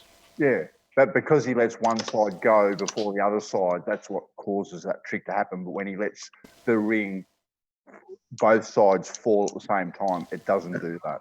Bandy. Well, watch him let go of it, and you tell me if it's falling. Yeah, there's a particular force that you're missing here. It's got nothing to do with the force. It's got to do with the fact that that one side is let go before the other side. Hang on, Bandy. How can you make that assertion? I didn't even tell you what force it was. It's got nothing to do with the force. It's a magic trick. But I know Bandy, the trick. But Bandy, something had to cause the ring to go down. Mm-hmm. Yep. Also, what attracted the metal to the ring? If you're holding the ring, which is two fingers on each side of the ring, how can you let go of it so only one side falls first, Bandy? You watch what he does, right? Because I've actually seen this exact same trick where he actually does it So if twice. I'm holding a basketball with two hands, two palms out in front of me, how do I let go with one hand to make it turn one way or the other? To make it turn one way or the other. Look there. Look exactly where you've frozen it. Right, exactly where you've frozen it. Right. He lets the back of the ring go right? And the top of the ring sits slightly on top of his thumb, so it creates a natural rotation. Bandy, That's just how a question. How can it be on top of his thumb when it's in the middle of his thumb? Yeah, there you go. There's his grip. Yeah, exactly. Yep. Right, now you hold a coin and you let go of it, Bandy, and how do you manipulate it to fall one side or the other? That's how the trick's done, Terry. I'm not mucking around. That's exactly how the trick is No, done. I'm not saying... You get him to answer your question, Terry. I know. Physics trick. If you were holding a coin with just your two fingers, Bandy, how are you going to manipulate your fingers to make the coin fall to the left or to the right when you let go of it? Because the ring's it's not exactly in the middle of his thumb for starters, all right? And that's how the trick is done, Terry. All right? Bandy, do you wear glasses? Have you got glasses on? Okay, I'll put my glasses on. Hold on. Yeah. Yep. I've frozen it right. Trust your senses, Bandy. Hang on, I'll put my glasses on. No, I know how this trick is done. Can anyone see where the ring is situated on his fingers? Yes. It's a trick, and he lets one side of the ring go before the other. That's you try to do the same trick. You grab a coin with those two fingers and let go of it, and you make it only fall left or right. Actually, Terry, I'm glad you asked, because I actually have done the trick with my kids, and that's exactly how you do it. When you let both sides go at the same time, the ring falls down and it doesn't catch. But when you let the ring go with a slight rotation, that's exactly what happens. But how did it flip 360 degrees? Because he starts That's because it starts dragging on the chain. Yeah, exactly. It's just a trick. That's all right. I'll help you, Bandy. I know what you're trying to say here. Thank you. That's all right. Because once it starts falling, and one edge of it starts dragging on the chain, it actually draws it around further. Yeah. It is a physics trick. Mm. There you go. Right, His fingers so haven't. remember that. His fingers haven't moved. Look at that. See? And his fingers didn't There's no deviation between the fingers. Yeah, no, he starts rotating himself. But his fingers didn't move. They have to move because he has to let it go. So they outward, but not up or down. They only move. Bandy is right in saying if he was to drop that ring directly down, it would not necessarily catch like it does. It has to be on that angle for the one edge of the ring to be dragging down the chain for this trick to work. Yeah. But the thing is, it worked. Yeah, but I just told you why, though. What caused it to happen? The acceleration of the ring going down the chain. What caused the acceleration? Was it him letting go, or was it that something was pulling on it? No, it was uppity. But it went down. That's right. There's nothing pulling on it. Droppity. Unless a little. Droppity. No. Droppity. No. Uppity. Droppity. Bouncity. It never hit the ground, though. It's a cool. Never hit the ground, though. Yeah, so it's uppity. Well, it's hangity. That is true. Hangity. It only works when the ring rotates. That is 100% true. That's right. Holy, what the hell? Yeah. Explain this one then, Bandy. Mate. So this is one of my favourite ones, Bandy, and I've had this argument with you once before. Oh, damage this fork. Remember that symbol I used to have as a avatar? Was that the center of gravity? That one? Yeah, that's it, mate. Yeah. Find the center. Whoa. Yeah. Wow. What's it balancing on? Pretty cool. What was it balancing on? Glass. It was balancing on the edge of the glass and the edge of the glass and the edge of the timber. Because the glass actually draws the heat away when you light up the timber toothpick or whatever you use. It draws enough heat out of it to extinguish the fire right when it's at the point where it's touching the glass. Wow. Pressure. Pretty cool. Balancing like that. Very cool. Did you do cool tricks like that, Quasar, when you were doing the Queen service? Really?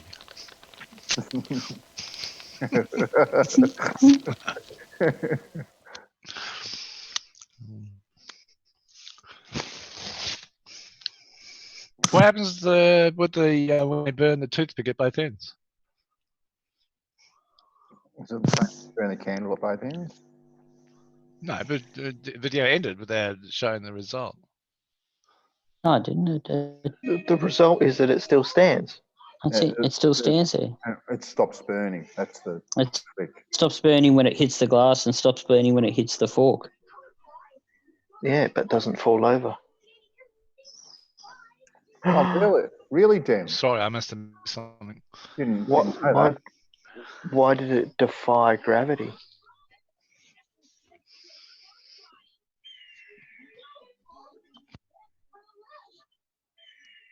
Why did we stump Quasar for this one?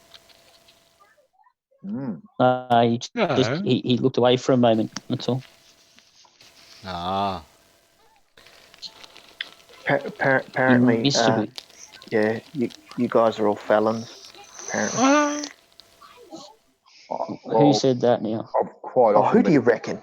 I've quite often been called that when my voice is in. Ali, and I'm the one who's always bloody sticking up for you, and you say something like that.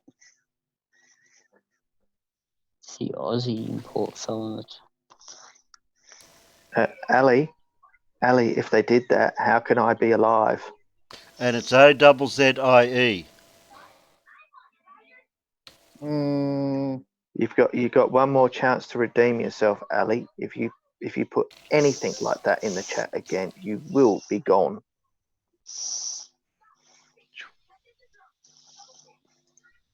Anyway, it wasn't our choice. It was Britain's choice. We can't be to blame. So it's your fault. Yep, it's your fault, Ali. We blame you, Ali.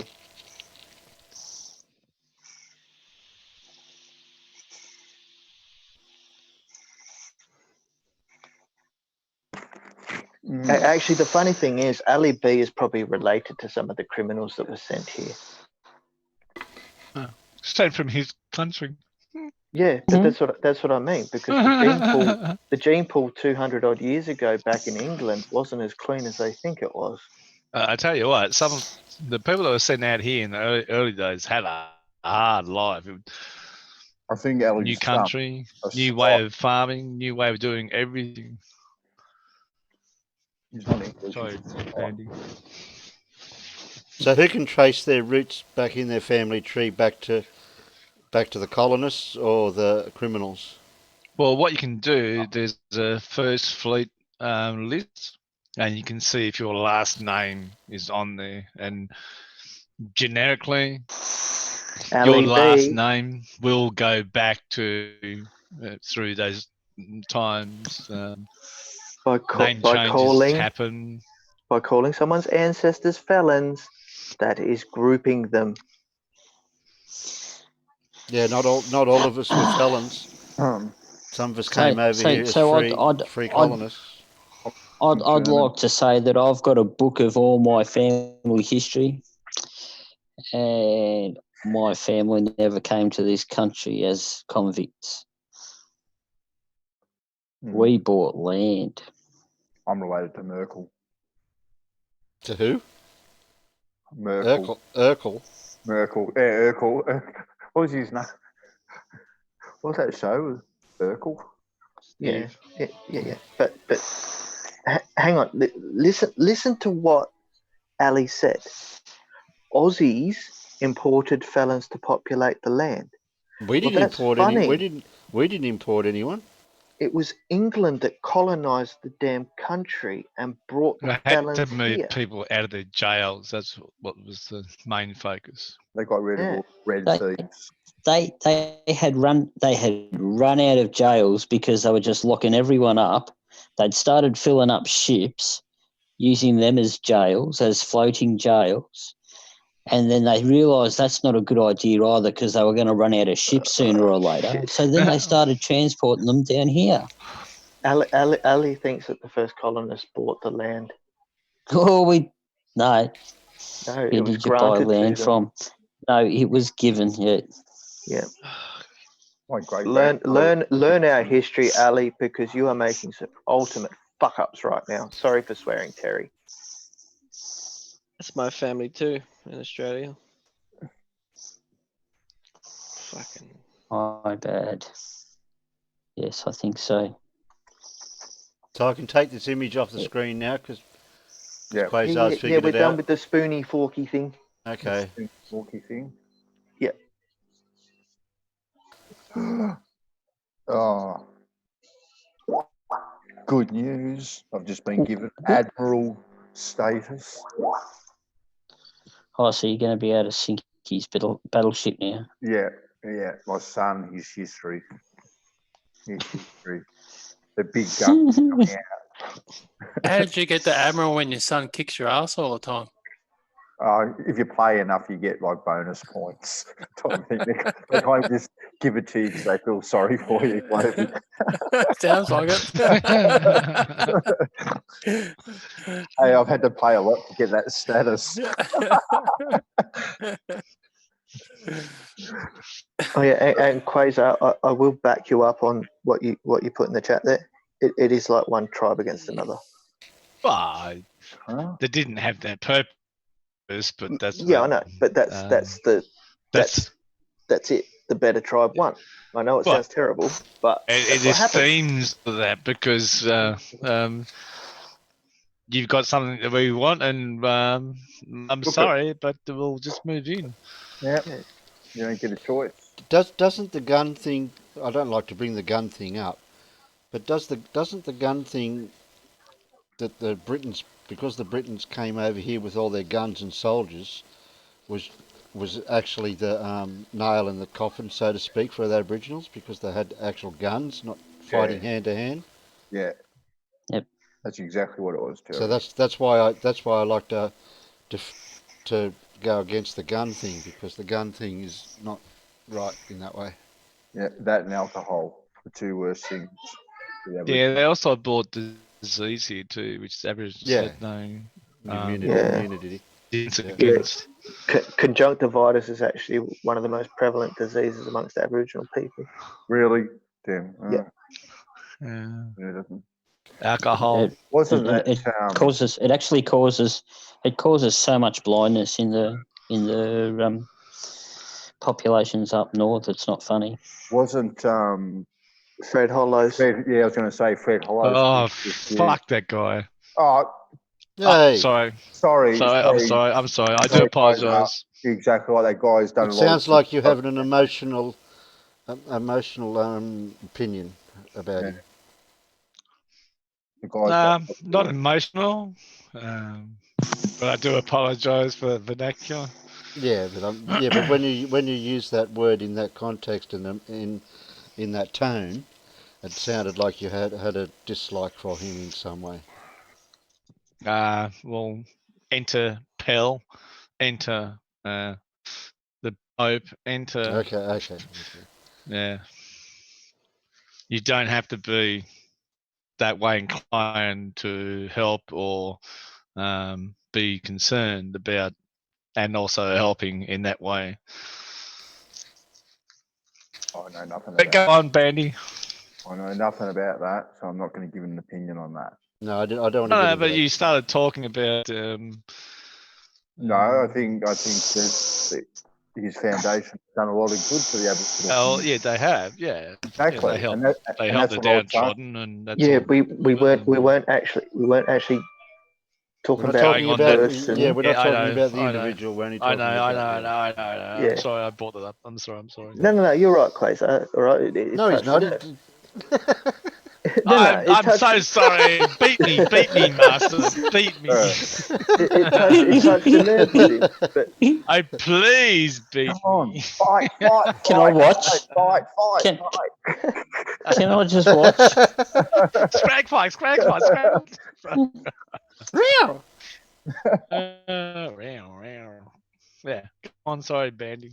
No, you're right. You're talking about Phelps. Anyway, So Yeah, Bandy's fault for bringing up the name. Yeah, Yeah. I apologise. Yeah, you're off the hook, Crazer. My Thank fault. you. I got- thank you, Master. Lucky I have broad shoulders. How's your noodles going? Oh, mate. I'm Yeah, I know. disappointed, Bandy. You didn't go for a pizza. Yeah, it's too hot. All right. No, this one, Takes this one. 5 minutes to griller. Okay, Ali B, who is your comment targeted at? I think what's he Low saying? IQ is in your genes. Yeah, I definitely have a low IQ, Ellie. I admit to that. Yeah, but I want to know What's who your- he's talking to. And what's his point of reference? What's the vector? No. The point of reference, as in, is he comparing himself to someone, or is he comparing someone to, like, Blue? You know, like I'd be quite happy to have an IQ smaller than Blue's, because I reckon that would pretty leave it fairly high anyway. Yeah, I But believe if it would my be IQ too. is lower than Ali B's, Blue, why if, do we want to if my ferment a IQ is lower kangaroo? than Ali shags koala bears. Koala bears are nice and cuddly. Yeah, They're not Ali's bears. drinking beer and shagging koala bears. So They're not I mean, bears. yeah, they're just they're not koalas, mate. bears, they're marsupials, you ignorant individual. They're a marsupial bear. See, They're we not a interacted bear. with our chat. As in per se. They're not a bear as in per se a bear classification, but they're classified as a marsupial bear. Terry. No. What? No. Yes. No. No. No. Yes. No. No. They are a koala. They are not a bear. Bears do not have a pouch. No, they're classified as a, like I said, marsupial. That was. Yeah. Yeah. Yeah, a bear doesn't have a pouch Yeah. by definition. Oh my god. So you can't call it a koala bear because it has a pouch and it suckles its young in the pouch. And they got fur, so they're not bear. Have you ever had a koala jump on you? Have Yeah, you? got there. Yes. I've had I've had one run up my leg. and I've had one piss on me. Yeah. Unfortunately. That's what I think of you, Bandy. He couldn't bear to be around you. Oh, God. That was funny. Yeah. Next. Yeah, next. All right. So back to this firmament. That is What? Oh my goodness! Hang on. I thought we got that covered the other night. True Blues dropped the link. Just give me a sec, Terry. Did True Blue drop something? What's he got here? A drop bear? Oh, yeah, I that picked one. it up. Is it a drop Oh, bear? it's I know that that one. picture. Yep. It's the yeah. I'm gonna. Give us a look. Give us a look. Are you getting it, Terry, or do I have to bring it in for you? No, I've got it. The only thing is, it's not going to fit. Oh yes, I can. I can change it. I hate it when it doesn't fit. I can make it fit. No, you don't. You love it when it doesn't fit. I can make it fit. Yeah, that's what Bandy says all the time. Difficult situation, isn't it, Bandy? Cold pressed coconut oil always. Yeah, I made it fit. Cold pressed coconut oil. That spider bit me. Am I going to become Spider-Man? No, this is Australia. You're going to die. And what are you trying to portray here?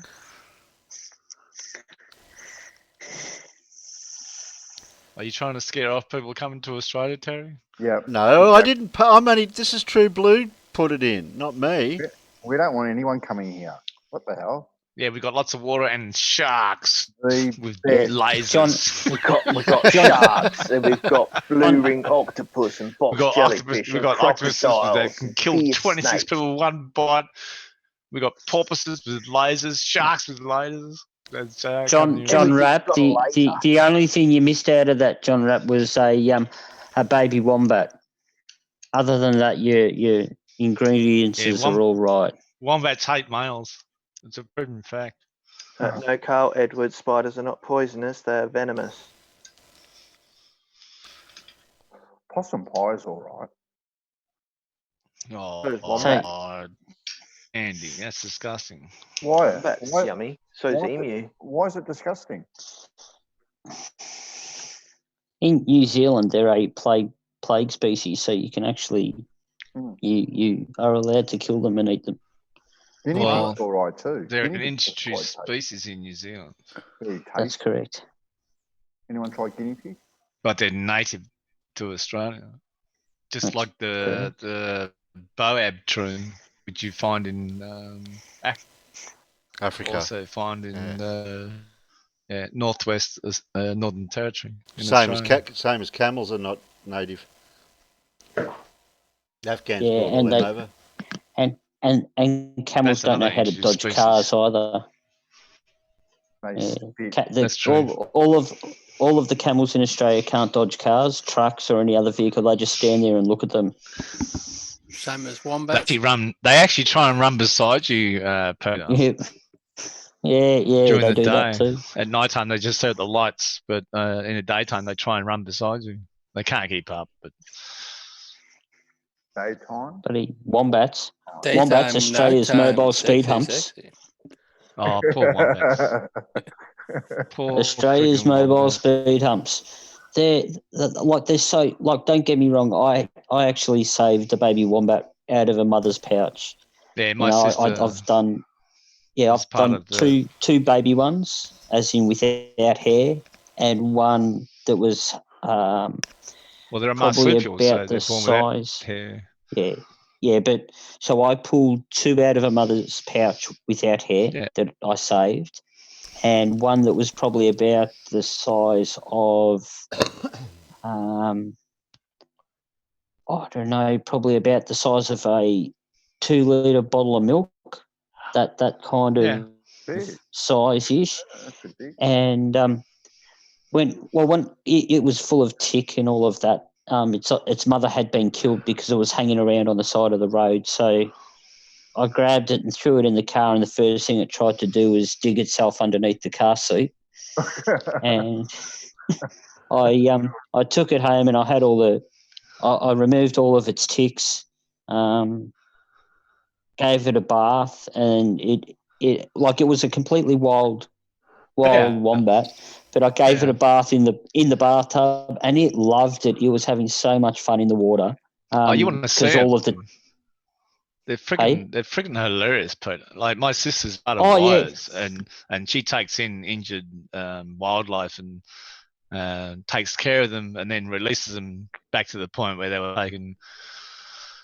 And while they're in care, they're hilarious. Like you walk around at night time and they dig their own burrows, right? And they come out at night time to feed, and you walk around and you have a spotlight. And if me, my brother, and my brother-in-law and his brother, right, walk around, the wombats seem to go for us. They just hate males, right? But they'll come to the females with no problem, right? But us, they'll just have a go at us.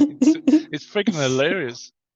Well, after I'd washed him all and all of that, I took him down to the local wildlife people. It was probably about 2 days later when I had time. And, I told them everything I'd done, and they said, oh, you'd say, you've done everything right. You got rid of all its ticks for him.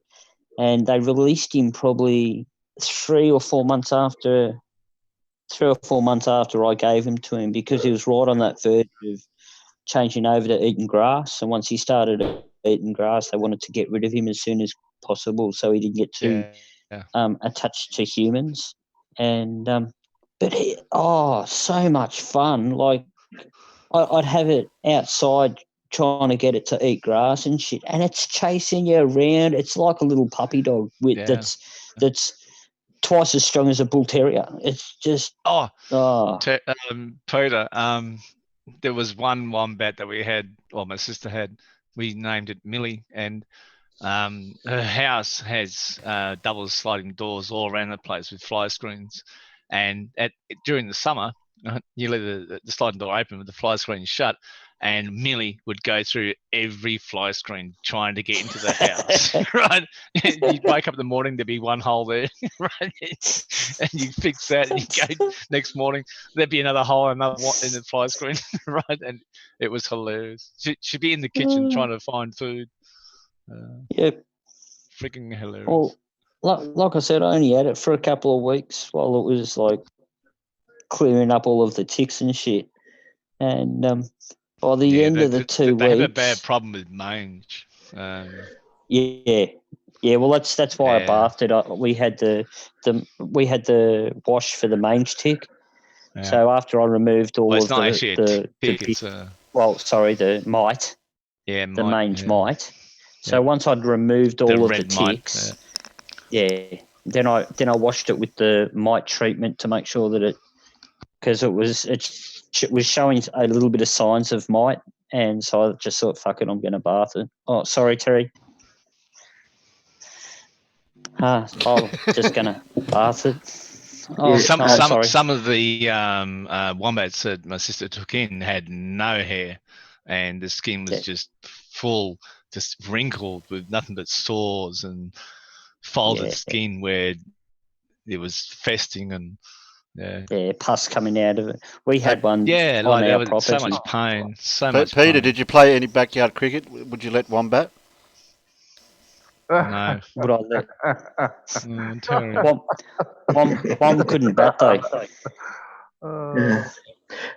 Just have to let Brainery know. Okay, you think Death Adder's a good name? The top snake on that list, the inland taipan, is called the fierce snake. Its bite can kill 100 men from one bite.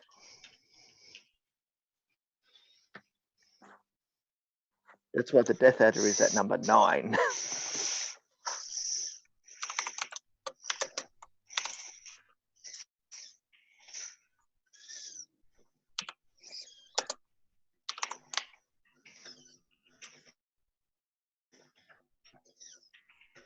This is what the indigenous people do to wombats.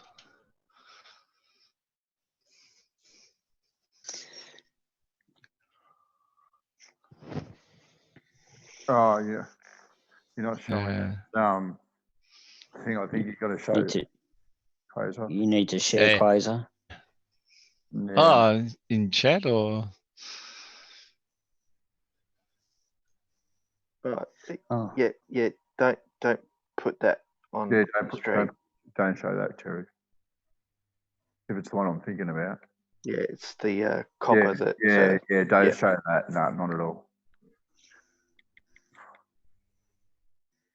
Don't. Terry. Don't take it off. Yeah. Yeah, don't play it. People will get offended. Yeah. Oh, it is offensive. It really is. Yeah, no, I know it is. But mate. that's their right, though. I mean, it's disgusting. Yeah. Well, it should be argued. Poor friggin'. They're an endangered species, and this guy, he's actually a policeman in South Australia, and he does that. Mm-hmm. Anyway. Yeah.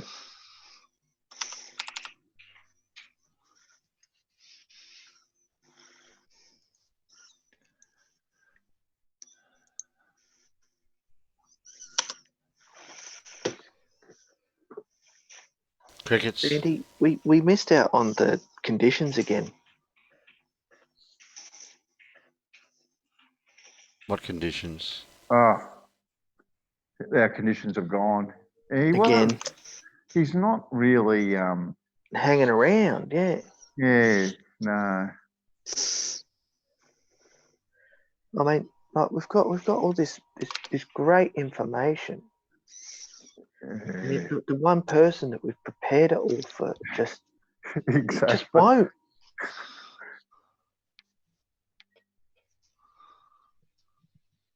Look, the stars will align one day. Yeah, they will. He will not be able to resist. Oh, hang on, Vandy. Stars and their stars now. Ah, but he's talking about Hollywood. He's talking about Hollywood stars. No. And the points of light, they're just points of light.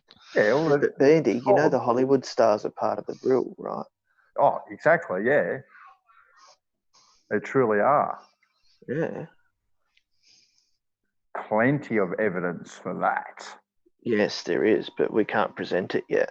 No, I know. No, it's secret evidence. Someone just.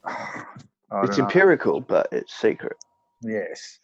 And he's more worried about luminaries and what they are. I tried to explain it to him.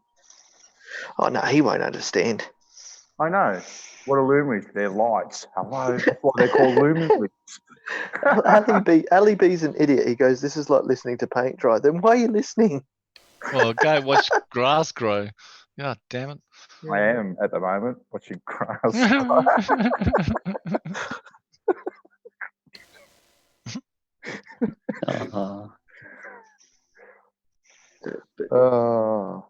When's our oh, I'll save that for later.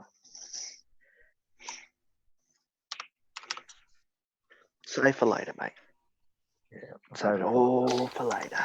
Yes, no. Some things are best saved. We're so boring that he's watching us. Yeah, I know. Bit. What does that say? What does it say about you? If we're boring and you're watching us, yeah.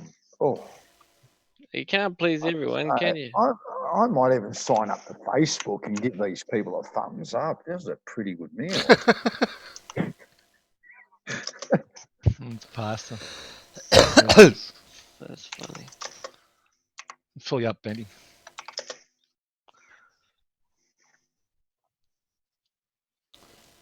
I think Sheeples and Mad B have crashed. I'm not asleep. Like, talk. Hello. Well, I'm not. Rhubarb. I mean, but you're the import. One time there was this. I'm looking for a video. What do you got for us, Sheeples? One time there was this Police 10-7 episode, and the guy was drunk and he was driving his car up the road, and he the cop said to him, what are you doing up here? And he's like, oh, nothing. I came to get a pie. And they're like, oh, you've got no license.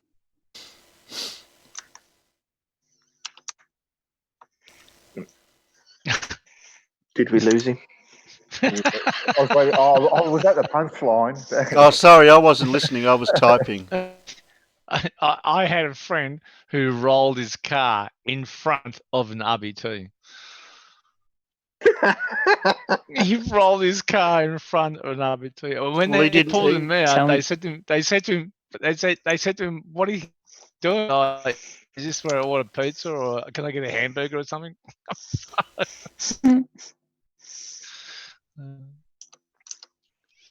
I reckon Sheeples Mike died. I don't know. What was Sheeple saying? I was waiting for the punchline. I don't know what he was talking about. I was typing something out in the side chat. Ah, you're being interactive, Terry. You might be having audio issues. Yeah. Maybe he parked his driver in the wrong spot. I think he ran over his wires again. You're going to change sheep. You've got to change sheep. Daddy. Hold on a second. There he is. That's better, right? Oh, he's back. Did you have to wind up the rubber band? My new headset just ran out of battery. You're in the toilet. You're in the toilet, Sheeples.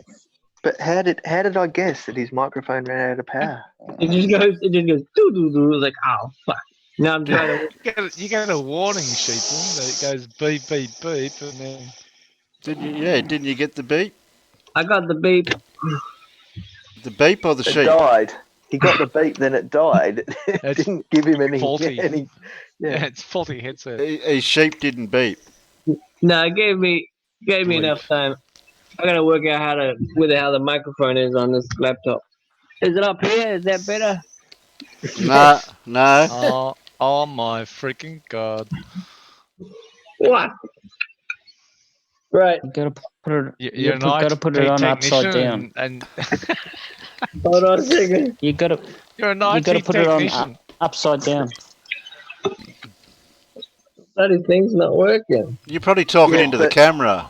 But Quasar, how many Yes. IT technicians do you know that know where every microphone is on every laptop in the world? Well, New laptop. Give me a break, headsets normally mate. give you a beep, beep, beep before the battery runs out. Probably around about 10 minutes. Yeah, I was getting that beep, but I was, It'll be. You got the beep, but he ignored. He ignored the beep. Hold gun to head and pull trigger. Oh, Blue said he's going to go to. Blue said he's going to back to bed for a while. I'll see if you guys are still up when I get up. Probably not. I hope so. Not. It depends what your while is. 2 hours, 1 hour, 3 hours. He's in America, right? Blue. Yeah. Yeah. And he's got a kangaroo icon. No, Blue Marble Science, not true. Blue, you Wally. No, I was talking about. No, Wally's someone else, Terry. Oh, sorry. Thank you very much, Wally. Jesus fucking Christ! Oh, sorry for swearing. And using the G word. I'm gonna get your vocabulary for you guys down to a fine art soon. However, Terry, hang on a sec, I'm in Australia like you are. Do you hear me? Intellectual How often do capacity you? of this room just surpasses me. How often do you hear me swear, Quasar? Very often, but we don't. We see you sit back and watch. Actually, Quasar has done the most swears on this stream. Terry, do I need to start recording your swears? All right, I'm back. What about your back? What's wrong with your back? Bluetooth, Bluetooth is a touch and go technology. Well, if you touch it, it goes. On the third time that you connect it, that it actually registers in your computer. I blame Windows 10. Oh. Actually, I would blame your Bluetooth adapter in your laptop. No way, mate. Technician. Brand new. It sounds like you're using 2 cans and a piece of string for a microphone. Sheeple, you're an IT technician, and I'm a what? You claim to be an IT technician, and like you've got this. When did I claim to be an IT technician? Straw man. He can't even say it. Oh, okay. I do apologise. I did not mean that. Who are you talking to that thinks it's me? I ain't no technician. I just do stuff and it works. Oh, look at this! Look at this! Look at Your what? voice has gone from stereo down to mono. Yeah. Oh, and it's Quasar mono at 33 hertz. Quasar Quasar Sheeple used to be a counterfeiter, but now he's gone into laser printing. It all makes sense there. Yeah, so he's got a counterfeit Bluetooth headset. I was just using a wireless Logitech headset, which finally died. Damn it! I'm calling. I got somebody on my side out in the side chat. Haha. And now, you know what I mean? It's the stupid headset piece that's mono. Thanks, John Rapp, out in the side chat. That's exactly how it works. Mono. Yes, Terry only uses expletives when he is trying to get his point across.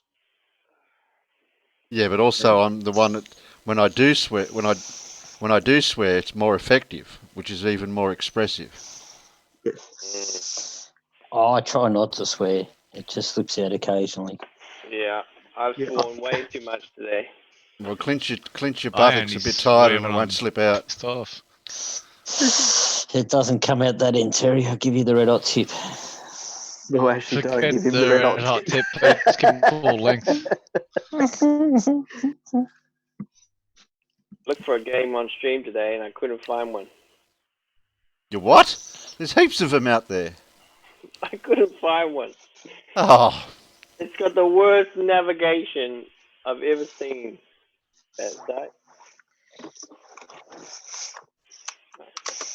You know Steam's just a catalogue, right? It's terrible. It's just a catalogue. It's just a catalogue of being able to get to a download.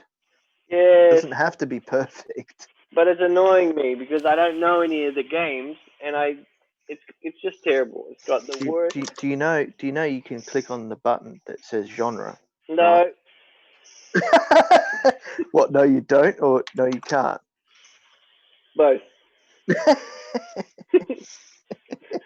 Liar. What's your name?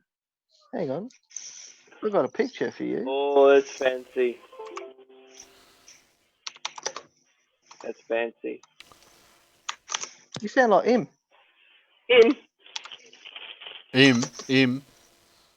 Anyway, I was telling you a story. Slick back.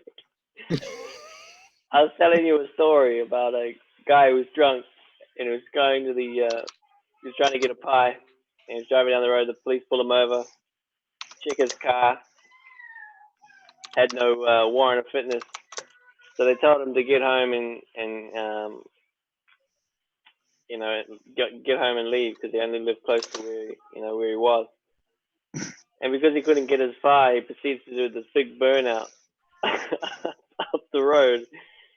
And the cops pull him over and do him for sustained loss of traction. And then the police 10-7 interview him, and he goes, "All I wanted was a pie and a go home." Pie and a go home. I like that excessive loss of traction. Yeah. Sustained loss of traction. So, that's what a burnout here is what it's called. What's drifting called then? Sustained sideways movement. Yeah. It's like a excessive speed within a small area, a short distance. Unnecessary acceleration is drifting. Hey, Quasar, I'm not sitting back. I'm sitting forward. Yeah. Also, who's punching the clock? Ha, Terry. No. Yes. I see you sit back a lot, and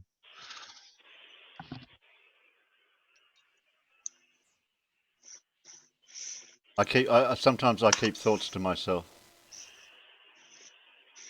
Well, hopefully next time I charge this headset.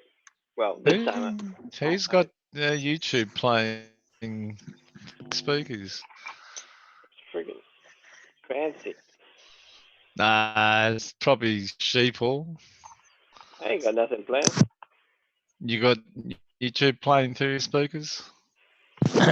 No, he's back on his Bluetooth headset. That's I know. That's what I said to Sheeple because things change. Yeah, because my headphones have died. You see. Sheeple, you need to mute when you're not talking. Why? I can't hear anything. Someone else has got it playing in the background. Because I can hear it. It's Sheeple. I can't hear anything. It's not. He's not lighting up. I'm not hearing anything. Sheeple is lighting up in Zoom with the replay of what I just said 2 minutes ago. What? Yeah, but we can't hear. I can't hear anything. Well, then why am I hearing Sheeple talk about stuff that I just talked about? Yeah, because you might have YouTube playing. Oh my God.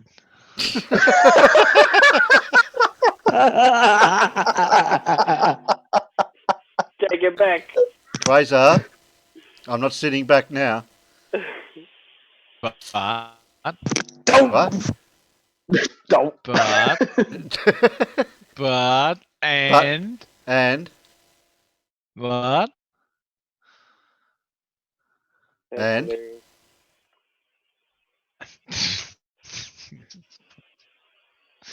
Okay.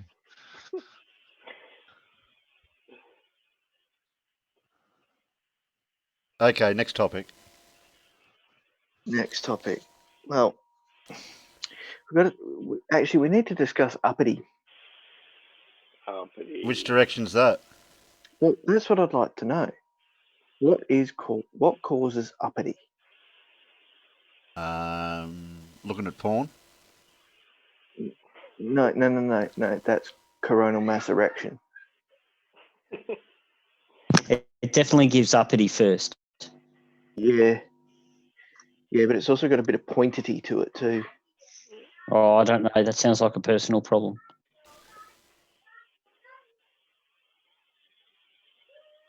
Well, it's funny, isn't it? Because the direction of up is actually like, for example, Australia and New Zealand are like, what did you work out? No. It's easier. American. It's easier said like this. For sheeples, it's easier said like this. The angle of the dangle is equivalent to the fall of the ball, which is directly proportional to the heat of the meat. Oh my God, baller! How old is that? Yeah, but it's still valid. It's very valid. No, anyway. So E equals MC squared. It's old too, but it's still valid today. Yeah. Slick James was talking about he was the right way up. Oh, he was balanced. Yeah, he's not left or right or leaning. Where he is, he's the right way up. So we're not the we're not the right way up. Well, no, he didn't answer my question. He thinks it's flat, so we're all up the same way. Yeah, and I said to him, I go, do you know your latitude, right? Latitude? What's that? I go, oh my God. Yeah, but with the flat earthers, you think by now that someone would have found the edge. So he's a fact earther. But where is the edge? They can't just say the southern hemisphere or the northern hemisphere, whichever way they want to look at it, right, surrounds us. You just travel south as far as you can go. Yeah, but they can't do that anymore. So it's. Well, what does Jokley say? He says no one has stated that there's an edge, so don't straw man us. Well, in the old days, when you were younger, back in the day, 1913, when I was just a lad. Hang on, you told me you were billions of years old. Of course, Sam, but age has no edge. Age has no edge. Okay. They have maps where they haven't explored, there be monsters. Can you see where they're thinking from? It's like, there's the edge, and there would be monsters. Yeah. There's no falling off. I mean, on the old maps, they had actual ships falling off the edge of the earth. Yeah, like waterfalls and shit. Slick James today, he's the ultimate mess up, right? He brings up Einstein where he goes, there was no way to optically test the motion of the Earth. Back when he said it, which was 100 years ago, right? They hadn't even had a plane go over an ocean yet. Yeah, there was no way, there was no experiment that we could do, and then we looked at the quote, and it was no optical experiment could be done. That's a bit different from no experiment. It was all over.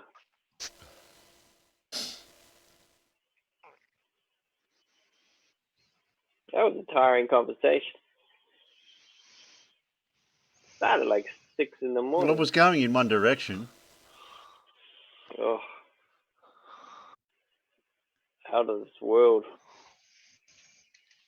Million-mile wide. Million-mile wide anything is just like, huh? You know how many Earths you can fit in there? I got another flat Earth observation we can make for when the sun goes down for you, sheeple, on the horizon. Yeah. For what time it'll be exactly here where I see the sun. Yeah, and then me. I'm gonna. That'd be a good observation to do a dual photography thing. I'll do a live stream. Check it out. Yeah, the sun would be disappearing for you over the horizon, but where would it be for me? We could actually watch the sun set in New Zealand and then watch it set in Australia on a live stream, Terry. That wouldn't be too hard to do at all. No. Yep. And that'd confuse the flat earthers for that one. Yeah, especially this time of year. That would mess them up.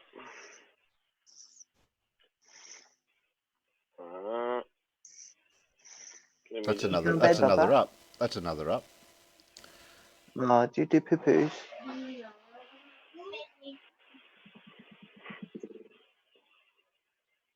Go on, go to bed. I love you.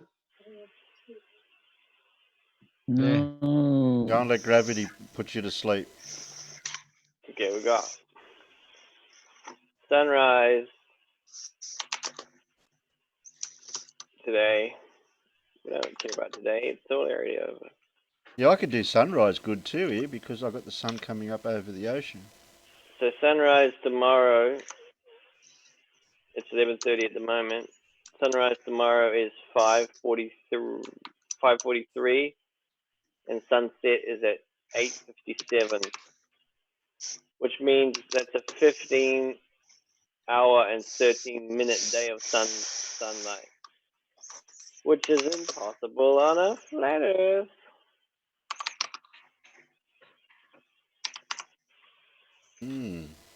It's actually 14 hours, Mr. Sheeples.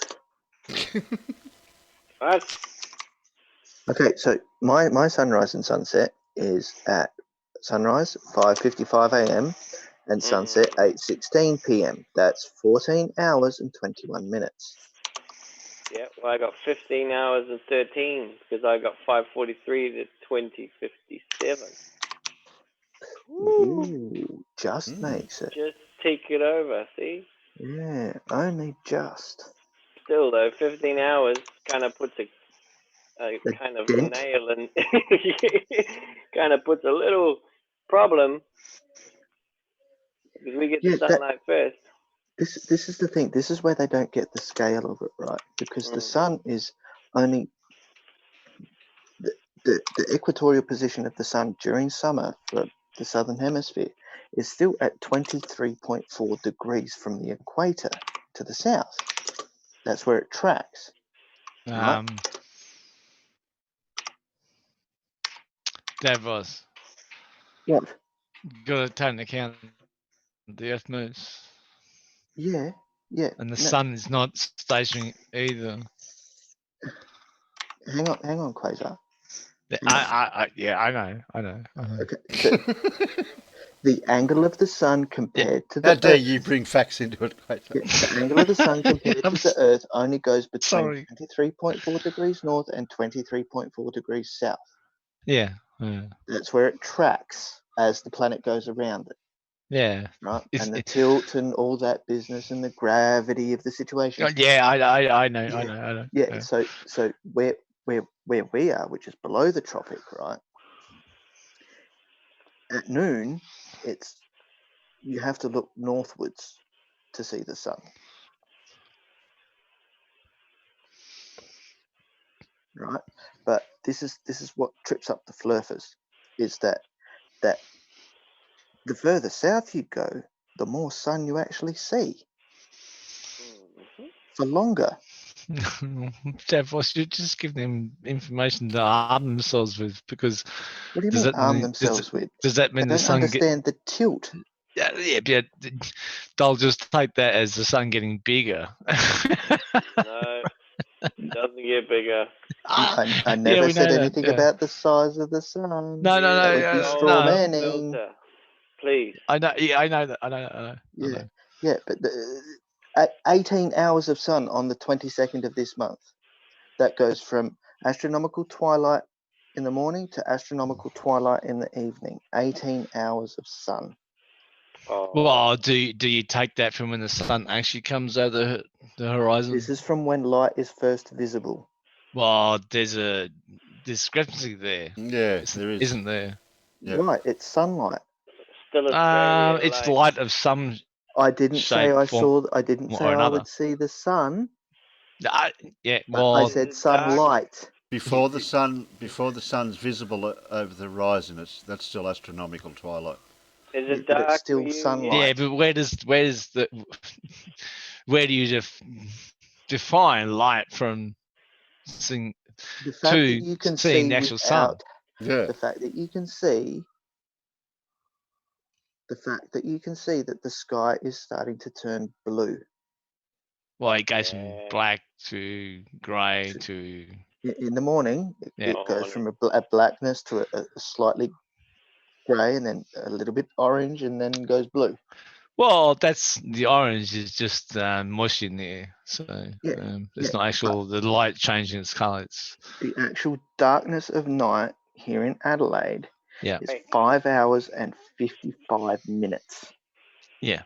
Of complete darkness. I don't doubt that. I'm just pointing out that where do you define light from the sun?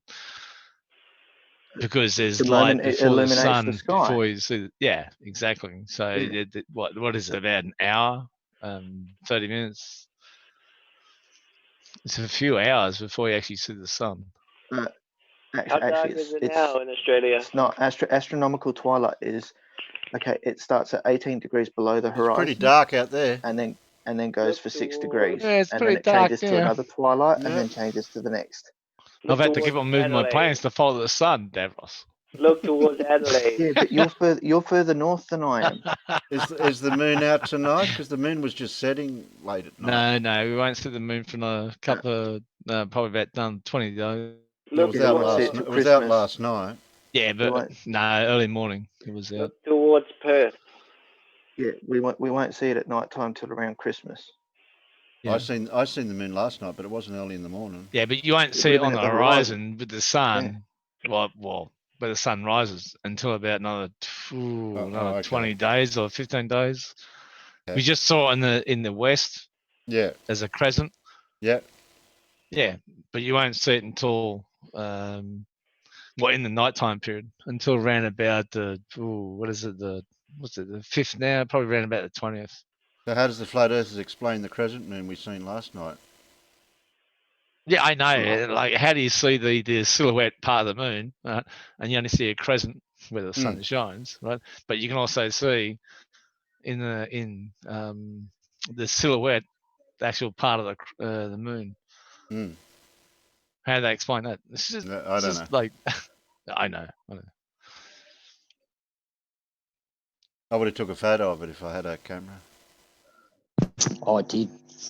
What, last night's one? Yeah. Are you getting better with your what do you call it? The darkness lightness thing? Yeah. It's the next thing I need to change though, Terry, is my tripod because it's one of those flimsy travel tripods that are only really cheap. Even though I've set my timer on my camera for 10 seconds. If there's a little bit of a breeze or anything like that, or a strong wind, I'll actually get a vibration in the camera. So I just need to get something a little bit more sturdy. Peter, have you got a Ted's camera or a Nat Geo store not far from you? Yeah, no, that's money. Is the tripod flimsy because of the frame, or is it flimsy because it wobbles on the ground? it's flimsy because the skinniest leg on it. So all three legs are like telescopic 3-piece legs, and the thinnest part on the three. hang on. The thinnest part of the three legs is probably about the thickness of a big pen. It's only very thin, so it's no wonder. Yeah. It's primarily designed for travel, so it's very lightweight, light duty. Yeah. And because of the weight of my camera now with the bigger lens, it's very front heavy, very unstable. Yeah, top, look, it's just top heavy. Yeah, very very top heavy, but it's just with the aluminium being aluminium, it just moves a lot. Yeah, you can get weighted ones from Ted's camera. Oh, look, I know that, and they're not expensive. I know they're not expensive. It's just a matter of waiting for my next shield check to pass so that I can go in. Is there any way you can reinforce the legs by putting something internally in them or whatever? Look, the best that I came up with, Terry, was if I got some 10mm electrical conduit and slipped over them and did some like zip ties to strengthen them up, but look, there's not a lot I can do. Yeah, it's the weight ratio. It is top heavy. The legs are only short. Like with all the legs actually fully extended, the camera's probably only sitting about a meter off the deck as well. So it's only a small tripod. You need to get yourself a 1.5 meter. That way you can keep the legs stubby. Yeah, I was just going to say, what size is it when you don't extend the legs? It goes down 30 to about centimeters? 30 centimeters or less, Terry. It's really only designed for like people that are going on planes and traveling. So it's really made for minimum weight. And because of that, the quality of it sucks. Yeah. We used to have telescopes. I didn't pay for it. Oh, okay. Okay. Baller. We used to have telescopes set up in England to look at Polaris. When we moved to Australia, when we set our telescopes up to look at the same degree and angle, all the telescopes, two of them, right, angled into the ground. Beautiful. And flat earthers can never explain it. Yeah, it was set at 55 and from Australia, degrees. Yeah, and from Australia, you can't see Polaris. Yeah, they're set at 55 degrees north. No explanation whatsoever can get around that. I can. I can give you an explanation. Even when you get a equatorial telescope and point at Polaris from Australia, it'll point into the ground. Yeah, because someone put a dirty big rock in the way. Quasar, you just got to get higher in elevation. I love that's it when right. they say Probably bad. Equatorial mount. 2,000 kilometers. Well, then what's your problem? Sorry. I love it when they say equatorial mounts work on a flat Earth. You say how? They say it just does.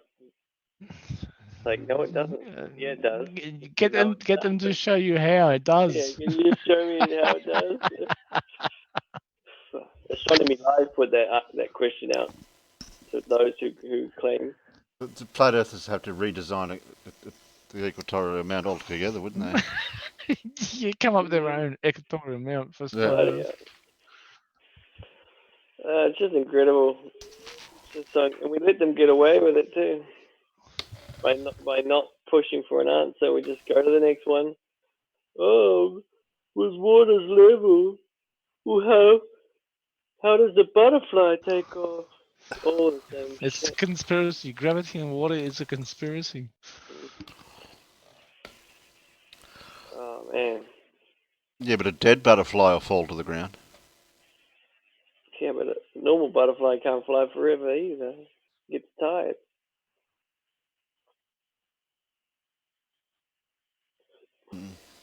It's just so funny. Like, oh man, I've seen both sides of the equation, and It's just hilarious now. There's no equation on the flat Earth side. Yeah, but Sheeple, you were a flat earther at one stage, weren't you? Yeah. Explain. You got to say sorry. Oh, I have to say sorry to you, or no, not you. I'm talking to Sheeple's got to say sorry. Okay, right. Let's put that down, Pat. Oh, jeez. I'm embarrassed that I even. You want to make me swear, Quasar? I tell you. That even gave me, you know. Let's go, Terry. You know, I was hanging around a bunch of people that basically just sit, well, not literally, but virtually, you know. And I was, you know, just partying up every day and listening to them. And because they were treating like the flat Earth was absolute fact, we weren't even talking about it. We just sitting around talking about it, and you know, and it was just a bunch of yes men. And so yeah, but there's so much information around now. How anyone in this day and age can be in that way of thinking. Intellectually dishonest with themselves? This was last year in like September. Well, I was going along the lines of completely stupid, but okay. Sheeple, which do you prefer? Intellectually dishonest with yourself, or what Quasar said that you're just completely stupid? No, I was ignorant about so many things, you know. I'm a high school dropout. So, you know, I just thought, shit, you know. But then it was, you know, hanging around people who weren't going to challenge it and were just claiming and were just talking about everything but flat Earth. So you're saying if you're educationally deprived, you end up being a flat earther? I'm not saying I'm just saying that unwilling to look into it.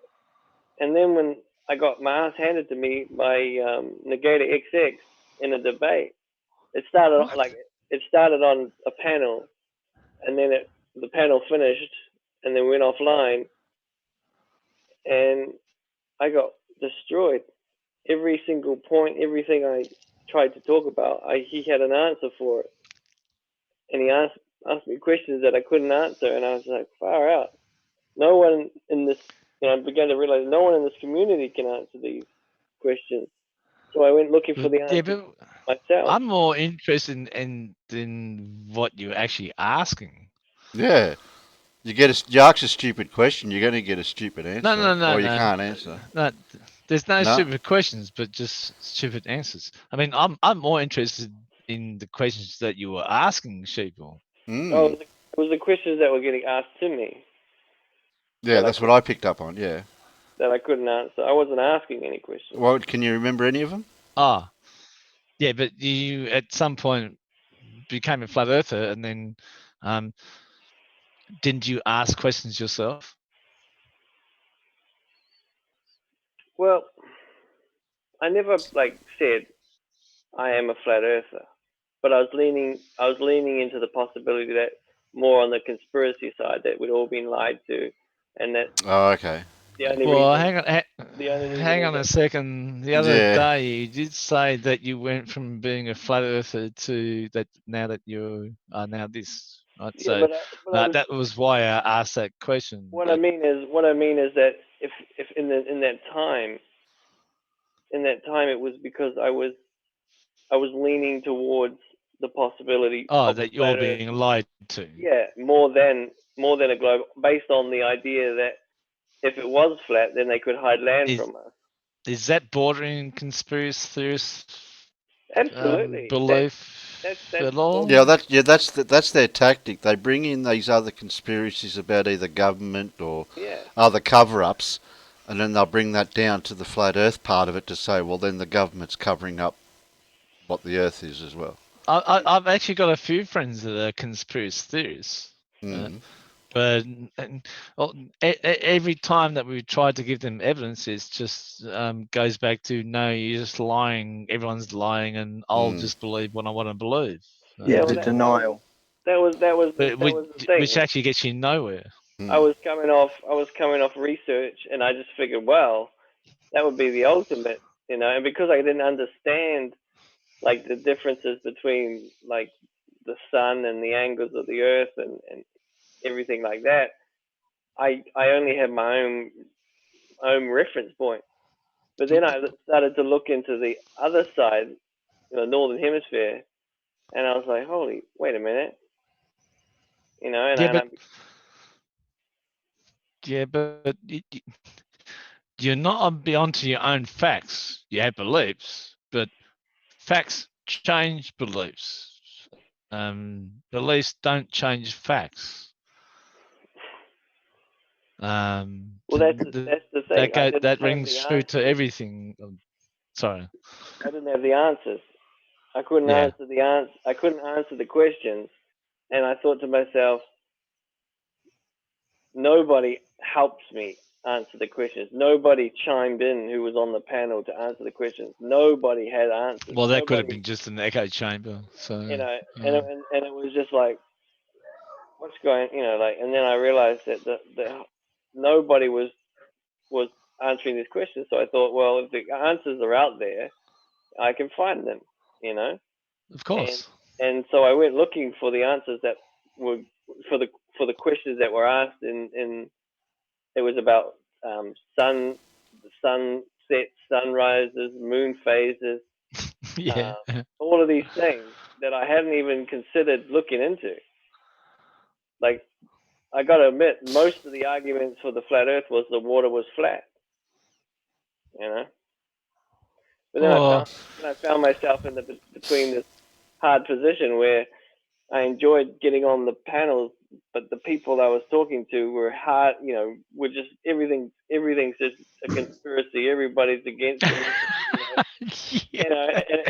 And as they began to trust me, all this conspiracy rant started to come out, and so I was stuck between this joining online and I didn't even say goodbye. I just stopped getting on the panel. I just stopped getting on the hangouts. I just stopped altogether. Yeah. And I also stopped smoking green, and I stopped getting drunk every day.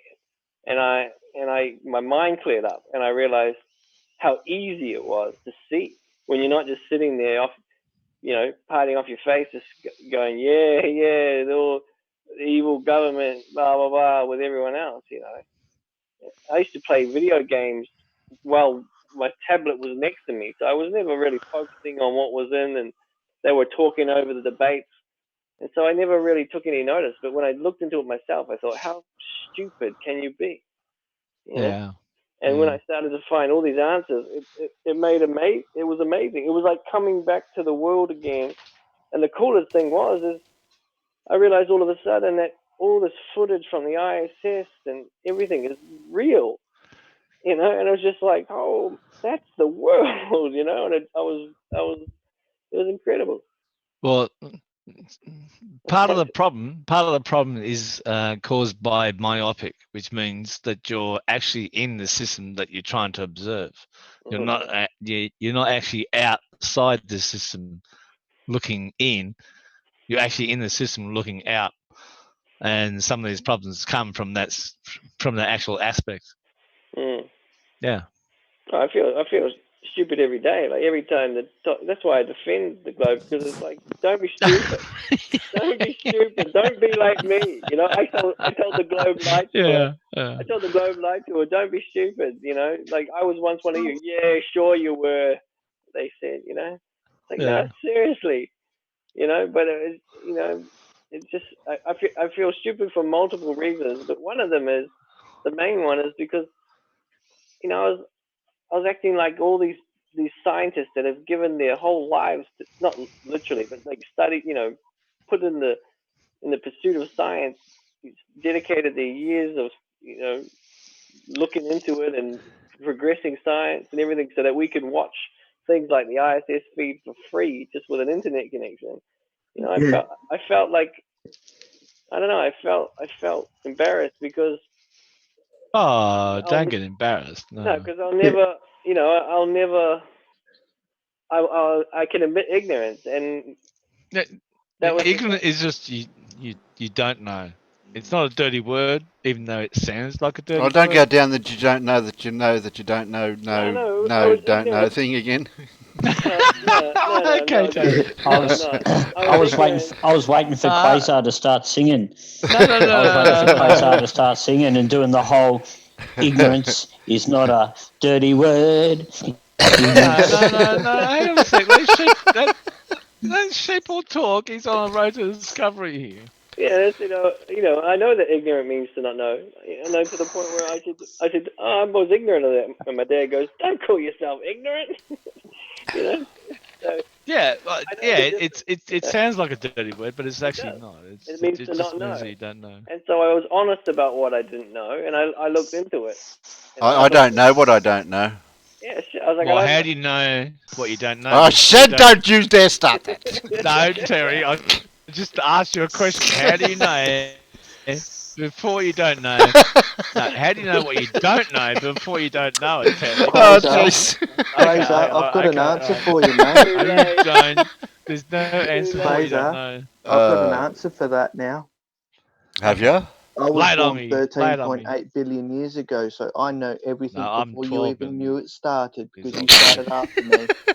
I'm probably about 2 billion. Anyway, I was going to say, Sheeple, you're not far off in the boat than what I am with certain things to do with what's going on with the flat Earth, globe Earth thing. Ignorance is not a dirty word. It just means you don't know. But see, sometimes you have to realize some things you don't know. But the issue is that we have to learn at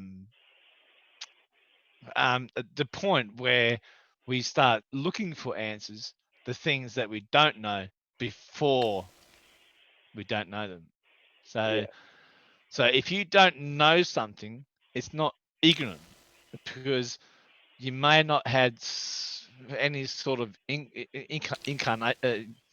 do you call it? Inclination of, thank you, Davros, of actually having that that spark, that thought of mind. There's a lot of things we don't know before you don't. Sorry? Have you heard of the cloud of knowledge? So the more you know, the greater the amount you do not know. Exactly. So there's always something to learn before you don't know something. But that cloud of unknowing, exactly, is things that you don't know the question to begin with. Yeah, exactly. Yeah. So you don't even know that you don't know what you don't know. That's why I asked Terry the question a couple of weeks ago. I don't want to get into that again. Okay. Sheeple, how have you found now that you're more enlightened with what's going on around you, in the way of how you source your knowledge, like compared to before, Terry, when you were all intellectuals. Shut up, you. Terry. Well, you want me to start? I told you I'll start swearing. Well, he did. He told you to shush. I've got a whole bag of shush stand here. Watch out. I was trying to get my point across to Sheeple, but go on, Terry. Do it again. I'm sorry. I'm going to interrupt you now. I heard you, Terry. Good. I like it. I like it. I look into I Quasar keeps interrupting Sheeple. Quasar, okay. Go on. I'm sorry. I do apologise. Go on. I look into sources and appreciate how much effort and schooling and testing is required for those people to get the titles that they hold. And so rather than treating everything as indoctrination, it's more determination and effort that gets them there.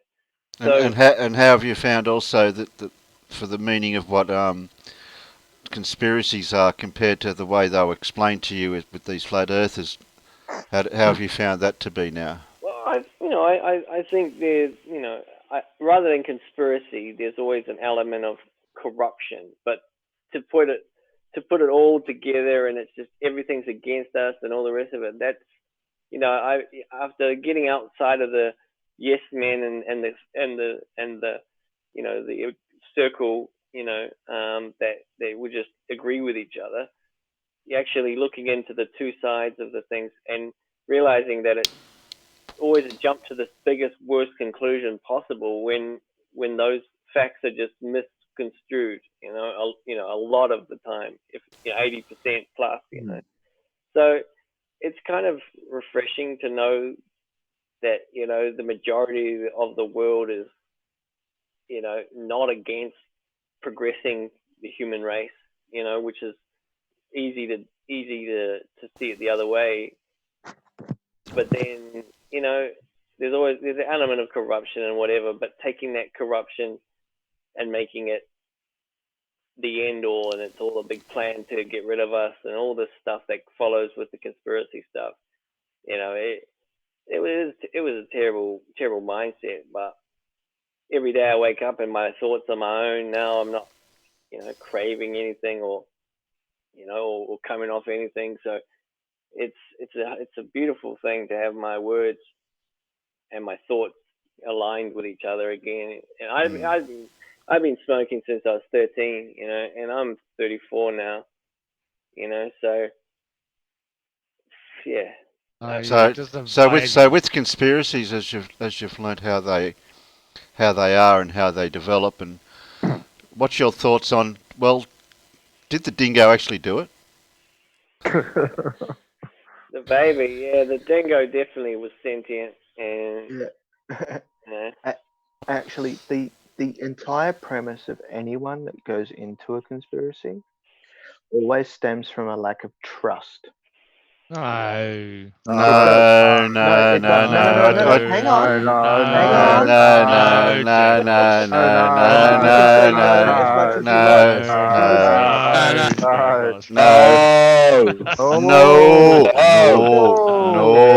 Davros, you've been met with such no. That's okay. The prejudice is valid, but a study was done very recently. We're not prejudiced. We're not prejudiced. You just stated something you knew before you didn't know it, right? Here we go, back to the no, you don't know. No, you know, no. Oh, sorry.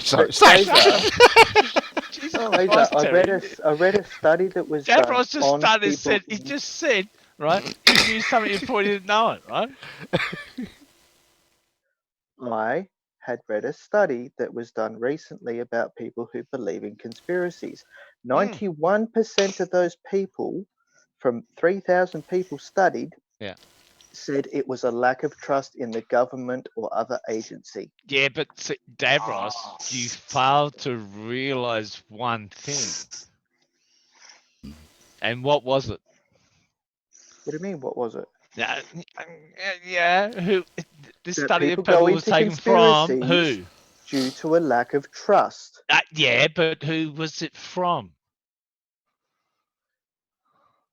It was a lack of trust in the There was a government question or other on the agency. sheet that said, "Do you believe in God?" Huh? Sounds like a loaded survey anyway. What did God have to do with it? All those people that had that belief all ticked, "I believe in God." And there was only 3,000 people. But what does the belief in God have to do with the conspiracy? Satanic agenda. Well, it kind of sets up like what Sheeple just said, an agenda. But that's being prejudiced against religion. You didn't actually look at the questionnaire. The actual religion and God's two different things. The form that they ticked said, "Do you believe in God?" And those people that ticked that question, right, had that belief system. The conspiracy theorists. And the question, everyone's lying to them except for God. But the question in there, do people actually trust the government? It's a loaded question anyway. It's a null and void, because if you ask 7.5 billion people, do they trust their governments? The answer would probably be no. What? So 7.8 billion people are conspiracy theorists, Bandy? No. Name one person that trusts their government. Just one.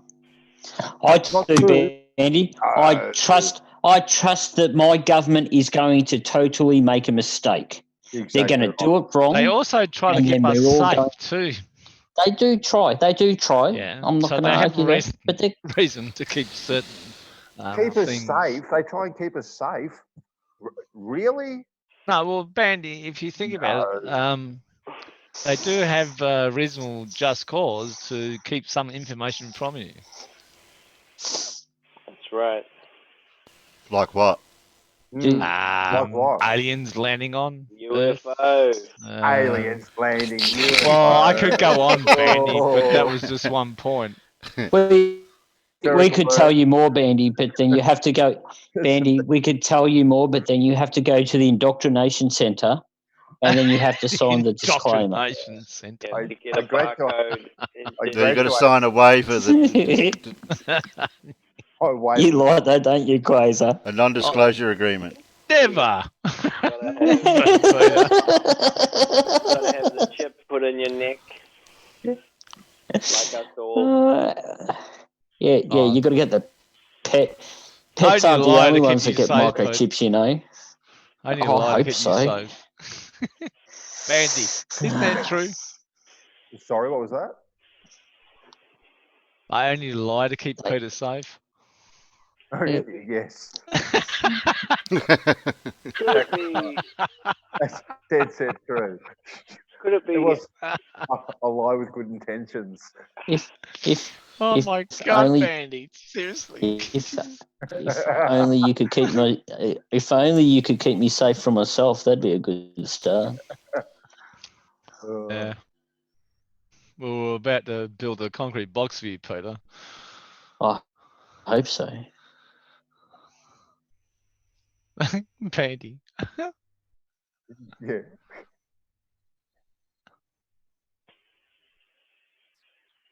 Crickets. All right, back to the firmament.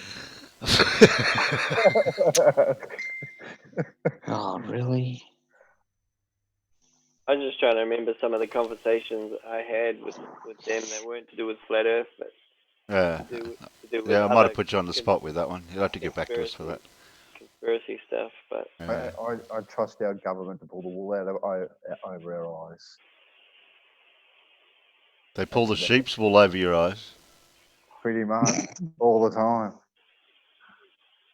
Easily done, though, Terry. Easily done.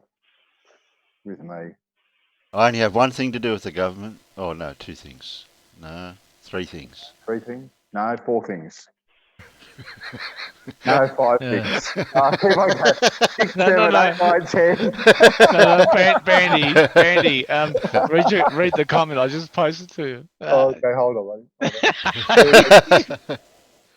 Oh, no. No. Yes. Oh, no.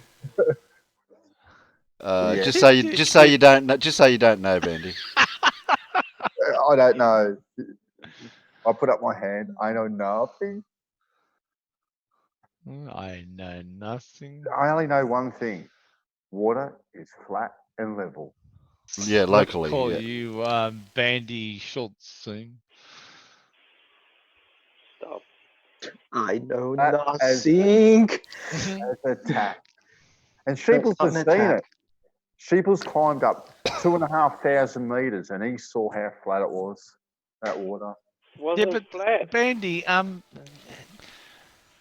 when you look along the ground, like eye level and sea level are the same thing. Eye level and sea level are the same thing? Yes, they are. Oh, okay, interesting. Yeah, I spell sea with S-E-E, okay, for you flat earthers.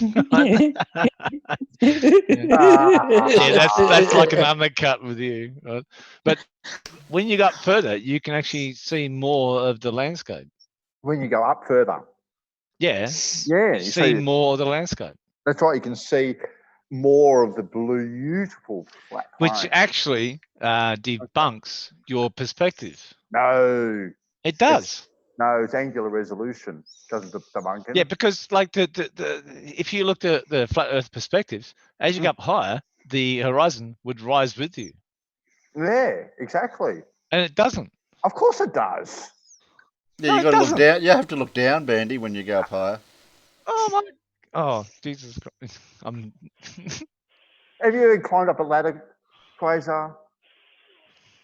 Bandy. Have you ever fallen off a ladder, Bandy? I used to build houses, Bandy. Okay then. So more than what a plumber does. So there, you know, when you climb up that ladder, the horizon rises with you. No, it doesn't. Yes, it does. No, No, it doesn't. Ben, No, it no, doesn't. it drops. No. No, it That's doesn't. like when Merle come and spoke to us in YouTube. He turned around and said, "Look at the horizon. It's just so far away."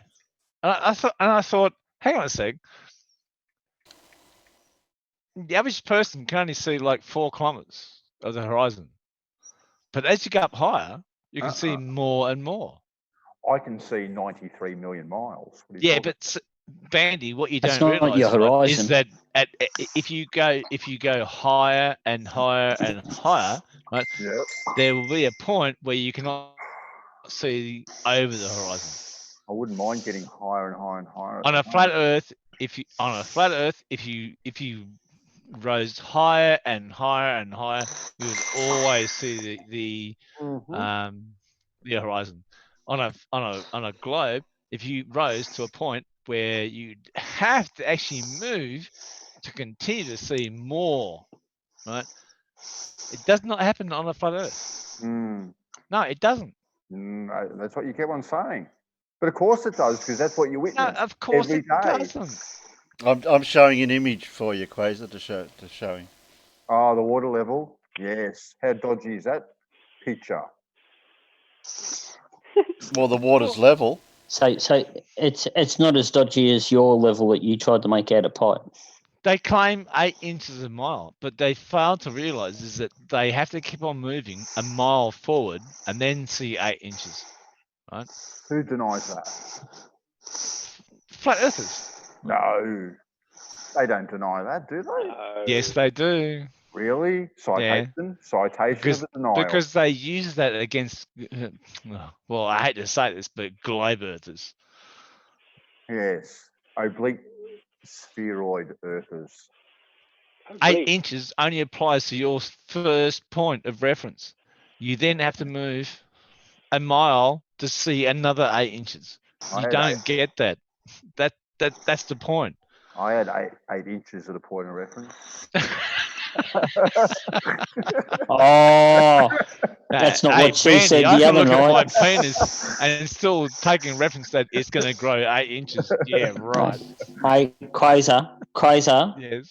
Bandy was using the tape. Yeah, no, it's all right. I was just going to say Bandy was using that tape measure that the tip broke off again. Yeah. Mm-hmm. So it's 4 inches short. Yeah. I was using a micrometer. 8 inches is a micrometer? It's not my fault. It's genetic. Bandy, is 8 inches a micrometer? No, does it sound like it? You just said that. It doesn't matter what a micrometer. Doesn't a matter micrometer could be 8.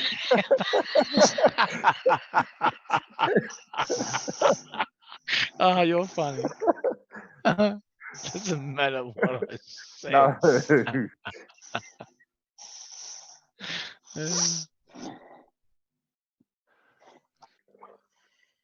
Oh, I feel very adequate, John. Thank you. Hang on a sec. Adequate in what way? In girth, length? Oh, girth. That sounds painful. Width, length. All right, back to the you've lost, Bandy. You've lost. You got nothing. You got no comeback or nothing. Nothing. I got nothing. You Nothing. know, guys, I got you over a barrel. We've just explained to you all these things, and you just turn around and say, "I got you over a barrel." Please explain. I've Water. heard you'd like I've to. never heard. No. Let Bandy go. Come on, he's got the floor. I told you, water. You can't beat water. Oh. Yeah, locally you can't. On a local level. Internationally, you can't beat it either. International water. What does it have to get a passport? Does it, Bandy? Yeah, and a visa. And a visa.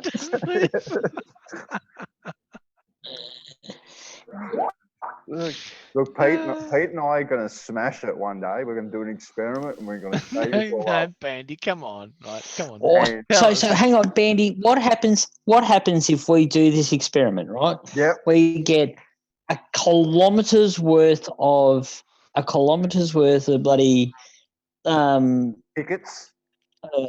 Pickets. Yep. We do the water level trick all the way along it. Yep. And we get some type of super optics. Yep. That can make out a pen line on a piece of sticky tape. Yep. That's on these star pickets that are spread out over a kilometre long.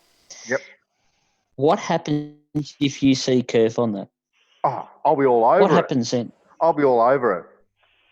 Are you going to deny it? No. Because you've got to understand the amount of curve that you're going to see is going to be a lot smaller than you're probably actually looking for. Yeah, no, because over a kilometre, it's only going to be maybe 3 inches, 4 inches, maybe. It's more to the point. It's more to the point, Bandy, that by the time you are lined up with that little pen line at that first star picket, and you zoom all the way out to that star picket that's a kilometre away. Yeah.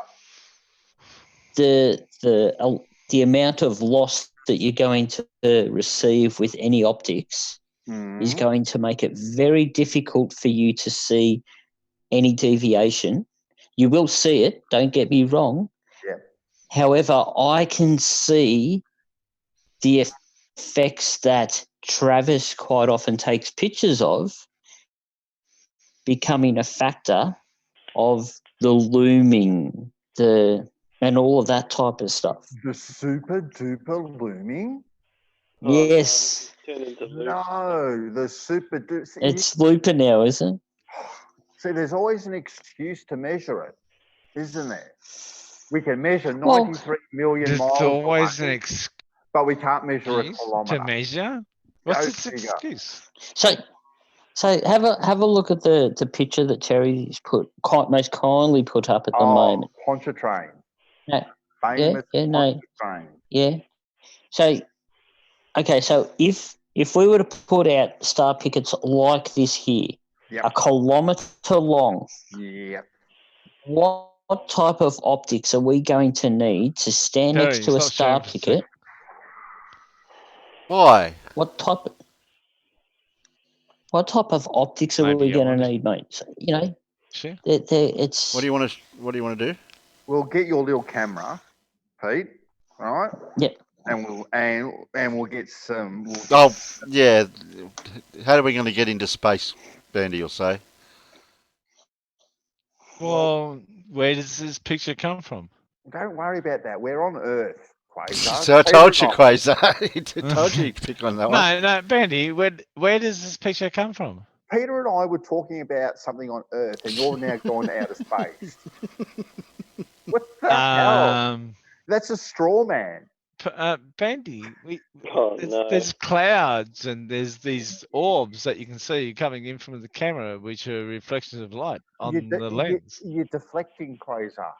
No, I'm not deflecting, but you are. We got to stick to the topic at hand. What's the topic? But what about the ISS? But see, you're doing it again because I've got you in a corner. You've got to go off to all these other things. We need to keep it on. Get back to the power lines. Back to his water level. Well, you can do it too. Go. Okay. Back to water level. And then Peter gets his little camera, and we'll take some photos. What a waste of time. But Bandy, at some stage, you've got to try and explain this image. I don't have to explain this image. Why do I got to explain this image? How do you explain this image? Hang on.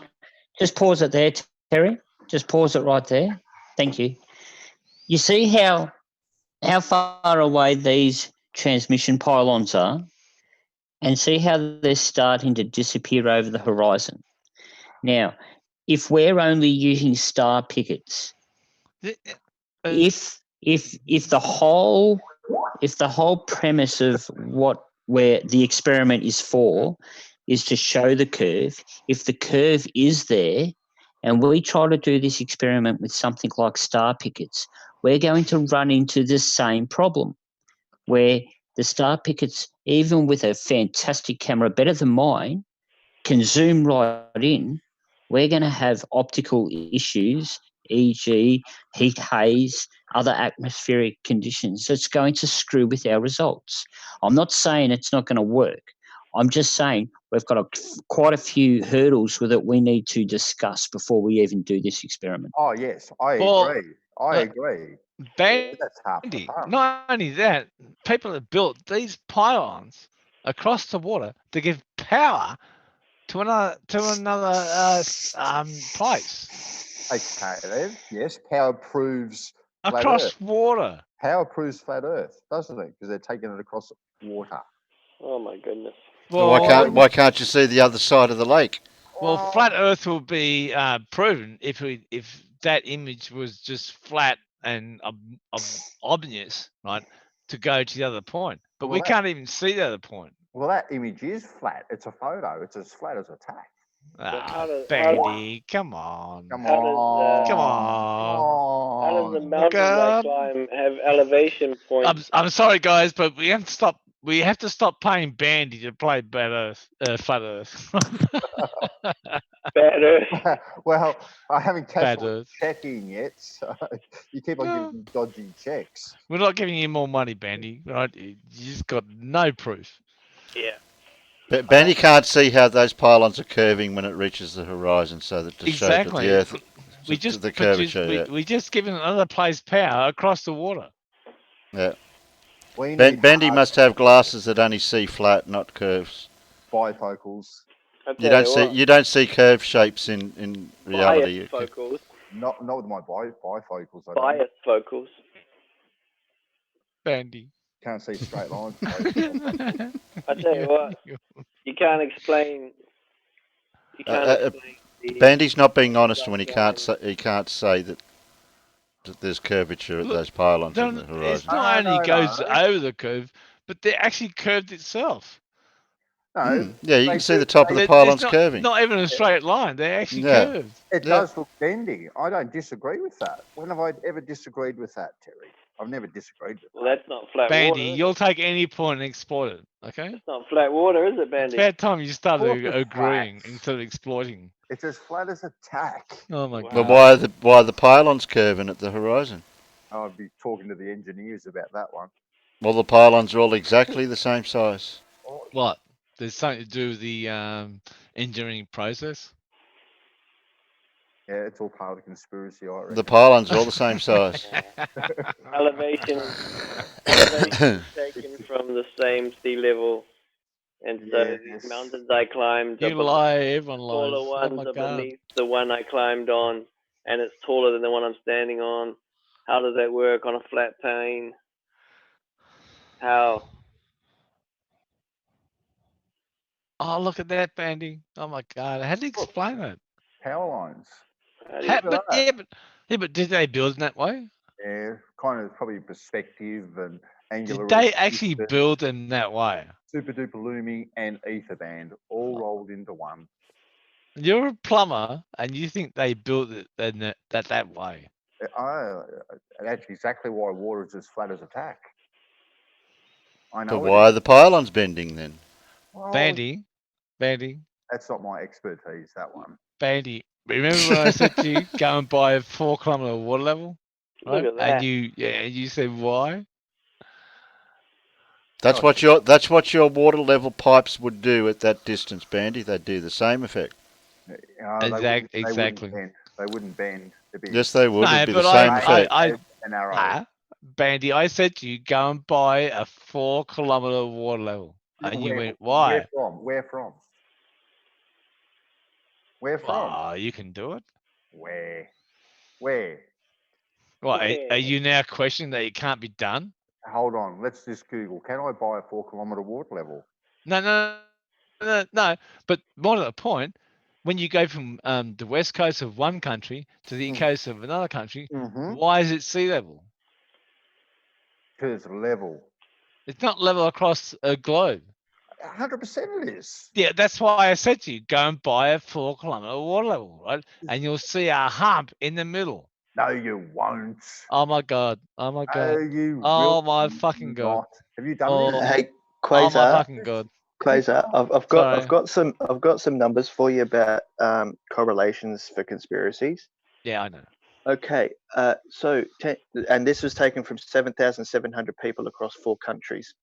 Oh, I don't need those figures, Davros, right? Because I've got a friend that lives in Mobile, Alabama, and he is the he's actually the poster boy for denial of information. Yeah. He is the poster boy for denial of information. Tell the me. government lie to you, hospitals lie to you. Did I say the US? Tell me, then. I'm no. listening. This is Germany, Turkey, and Ireland. Yeah, go on. Sorry. Okay, so most people, 53% of people believe in a conspiracy because of unusual experiences. Yeah. 42% cognitively disorganized, and 50% engage in paranoid ideation. Yeah. Well, which is the lack of trust. The thing that I got from my friend in Alabama is that he does not trust the government. But see, the government in that area also allows you to shoot people after 8 p.m. on your property, no questions asked. And like, how are these people for real? How do you do that? Yeah, but these are people. 8 p.m. is the I hell know, that watch massacres. I know. And still want their guns. You'd have to have rocks in your. Yeah, but see, these people don't even know, or never have been, outside their own country. They don't even know what happens outside their own country. They're so filled with so much misinformation. It's not funny. That was hilarious. People don't know what's happening in their own countries. I was yeah, but they're not at least another country. Bandy, they're not fueled. Us in Australia are not fueled with misinformation. We see all information, right? But in America, it's controlled. The information that gets passed around is controlled. The information's not controlled here in this country either. No, it's not. Because we can access information from other countries that talk about us. In America, you can't access unless you go looking for it. Right? You can't see information that pertains to your own country. Whereas what happens in America, right, is that the information that happens in America stays in America. Yeah, in America, unless you've got a certain package. Bandy. That's the point. Unless you've got a certain package on your television, you won't get the international news feeds. Yeah, if I want to go watch the German news or the English news or whatever, right, I'll get conflicting information that conflicts with the information I'm getting in America, right? And they just want to believe what happens in America, right? They're so what do you call it? Patriotic. They're isolated in their what do you call it? Geographic position, right? They're isolated, and inside that isolation, right, becomes misinformation, right? So whatever gets shown to them, right, is misinformation, right? It doesn't pertain to what is actually happening in other countries like Australia, Asia, Malaysia, Russia, blah blah, right? And then when the news affiliates want to release information, right, it'll all be bad. Like Russia wants to kill you. These other people over here want to kill you, and we have to stand a truce to defend our patriot right, right? So they all rally behind. So they all rally behind that point. It's just they've just been shown misinformation. We're always showing misinformation. Just turn on any news outlet or listen to any radio station. It's all misinformation. Yeah, but Bandy, it's not just America. It's China as well and Russia. Yeah, it's here.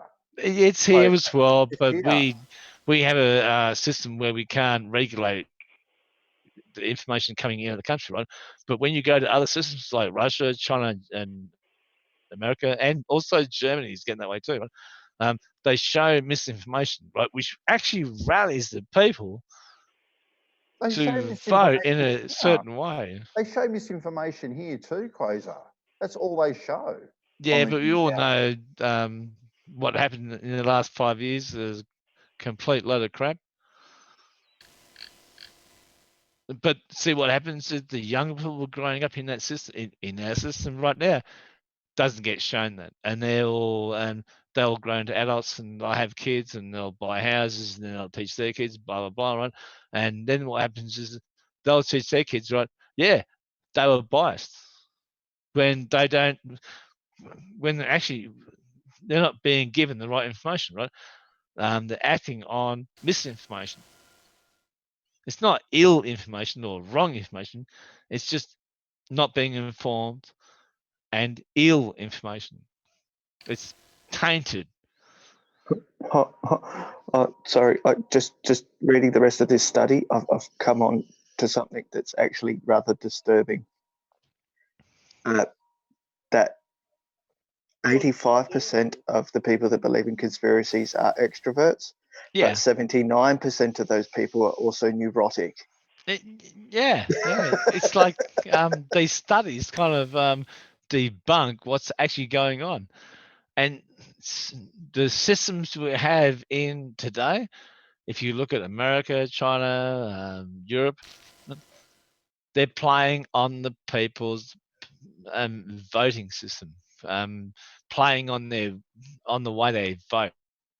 In America, you don't have to vote by law. Right? They play on people's fears. That's what they play on. Yes, that's exactly what they play on. Yeah, but think about misinformation the people. will go out there, Bernie, right? And they'll play on those particular fears. But think about the people that we see that are extroverted in, and not just the flat Earth, but extroverted, introverted. No, they're extroverted because they're boisterous. They're getting themselves out there, like Oakley, Nathan Thompson, certain anti-vaxxers, Bart Sibrel, people like that believe in all these conspiracies. They're out there. They're flamboyant. Bloody InfoWars. They're extroverted people because of the way they act when they do their stories, and when they do their interviews. They're in the face. They're getting into you, right? Yeah. But 80% of those people actually believe the conspiracies. Yeah, they put out misinformation. Not to them, it's not though. That's what I was about to point on, but it's true or not, doesn't matter, right? But they put out misinformation, and they try and convert into. See, in America, you don't have to, and that's horrendous. That is horrendous. Every person in America should have the right to vote. Well, there's an argument to say that InfoWars is more factually correct than CNN. Yeah, well, it just lays way to and for corruption. The rich don't want you to vote because if you're an normal person, right, you'd actually vote against them, and they don't want that, right? So the rich actually control America. The Americans don't even own their own monetary value, i.e., their reserve bank, like we do in Australia, right? Well, they've got nothing backing it up, that's for sure. Well, the rich that own the reserve bank in America, the government doesn't even own its monetary policy in America. That's the point. So it doesn't matter what they want to do, right? The powers above will just do what they want to do and then make you pay.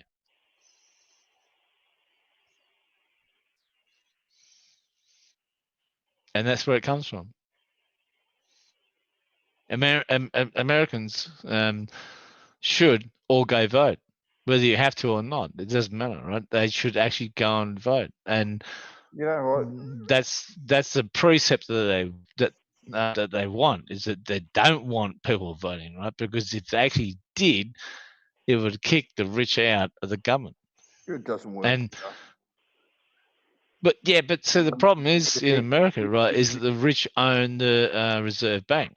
You think that the Rothschilds, that the Westminster system is better than the American democratic system? They're all as corrupt as one another, David. No one's better than anyone. But the point about Americans, right, is the rich own the bank.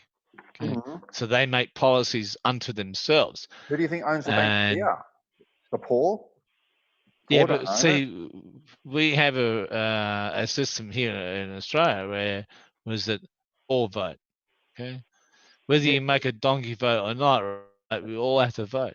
Yeah, actually, if you don't register, you don't have to vote in this country. Yeah. Remember that, Quasar. And you don't have to vote. You only have Hang on a sec. Right? If you want to be an Australian, right, you have to vote. If you don't want to be an Australian, right, then you weren't even born here. No, you have the right to not register to vote. No. You're wrong there, Davros, right? Because if you are Australian, right, you are bound by electoral rules and laws to vote. Right? When you turn 18, you are 100% hang on a second, incorrect. right? You're incorrect. You do not have to vote. Hang on a second, right? Hang on a second, right? Hang on a second. You're incorrect. If I came from England, right, and didn't become nationalised, there's no law that says I have to vote. Okay. David, you are incorrect. Therefore, I can live in Australia. Therefore, I live in Australia. David, you are wrong. The entirety of my life, right? And not to vote, right? But the moment I become nationalised, stop monologuing. There are laws you are wrong. that I have to. You are wrong. Quasar. You are wrong. Quasar. You don't have to vote. All you have to do is get your name marked off. You do not have to vote. There is no law that says that you have to vote. You only have to get your name ticked off. So if you don't vote, Bandy, what happens to you? If you don't vote, nothing happens to you. No, wrong. No, you are wrong. No, you're wrong. Quasar, you are 100% wrong. Right, you can walk in. Yes, if you're an Australian and you walk into the electoral voting booth place, you get your name marked off, crossed off the book. They give you a piece of paper. You get a bit of paper. You walk over to the booth. You fold the bits of paper up, and then you throw them in the box on the way out. Sorry, Terry. You just voted. No, you didn't. No, you didn't. Yes, you did. If you didn't mark the paper, it doesn't count. No. You're wrong, David. Terry. Your name is on the electoral roll. You have to vote. You don't have. Yeah, but I didn't vote. I didn't vote for anyone. Whether you make a vote or not, it doesn't matter. Well, who do I vote for then? It doesn't matter if you don't turn up and have your name struck off the list, right? You will be sent a bill. You voted informal. Quasar hates being wrong. Also, Quasar, if you do not register to vote in this country, you do not have to vote, whether you're a citizen or not. And what constitutes you not registering as an Australian? Because it's your choice to register to vote or not. No. I just asked you a question, Davros. It's not my choice, right? I just asked you a question. What registers your choice not being able to vote? You get sent out a letter when you turn 18. I asked you a question, Davros. Answer it. I'm answering it. Yeah, At the age of 18. I'm waiting for an answer, and your choice is not listen, legal. Just shut up and listen, please. No. I'm going to explain it to you because I almost didn't register. Okay, on the back of the form, it says you do not have to complete. Davros, if you're an Australian, you're legally required to vote. Your choice only if you are registered. Anything. You're not. Exactly. Only if you are registered. If you do not register to vote, you do not have to vote. Are you an Australian? It is your choice. No, it's not your choice. It's a legal fucking. It's a legal. If you are not registered, they cannot make you do it. No, and even if you are. Okay, Davros, don't vote in the next election and see. I vote in every bloody election. No. I want you not to vote in the next election, right, and see what happens, right? We want to see what you get fined. Quasar, did I say I don't vote? You Did I just say said that? it's not your legal representation to vote. What? What? I said if you do not register to vote, you do not have to How legally can vote. you not Because they be send you the an letter. Australian and not be on the electoral roll? No, you don't automatically Are you get an Australian, registered. Davros? Are Fraser, you an Australian, Fraser, Davros? you No, do not I'm going to ask you automatically one get question. registered for voting. Are you an Australian? I'm more Australian than you are. Okay. So how does that not make you not required to vote? Did I say just me? because you don't want to? Did I say me? Where in that conversation did I say I wasn't going to vote or I didn't need to vote? I'm saying if someone doesn't register to vote, they do not legally have to vote. Did you just say because you're an Australian, you don't have to vote? If you do not register to vote, you do Are not you have an to Australian, Davros? Look at this. Are you an Australian? That many, Terry? You have to register to vote, though. It doesn't order. You don't No, you automatically. don't have to. You do so. I had to. When I turned 18, I had to register. Oh, you don't just automatically get on the electoral roll. You got to register. Okay, I had to do it when I was 18. I'm gonna give you an instance where you don't have to vote, right? Okay, I come from England. Okay, because we're part of the Commonwealth, I can move to Australia. No problems. No problems. Ask. No problems. I don't have to vote. Right? But as soon as I become nationalised and become an Australian, right, it's part of my right and right to vote, right? But as soon as I become nationalised as an Australian, right, it is a requirement that I vote, and it's against the law not to vote. So therefore, I get fined, even though I come from England. You only Davros. get fined if you're registered I'm to now vote and don't show as up. being no, hang on a second, right? You're missing an important point here, right? I'm now registered as being an Australian. I now have to vote. It's against the law not to vote. You only get fined when you don't get your name marked off the electoral roll. Right? Exactly. You do not get exactly. You do not get fined for not voting. You don't get fined for not voting. You don't get yes, you do. No, you don't, Preshow. Yes, you do. No, you if do your not. name is on the You do electoral not. roll You are and you do not 100% vote, right, you are you wrong. will be fined. You are wrong. I've You are been wrong. there You 2 are wrong. times. You are so wrong. I It's not have even been funny. there 2 times You now. are so wrong. Please You do are not tell me so wrong. I do not know what I'm talking about. Yeah, you know, I know too, right? And you are so 100% wrong. It's not even funny. Have you voted in the last election, Bandy? No, I don't, but I get my name marked off because they're all a bunch of nuff-nuffs. No, I don't get fined. And why don't I get fined? Because I get my name marked off the list. And that's the only time you get Do not vote.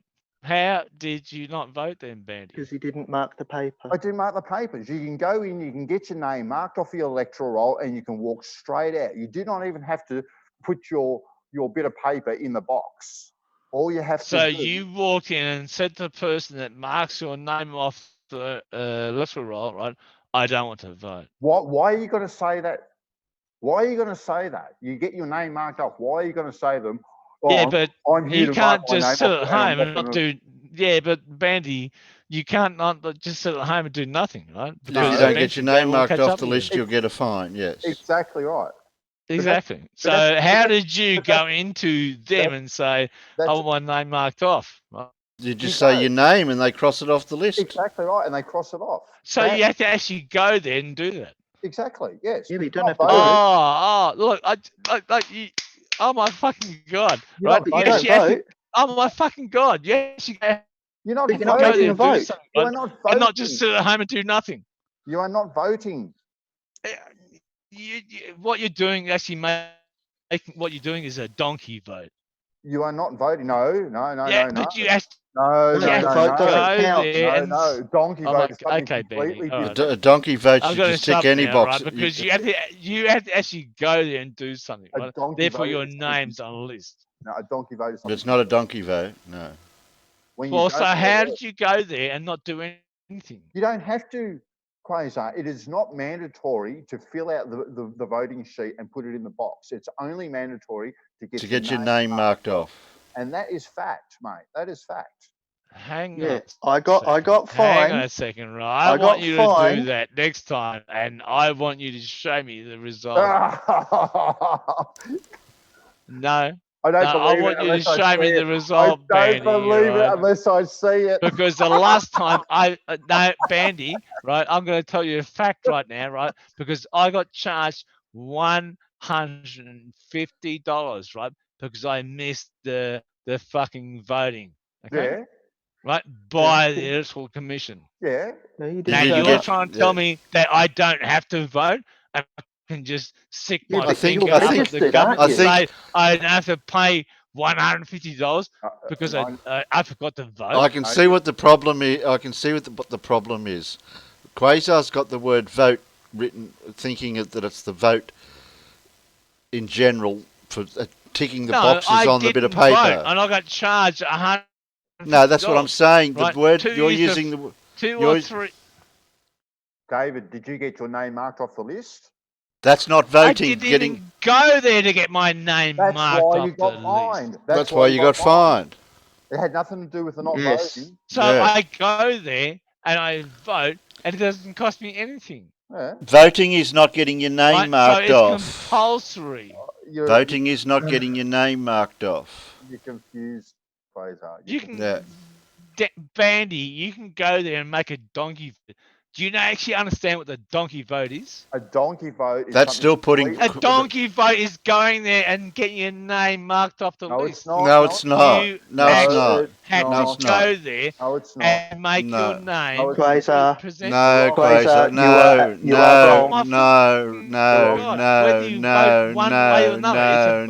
Right, all you're doing is donkey vote must have a mark on the paper. You're wrong. You put any. When was the last time you voted? A couple of months ago, I did. Oh, the last time I voted might have been maybe 8 years ago. Maybe. Whatever. 8 years ago. Yeah, right. Yeah. Maybe. What happened? What happened? Yeah. Tell me exactly. You had to get in the car and. I had to drive down to the primary school. Right. And. Yeah. And I walked in. So you didn't just sit in your house and do nothing. Quasar, don't patronise him. Yeah. And I got my name. Davros, shut the fuck up for a second. Hey, hang on. Hey, no, don't take this out on me. Bandy, because he says you don't have to do anything, right? No, but and now can you hear how you're talking to him? By patronising Bandy, right? So shut up, Davros. Okay, Bandy, what did you do? I went and got my name marked off. I got my form. Yeah. Oh my God, you have to go and do something, right? Your name's on a list. Yes, I got my name marked off and I got my bits of paper. Exactly. But he didn't vote. Yeah, but you don't. All you do is go there, grab your form, your name's struck off, and you don't have to vote. That's not voting. All right.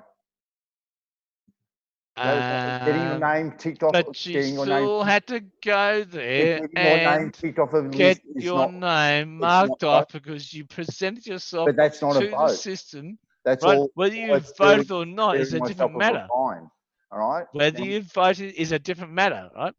But you still had to present yourself at that point.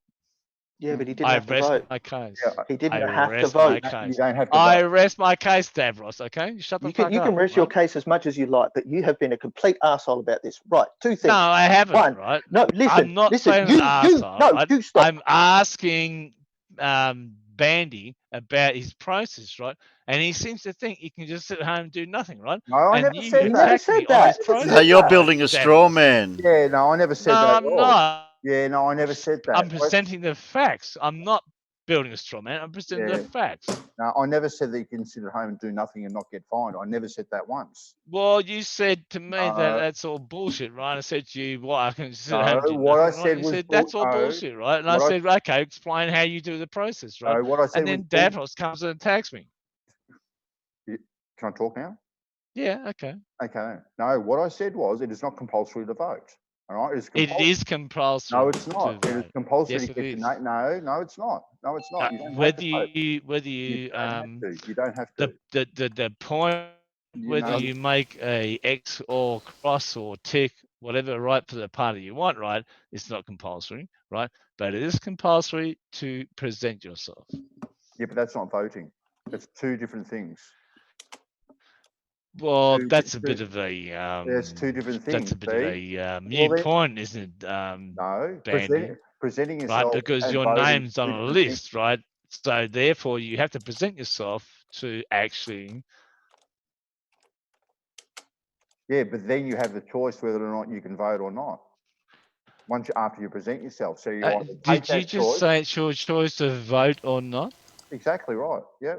Therefore, your statement that you don't have a vote is mute. It's compulsory to present yourself 100% and get your name ticked off 100%. And if you don't, Exactly. and you get fined, but you do not have to fill out those voting forms and put them in the box. Exactly. You don't have exactly. So you're not and I voting. agree with you on that point, right? Yeah. But you do have to present Yeah, yourself but the point is that you're not voting for the voting process. It's not compulsory to vote. It's only compulsory to Well, I think that you're No, Quasar, you're No. using the Picking- word vote, the word voting too if you liberally. want to defend Bandy, that's fine by me. I don't care. No, I'm right? talking But about the it's word, still not legal bandy. It's to- got nothing to do with bandy. Okay, right. It's still illegal not to vote in Australia. Okay, and you can be fined for it. Yeah, generically the word voting, yes, the word vote, you have to vote, yes, but to Yeah, actually exactly. but the word Yeah. voting, when you have to tick a box to put your vote in. If that's- Bandy wants to pick null and void, you can just write across it. No, that's if you put a mark on that bit of paper, that's marking the paper. No, Yeah. but That's- some people, what they do is they put a line through it and say donkey, right? Yep. And Yeah, so a and null that- and void that vote, gives- right? That class but is- what they've done is they've actually presented Yeah, themselves. to but the that is voting actually counted as a donkey vote. That is a donkey vote, yeah. Right now, if you what I don't meant do before was anything- that the donkey vote, right? Yeah, but you Yeah. still have to present yourself, Bandy. Yeah, Okay, but that's if- that's to the get point. your name off the roll. If That's you the don't Exactly, roll. Bandy, right? And if you don't present yourself and you're not stricken off that list, right, you can be fined $150. Yeah, 100%. I agree. 100%. Thank you very much. And that's the point I was trying to make. Why, And you that's the all point. made it out. That's to the be whole a point we've been trying to say too. Story. We've been saying the same thing. Trying to say you don't have to vote, right? And you don't get fined. Yeah, the word You vote, don't we're have to using the put- word vote as in marking the paper. Whether it's a donkey vote you or don't not, that's have vote. to present yourself and you don't get fined. Is that the point you're making? Yeah, if you present yourself, get your name marked That's up, get off those the pieces of roll, paper, off you the can roll. put those pieces of Exactly, paper right. in your pocket and walk out. Yeah, that's not voting. And it's not The actual Okay. vote and takes it's not place when you fucking mark the God. paper. You guys are fucking weird. Yeah, you don't want to have a say what happens in your country. Do you want me to You look guys up are the... fucking weird. Here we go. What have we got here, Terry? Yeah. What have we got I'm here? Yeah, I'm a look. fucking arsehole because I call you guys weird. I've been called worse. Well, that's where it's going. Why? Yeah, I'm an arsehole because I call you guys weird. I Yeah, never called okay. you an asshole, mate. No, but that's where it's going. No, I'm not like that. I'm not like that. How do you pronounce it in Russian, Terry? I don't know. In Russian.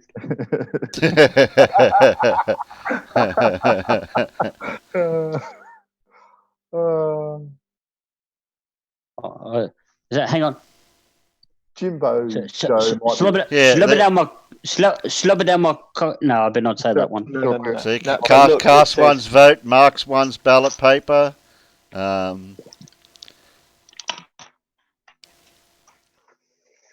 See, to express one's disapproval or dissatisfaction by leaving vote or something. Oh, sorry, my friend. Did I call you weird, Carl? I do apologise.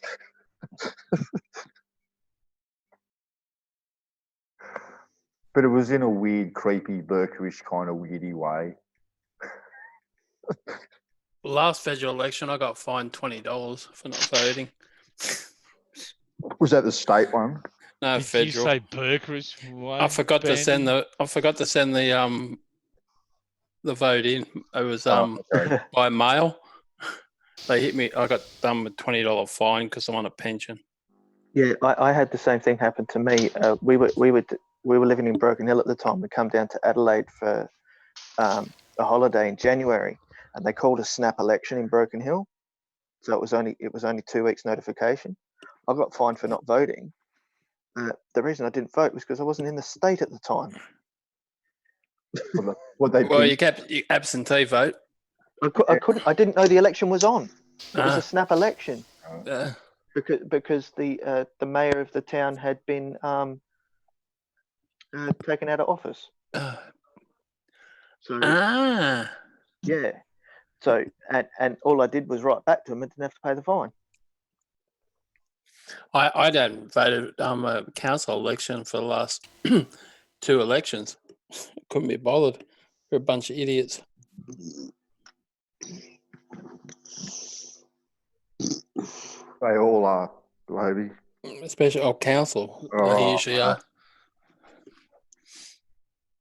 And then it turned out that half of them were corrupt. They all went through the corruption watchdog in New South Wales and got busted.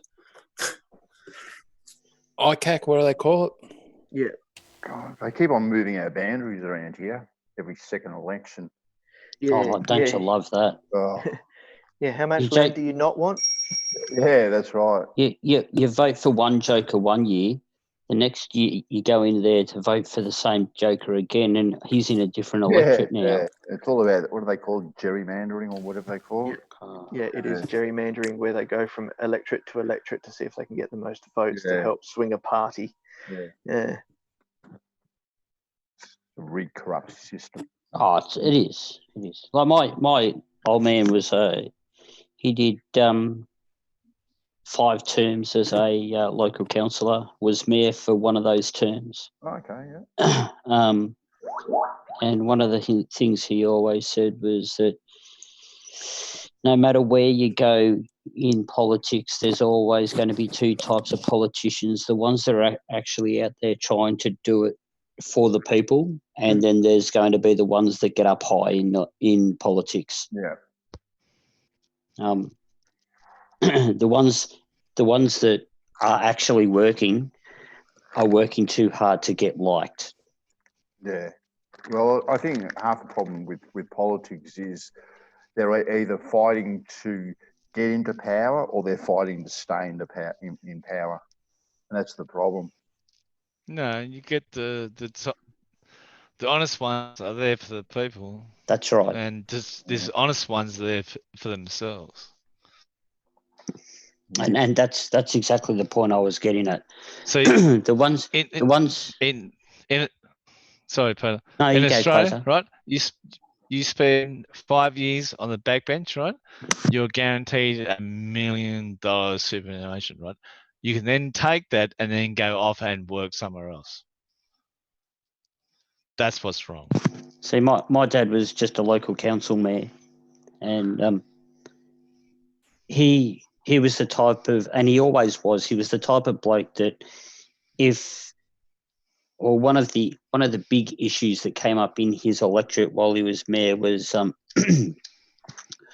one of the local chicken farms wanted to put up another hen house to grow more poultry, but they actually did both chicken for eating and egg production, and everyone around them obviously didn't want them to do more chickens because it conflicts their business.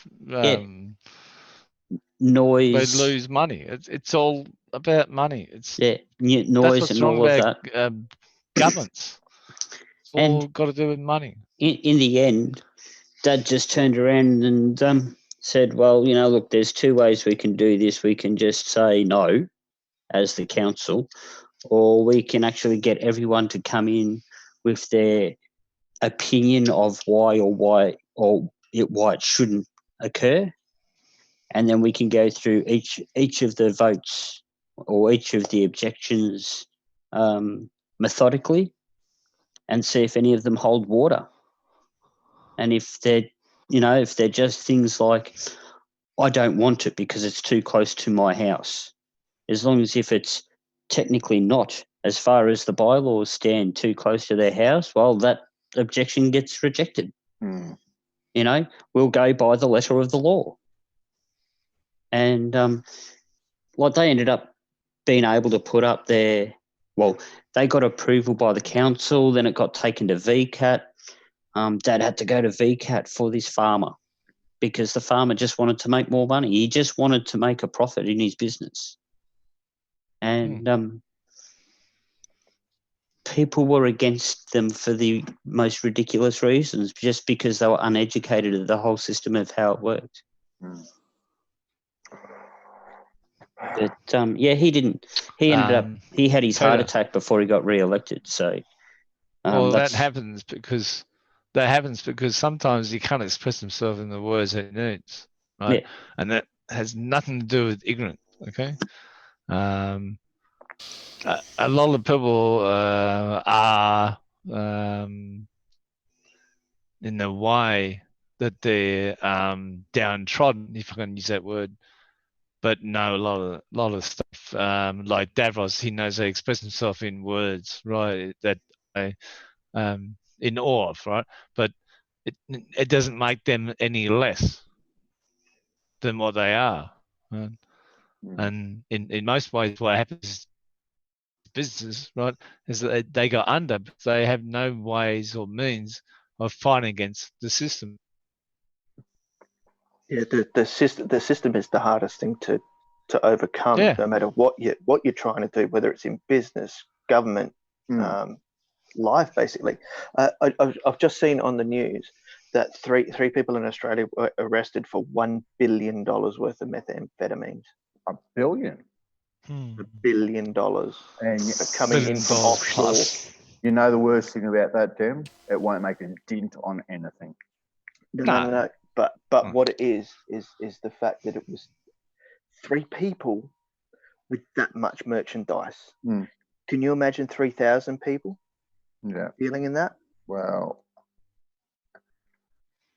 there's $100 billion worth of that product.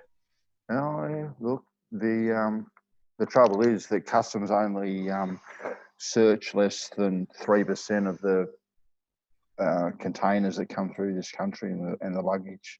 That's the problem. Yeah, well, when you've got 1.5 billion containers a year coming in, that's a lot per day. Yeah, but they do have ways of doing it. They just don't implement them. Bandy, have you seen how they have to get each container down from a 10-container high wharf? Yes. Yep. Yeah. Could you imagine trying to do that to 3,000 in a day? Yeah, I know the inside workings of what they can do and what they can't do, and they do have the capability. Yeah, but they don't have the manpower. That's the problem. Because, of course, this comes back to basically being government workers and that, working for customs and all that sort of stuff. Unless you're really good, you have to do all the work. But the other people just stand by and watch you do it. They've got the manpower. It's just not allocated properly. They really do. Yeah, well, our wharf down here at Port Adelaide is so undermanned. It's bullshit.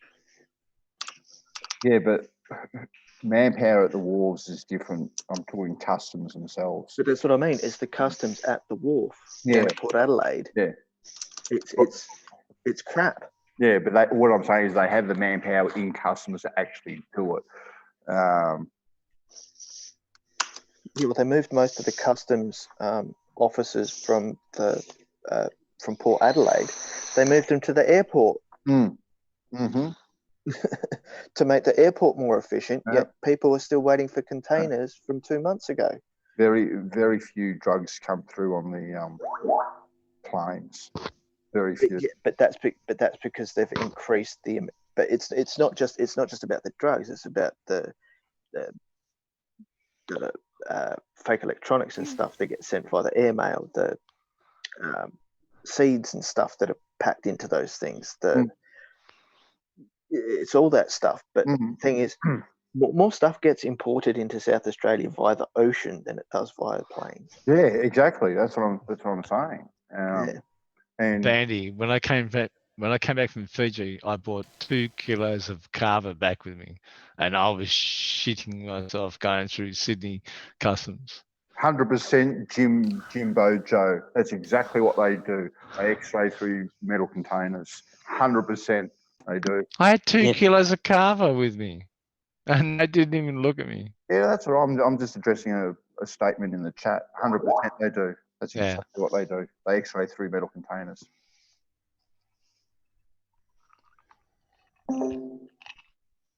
It's actually quite impressive technology to see. Yeah, but they have to know what's in each one of those containers because certain ones cannot be X-rayed. Yeah, well, you're going on your bills of lading and all that sort of stuff. Yeah, and that's where some of the corruption comes in. That people aren't marking off certain containers. Definitely. I agree 100% there. But the technology that they have to search containers and stuff, whether it's air containers or sea containers, it's quite impressive and quick. Too. Yeah, but it's just it's laziness though. Yeah, it is, mate. It is. Yeah, they make good dollar. Why work hard for it? Yeah. You get paid whether you're there or not. So right, and they work even less harder when they're on penalties. Right. Oh, yeah, they go from 10 containers an hour to 1. Exactly. It is true. Sky vacuum. Oh, look, it's a Dyson. Oh. We'll have to.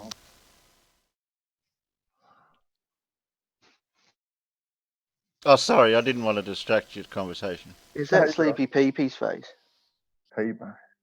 No, that's Sleepy Peepee. Oh, I'm just reading the stuff. Someone's got a leaky tap. Okay, I agree with you, Jimbo Joe. You're right there. It's sort of. It works very similar. I like how Jimbo labels gods with lower G. Huh? And then capitalizes dogs. Yeah. I was hoping Mr. Jim Bells would have come into the chat, not Mr. Jim Bojo. Jim Bells. Jim Bojo's good. Yeah, I know, but have you seen Jim Bells? His cat's better than him. I think Jimbo needs a spanner. Jim Bojo does need a spanner. Yeah, he does. Or should have a spanner, I think. Yeah. Have they been into the chat numerous streams? I don't know. Yes, I've seen him he's been a couple of times. He's talking all right, so I think he deserves a spanner. You know, Jim Bojo's off the shills, don't you, Terry? He looks a bit dodgy. I don't know. So if Bandy says he's dodgy, he's all right then. I give him the thumbs up for dodginess. He's the ultimate shield. So I got one thumbs down for you, Jim Joe, and then the rest I got a thumbs up for everyone else. You've been outvoted, Bandy. That's all right. It always goes the way. It's all right. Give him a spanner. Give Jim a spanner. I love being outvoted. Yeah. He'll be trying to get us to vote Arwen on when he comes in. Get Arwen a spanner. Give Arwen a spanner? Yeah. He's actually pretty. No. He's all right. He's not bad. Actually, I've watched him as a mod. Yeah. I've watched him on a mod, and he is very just. Yeah. But he comes out with so much It doesn't crap. matter. It doesn't matter. When he's modding, doesn't matter? No, it doesn't matter. When he's modding, he mods fairly. Doesn't matter when it does? No, it doesn't. It doesn't matter because it's antimatter, so it doesn't matter anymore. I'm thinking the antimatter situation. Yeah, so you didn't go the opposite to the negative against the positive. But don't forget that zero's the balance, right? Damn. If it's -0, even though it equals 0, but it can still be -0. Oh, Jimbo Joe wanted to be grey. That's okay. No. He can be blue. Just take it off him then, Terry. Yeah, I'll take it off him. Don't do that. We're up to 32. No, don't. We're up to take 32 Jimbo off. watching. We've got more people. Well, I'm going to wipe the spanners out soon and then start them again. Like I did always. before. Yeah, That's after okay. Christmas. We'll just give them back again. Yeah. Did you wipe them out once before, Terry? Yeah, Oh, accidentally. yeah. Yeah, accidentally. No, yeah, you did. You had that complaint, didn't you, Terry? No, Had no. to take off all this. No, it wasn't. I don't think it was to do with that. I think I was just fiddling around in YouTube Studio, and when I went to all these mod things, I clicked something, and everyone. Then I thought, shit! Everyone just lost their spanner. Okay. We're not going there again, Spooky. We've already been there. Hey, Spooky. We've already been there. No, we're not going down that road again, Spook. Yes, I'll just say yes, just to make it simplified for everyone. Yeah. I'll just say yes. Mod Mageddon. The mod apocalypse. Yeah. So you won't have yours for very long, Jim. It'll be gone, and then you'll have to get it back again. Do we have another quick video to watch? I don't know. I didn't know what that was all about. Because it's getting past my bedtime. What time is it? Oh, you got a little while yet. Oh, see, Another a cup of coffee or something, maybe. Okay. Uncle Terry knows when you need to go to bed. Okay. Oh no, I'm being followed by GPS. Oh no. And where's Wally? Wrench, please, or a spanner for a tool. What? What are you going on about, Wally? Where's GPS? Is he in the chat? No, there's no wrenches here, Wally. Only spanners here. You got any videos, Wally? Come on, put something up. We can debunk it. Yeah, give something bandy to chew on. Well, while we're finding something, I'm going to make a coffee. Okay. Things I've been told I have to stick around. Yeah, milk and 2 sugars, thanks. All right, mate. I'll be back in a sec.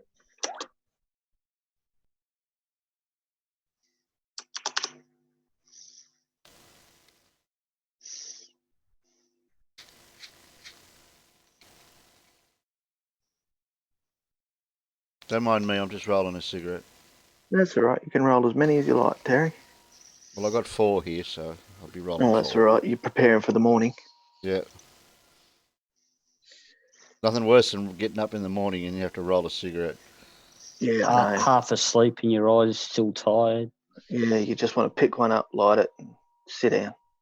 No, I've got to make a coffee first, or a tea. I go make a tea. But like you get the kettle on, you find your smoke, you stick it behind your ear, go back to the kettle, make your coffee. Tea. Whatever. Okay, you can have coffee, you could have tea, you could have bloody whiskey. No, tea's better for morning.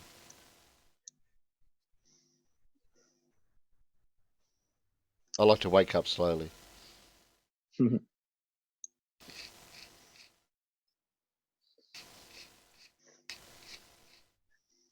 Because I don't want my brain to start thinking too quick first thing in the morning when my body doesn't want to catch up that quick.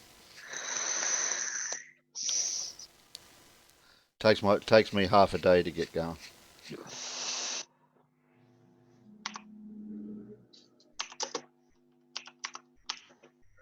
Click, click, clickety, click, click. Just caught a glimpse of P-Brain. So many channels and chatters don't know what one is. I think he's a Eureka fan. The episode was insane in the pea brain. He's too dumb to know it, but... Okay.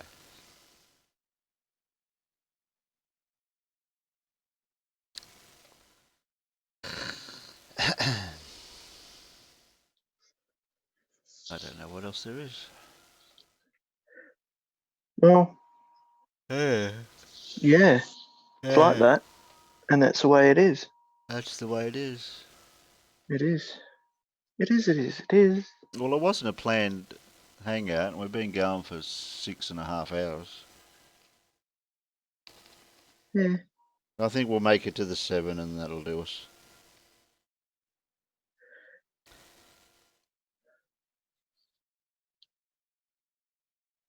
Have tomorrow night off, probably. Haven't been doing any after shows with Jose and Sean lately. Well, nah, it's been surprising. Sean's had a bit of a break, and and Jose's last guest was bloody Lemon Bird. Yeah, they're scraping the bottom of the barrel there. No, but that's the thing. It's the bottom of the barrel scraping the bottom of the barrel. those after shows touring, they weren't going anywhere. No, it's just they'll get your subs up, Terry, but that's about it. Yeah. No, well, not even that. It was just like content-wise, it wasn't doing anything. Yeah, like you can talk about bullshit on top of bullshit on top of bullshit. Just like we've been doing tonight. Yeah. No, we're not talking about bullshit. We've we are. covered a few important things. And a lot of bullshit too. No, we had some serious conversation. We had a serious conversation with Sheep. Yeah, exactly. We had a few serious conversations. Not only just Sheebles, but myself. So you touched on that whole war thing with Fight the Flat Earth. Yeah. So Terry, don't get inspired with this crap, okay? I've got my own plan for what I want to do with this channel. Well, you need to evolve. Oh, so now you're pulling the evolution card. Yeah, good on you, Quasar. Like, come on, can you prove evolution? I always talk about it, right? Don't attack me for it. Don't attack me for it. I've been to evolve, Terry. And I've been noticing what works and what doesn't work. Yeah. Yeah, and our general Flat Earth doesn't work. Well, actually, most of the time we've been pointing and laughing. Technically, no, but what I like for what no. But I want the technology and the knowledge in my streams to be generalized enough so I can learn stuff, and if I can learn stuff, that's putting it out there for other people to gain knowledge as well. Yeah. Starting with some flat Earth content gets a conversation started, and then we can go into the science of why it doesn't work, and then that moves on to, I don't know, other science, and then cars, and then motors, and then on to bananas. It comes down to the point of the everyday person asking questions and learning.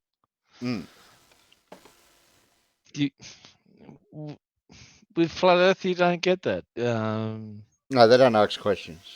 I mean, they do, but they don't. Their questions are null and void.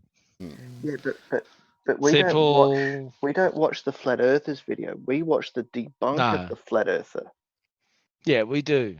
Yeah. Yeah, and I've never watched the Flat Earthers. But that's what piques the interest for the conversations that we have. Exactly, and the thing is the everyday person asking questions.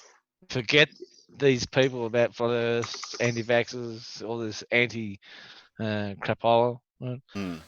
It's everyday person asking the question, and other people researching and then delivering answers. But I stay clear of certain. I stay clear of certain subjects like anti-vaxxing and things like that. Exactly. I agree with you, right? It's like everyday person asking a question, right? Some things that I've asked before that I've learned. Other people's aren't quite there, and if you put out correct information, then people will watch. Well, that's why I was saying about the knowledge part of it.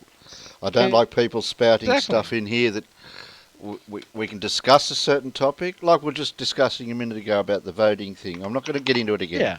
But no, we all had to come to an agreement of the word used in context to know what we were talking about, and that's what the problem was with some conversations. Yeah.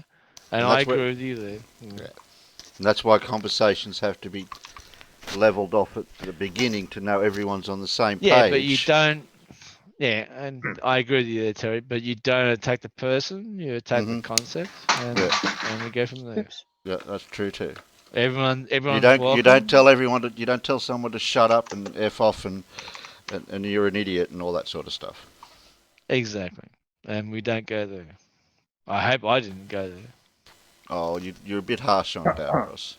I'm a bit harsh. Well, you were a bit harsh, but you are. Yeah, harsh, I kind of agree with you, but the actual aspect of actually voting. Yeah, I didn't want to get back into it again. Is a little bit misconstrued, but the actual point where you go and mistaken off the record. I wanted to. That's why I stated the word used in context for what we were talking about. All right, let's get back to the firmament. Because words have meanings and usages. Bandy wants firmament. I want firmament. We're going down a rocky road. Quasar. Let's lighten it up a bit, please. I like Rocky Road. That's a yummy chocolate. So anyway, the other night I was out and I took some more pictures of the moon. Point. Yeah, but like I'll agree with Quasar. When you to vote, you have to go and get your name ticked off, and then you vote classed as voted.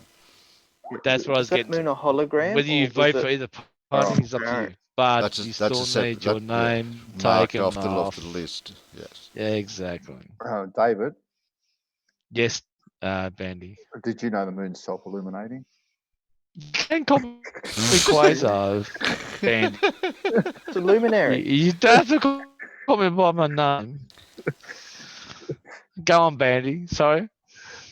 I already said it. I have to say it once. Oh, I didn't get it. What did you say? I said the moon's self-illuminating. Did you know? No, it's a portal, isn't it? No, that is not. It's a portal to extra dimension. You sure it's not solar powered? Oh. Well, Bandy. Seems it's got a retro reflector on there. Does not have its own light. End of story. Quasar could. It's got a multiple. Yeah, but that's your belief, Quasar. But why can't Bandy have his belief? They're going up to change the fluoros into LEDs now, Bandy. Well, they should. It'll lessen their carbon footprint. The moon doesn't have its own light, Bandy. How do you know? Have you been there? Yeah, Quasar. When were you there last? Have you been at the Bandy? Have you? No. Well, then why are you purporting this shit? Because you can. That's my observation. My observation. If you haven't been there, you can't tell him he's wrong. When the sun shines on it. Why is that so? Really? When I go out, you see the moon when it's not. Because it's solar powered. David, when I go out in the middle of the night, I don't see the sun shining. David. Come on.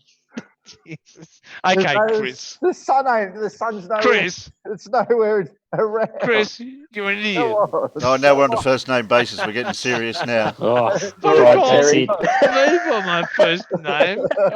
Fuck him. Oh, fuck you. Oh, that hurt. It's a low blow. You started it, you fucking asshole. Oh, will you tie a knot in it, will you? Oh, I'm sorry for swearing. Did you swear again, Quasar? You did. Yeah. Sorry for my vernacular. Where's that mute button? Hey. I know. I'm sorry. I'm actually impressed with myself tonight. Okay, Chris. Haven't dropped it once. Where is your evidence? The moon. Go out in the middle of the Giving night. off its own light. Do you see the sun shining anywhere? No. Fix that tap. Terry. Oh, I can't, Terry. It's broken. Betty. What? Don't bring me into it, Quasar. Chris. Quasar. I'm pissing myself laughing here, man. Chris, right? You forgot Peter. You forgot Peter and Davros. Yeah, but the difference is I use my first name, so it's not as effective. Well, I don't care about my first name. You can call me David as much as you want. What about me? Can't include me. What about Okay. What's your first name? I said what it was. It's Ozzie. No. It's Ozzie. No, it's Craig. Craig. Okay, Craig. Right. Chris, Nathan. when has the moon, in no sunlight, given off a light? In no sunlight? No, just ask you a question. When has the moon given off light when there's no sunlight? Yeah. It doesn't. There you go. Yeah, we know that, but I'm asking Chris. Look, David.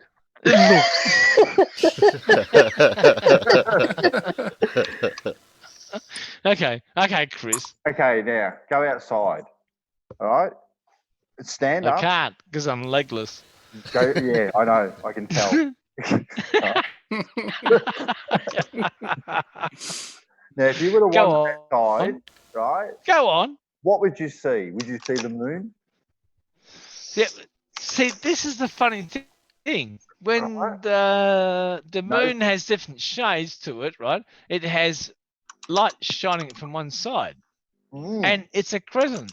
But I can still see the other curve, the opposite curve. How do you explain that? Bandy, did you notice? He didn't answer your question, Bandy. Hang on, Davros, right? If the moon is giving its own light, it should be a circular light. No, not at all. Why is it only crescent and then gives off, and then we can see this dark side? I'm glad you asked. Which actually shows us the other part of the moon, right? Which is a crescent, right? I'm glad. That's very interesting because I'm guessing Quasar hasn't seen the hat. Yeah, it's a lampshade. Have you seen the lampshade? Hat. Yeah. Hang on, Davros. The hat. Yeah, you haven't. Obviously, you haven't made the observation correctly because you haven't noticed the hat that the moon wears to give it shade when it has a crescent. Exactly. I'm so stupid. Yeah, I know. You need to go out and make the observation, mate. If not, try and go there. You just can't make wild accusations, Quasar, without doing any observation. Yeah, I know. He's flying off the handle, isn't he, Bendy? Exactly.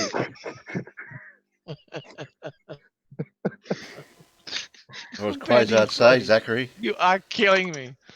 Bendy, he's gone all nuts, I reckon. I know. I don't think he understands what flirt-dom actually is. No, right? Oh. It's not just about observation. Bandy, it's about you have seeing it with your flirt own eyes. dimension. You have flirt dimension. Flirt dementia. Yeah. Okay. you see things that aren't really real. Really? Well, go look at the moon. Exactly. That's what I keep on telling you. Go look at it. Well, tell me, why can we see a crescent and then in the silhouette we can see the other part of the moon? It's got a hat. Oh my, Oh my God, I forgot about the hat. Jeez, They only put the lights on certain times to save electricity. That's right. And Andy, how can we see the other part of the moon when it gives us its own light? I mean, why is there a crescent? If it's on energy-saving LED now. Ask the most important question, Quasar. Okay, how do you see shadows on something that's producing light? We've been through this one. Oh, that's a hard one, Peter. That's a hard. Peter, sorry, Bandy. You should say that's harsh. That's harsh. That's harsh. Bandy, Because just what bring Peter up the just hat. said, right? That's harsh. Just bring up the hat, mate. because they haven't looked hard enough. That's right. Their photographic equipment's not good enough to actually resolve the hat because it's so far away, and the ether will not allow them to resolve it. Exactly right. And you tell me how you can see through all that ether band. What ether band? It's the one you don't know. How do you know what you don't know, Quasar? Come on. Oh, I'm sorry. I don't know what I don't know. See, if you don't know what the ether is, mate, then yeah. you don't know, right? I'm so in awe of what I don't know. Even though I've debunked the ether band myself. But yeah, Jimbo, you can okay, Bandy. Post links. As long as it's not porn. We've just accepted what we don't know before we don't know. But how do you know before you don't know? How do you know that you don't know before you know that you don't know? Yeah, but I'm asking you the same question. We've already accepted the question, right? We don't know before we don't know, right? But how do... No, I'm asking you the question. How do you know what you don't know? But you accept the question, but do you accept the answer? We've just, on our side, we just accept the question and we try to answer right. But now we're asking you the question. How do you know before you don't know? But do you know before you know, or do you know? No. I'm asking you a question. How do you know before you don't know? That's my answer. It's not responding me with, well, I don't know before I don't know. I'm asking a philosophical question, right? How do you know before you don't know? Did you mute me, Terry? I was trying to find. I'm trying to mute the person that's making a noise, and I clicked the wrong one. Yeah, it's me. I'm always making the most noise. No, it wasn't. I don't think it's Bandy. you. Can't type and talk at the same time. You can't multitask. Yeah, it was me, Terry. I'm muted now. Only when you're typing, Peter. I'm asking the question, Benny. How do you know before you don't know? Yeah, I'm going to ask a question, Quasar. How do you know what he doesn't know?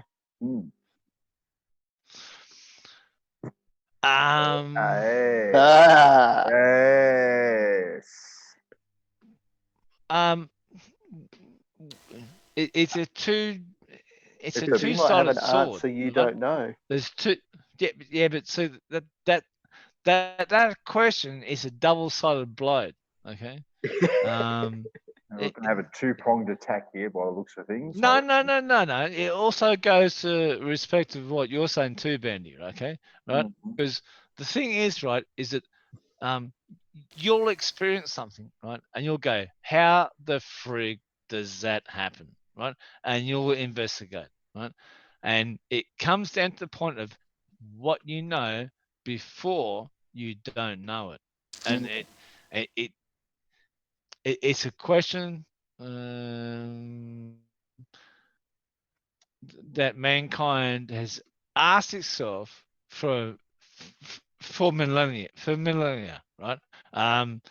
It's like, how did you know how to create a spear to kill what you need to eat? Right? It was something that you need to learn. It comes down to that aspect. How do you know what you don't know? It all comes down to that aspect. And the other point of the argument is before you don't know it.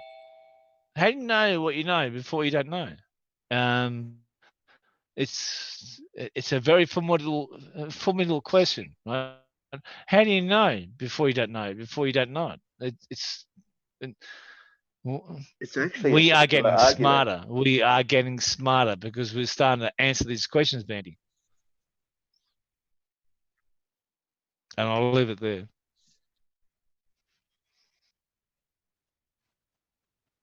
Ooh, silence.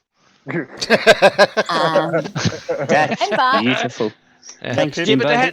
But how do you know? I'm back. Well, Ben, Pip, how do you know what you don't know before you don't know? It's a double negative, Quasar. It's a huge question. No, that's actually a double negative. How do you know what you don't know? It's a loaded question. Yeah, but no, Davros, actually, if you don't know what you don't know, that's a double negative. I'm quite sure there's a lot of things I don't know. Davros. Right? Yeah, but how do you know you don't know? Quasar, in language, clever. in language, when you repeat the same not question twice, it is a double negative. Okay, That's I'll actual. give you That's that, right? actual grammar. Yeah, but that see, making that language statement doesn't is a give. double negative. Yeah, but language doesn't give a frig about what you know. Okay. It actually sparks you to learn more. What you don't know before you don't know, even before you don't know what you knew. Okay. So it actually sparks you into learning more. Okay. Well, quite often you know something before you don't know it. Well, it actually sparks you into you probing into what you don't know. So you start asking questions what you don't know. Is this possible? Etc. Etc. Etc. So it actually it actually sparks you into doing something different. It probes you into saying, okay, let's ask this question. Let's ask this question. Well, I never thought of that. Let's ask this question. So it actually sparks your brain into learning. Okay, so you can know something before you don't know it, though. Yeah, but that's the question. How do you know what you don't know? Or the bigger question is, how do you know what you know? Philosophy I know because I learnt it. Yeah, but see, philosophy goes into these areas, right? Okay, and science answers the questions, right? Philosophy asks the questions, right, and then science answers them. Okay. Yeah, and philosophy is sometimes very, very wrong. Yes and no. Yes and no. So it's like I said, science is like a double-edged sword, right? One, you know, another one you'll get burnt. Okay, the other one will cut you. Okay, so science is like a double-edged sword. Philosophy is the same. Philosophy asks a question, and science delivers the answer. When you talk about religion and God and all this kind of stuff, right? These areas can't be answered through what we know and what we've experienced. So the problem still is there at the pinnacle, right? What do you know before you don't know? I mean, do you know something before you don't know it? 100%. You might have cognition. 100%. Yeah, but that's not answering the question, Davros, right? Okay. But it is. How do you know before you don't know? How do you know before? Quasar, have you heard of precognition? Yeah, I know. Which is the same thing as deja vu. It's the fact that you may have dreamt something before it happens. Please. And I can attest to the fact that has happened because it's happened to me on more than one occasion. I've had deja vu too. Okay, I've actually dreamt something that I've had a meeting with blah blah, right? But see, when you delve into those situations, right, it comes down to the point is that you've got experience, and the questions of the future, right, doesn't come down to experience, right? Because if you experience, right, it's not the future. It's far from the future. But you can't make that statement if you had a deja vu. Well, it's to experience something Davros, if that I'm you actually have never been if to I'm actually before, going to an industry where I think there's a chance, right, that is deja vu, right? Because you're setting up a precept, right? But if I want to go into the hotel industry and then that's it, right? Listen to me, right? If I want to have a precept, right? Okay, I'm going to the hotel industry, right? And then fall into photon physics, right? How is that relative to that? Hang on. What does that have to do with cognition? Well, I'm thinking about something, right? I'm having a dream, right? No. In a dream, happened, you right? are not consciously But then thinking. I want to go into quantum physics, right? rather than the hotel industry, right? The two don't match. But yeah, I'm having dreams about entering the hotel industry, right? And then I go and enter physics. The two aren't correlated, Davros.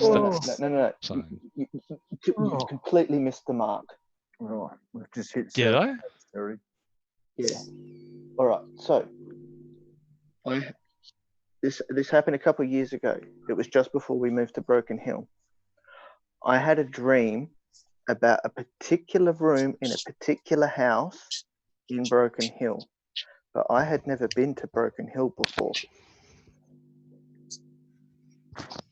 3 days after getting to Broken Hill, I saw this room, and the clock on the wall was stuck at 9 o'clock, and that was the same as in my dream. Mm-hmm. Now, how can you explain that if I have never been to the location before?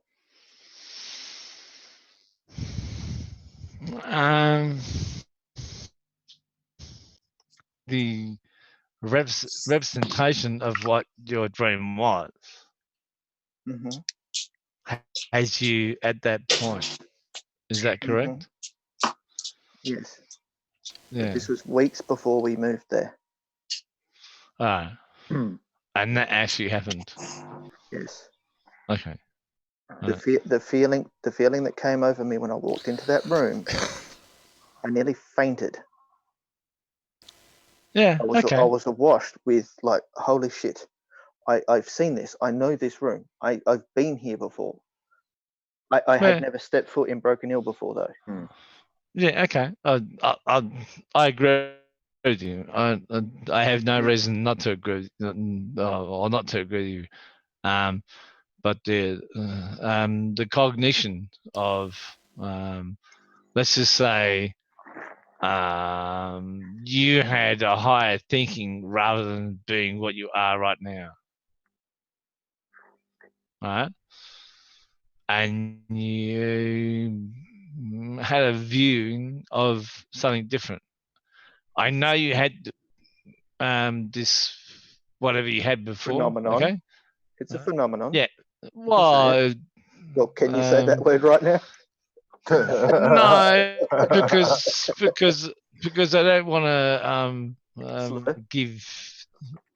No, not no. But it is a phenomenon. It is a phenomenon. Yeah, I mean, yeah, but I don't want to relate that to that. Okay, because you're giving it credence. Okay. Yeah, credence, Clearwater Revival. No. No, because I see a bad moon arising. No, I mean credence, like a positive thought, an actual fact. Okay. It's I don't want to give credence to what you might have had that feeling and that dream, whatever, right? And I do not want to give credence to it, okay? Because I'm an individual looking in. And you're a person that's had that feeling, right? Credence, okay? And I don't want to take it away from you, okay? But the thing is, right?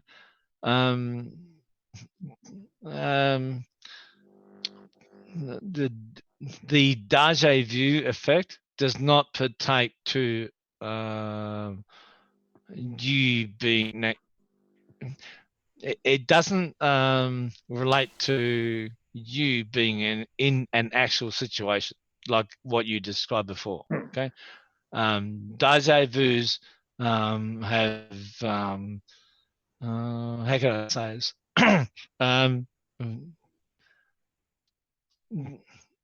They're not actually depicting you being in this actual situation.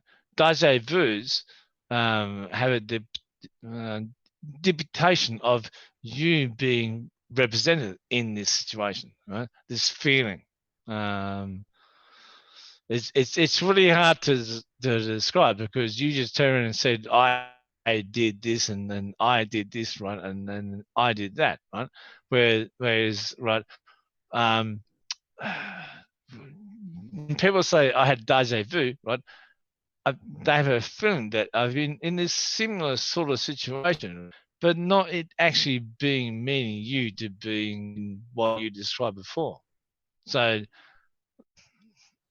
yeah, there's a conflation between what deja vu actually is. Yeah, you're actually describing the situation that you're actually in, and then and associating it with your dream or the association, right? It's got nothing to do with the particulars of your situation, right? Deja vu's of like when people, it's really hard to explain, right? Because when you think about it, right, it's like something that you like to be, but it's not. And you're describing this deja vu of being actually something. I'm in this situation. And some of these things, right, that you're describing, right, are a play on the mind. Whether you relate them to, yeah, whether you relate them to an actual situation, right, doesn't mean enter me or Terry or Danny or anybody else, right? But it relates to actually you. Okay, so it's not an actual situation like, oh, I had deja vu, right? Everybody's going to be placed in this situation. Right? It doesn't work that way.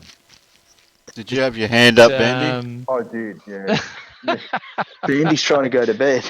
I am. Just trying to say good night, guys. Yeah, I know. We hit the 7 hours mark 8 minutes ago, Bandy, and I thought you were going to bed by then.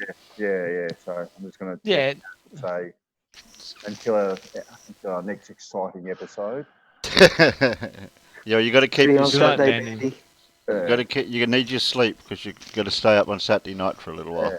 So chat all in the chat, and my little furry friends in here. We'll see you next time. Right. See you, Bandy. Good night, Bandy. Bye, Bandy. Ciao, bye. See ya. Good night.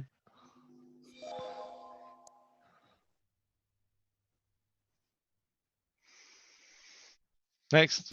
Where were we? No. We were talking about how worms can reproduce so quickly because they can do it both ways. Yeah, and if you chop one in half, it can turn into two. I think that might be a fallacy, to tell you the truth. Have you tried that, Davros, have you? Well, not my worm, not personally. Because I cut it right down the middle, and the bastard didn't turn into two, and both sides died. Yeah, you're cutting the wrong way, mate. That's what she said. No, I like the cut of your jib, but you went the wrong way, mate. Yeah, that's what she said. Hang on, what else could I say that's an innuendo that can be? Oh, that's what she said. Just be careful. I can turn anything into an innuendo. Even the word innuendo. Even the word innuendo is an innuendo. Yeah, even on a bike. Yeah, well, you can't judge people for being like that, can you? Oh, no. You never know. It might be fun. Yeah, but I've got to start getting my practice in for when I get back into my trade. Oh, that's just swearing. Ah, hot. Ah, hot. Yeah. Burn. Ah. I'm going to grind the shit out of you. You can't say that to your wife. You always can tell if someone's a good welder or not if they're a good grinder.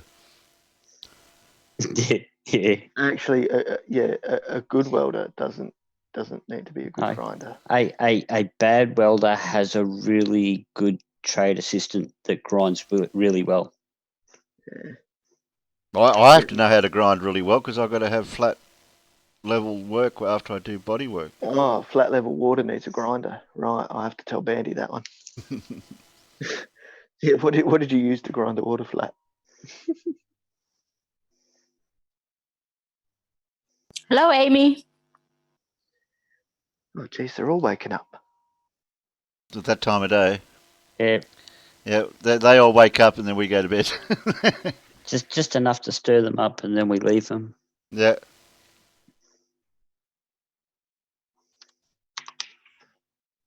Amy Sarkson, how you going, Globey? I know. I'm doing my one finger typing. I'll get there. Yeah, okay.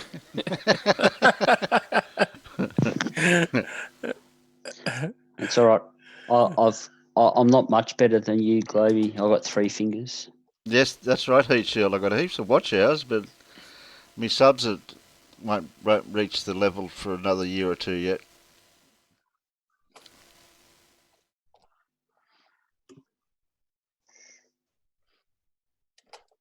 Oh, Pip, what are you doing, Pip? Tell me to shut up. Don't tell me to shut up. Come on, you know Mr. P said, "Shut up, Pip. Don't encourage her." Don't encourage her. I know. Cheeky bugger. He's just, yeah, he is a bugger, isn't he? Hey, there's nothing wrong with Mr. P. Apart from he's a cheeky bugger. He's a very cheeky bugger. Mm-hmm. Yes. But that's one of his best qualities.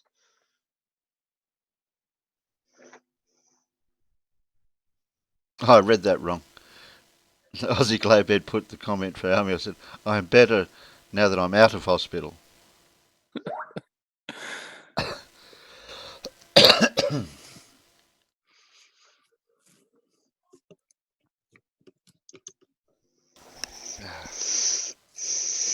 So we're saying good night. We've been going for 7 hours and 12 minutes and 48 seconds.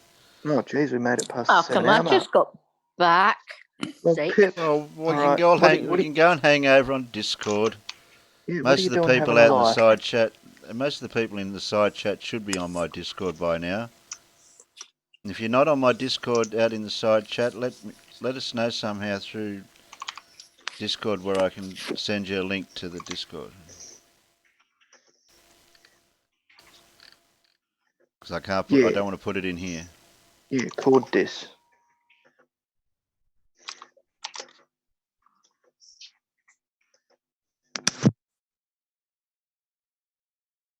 Okay, we'll leave it at that then. All right. Good night, chat. Good night, chat. Thanks everyone on the panel for hanging out there. Bye, chat. Bye everyone in Bye, the chat. chat. Thanks for everything. See everyone. Bye everyone. Love you. Bye.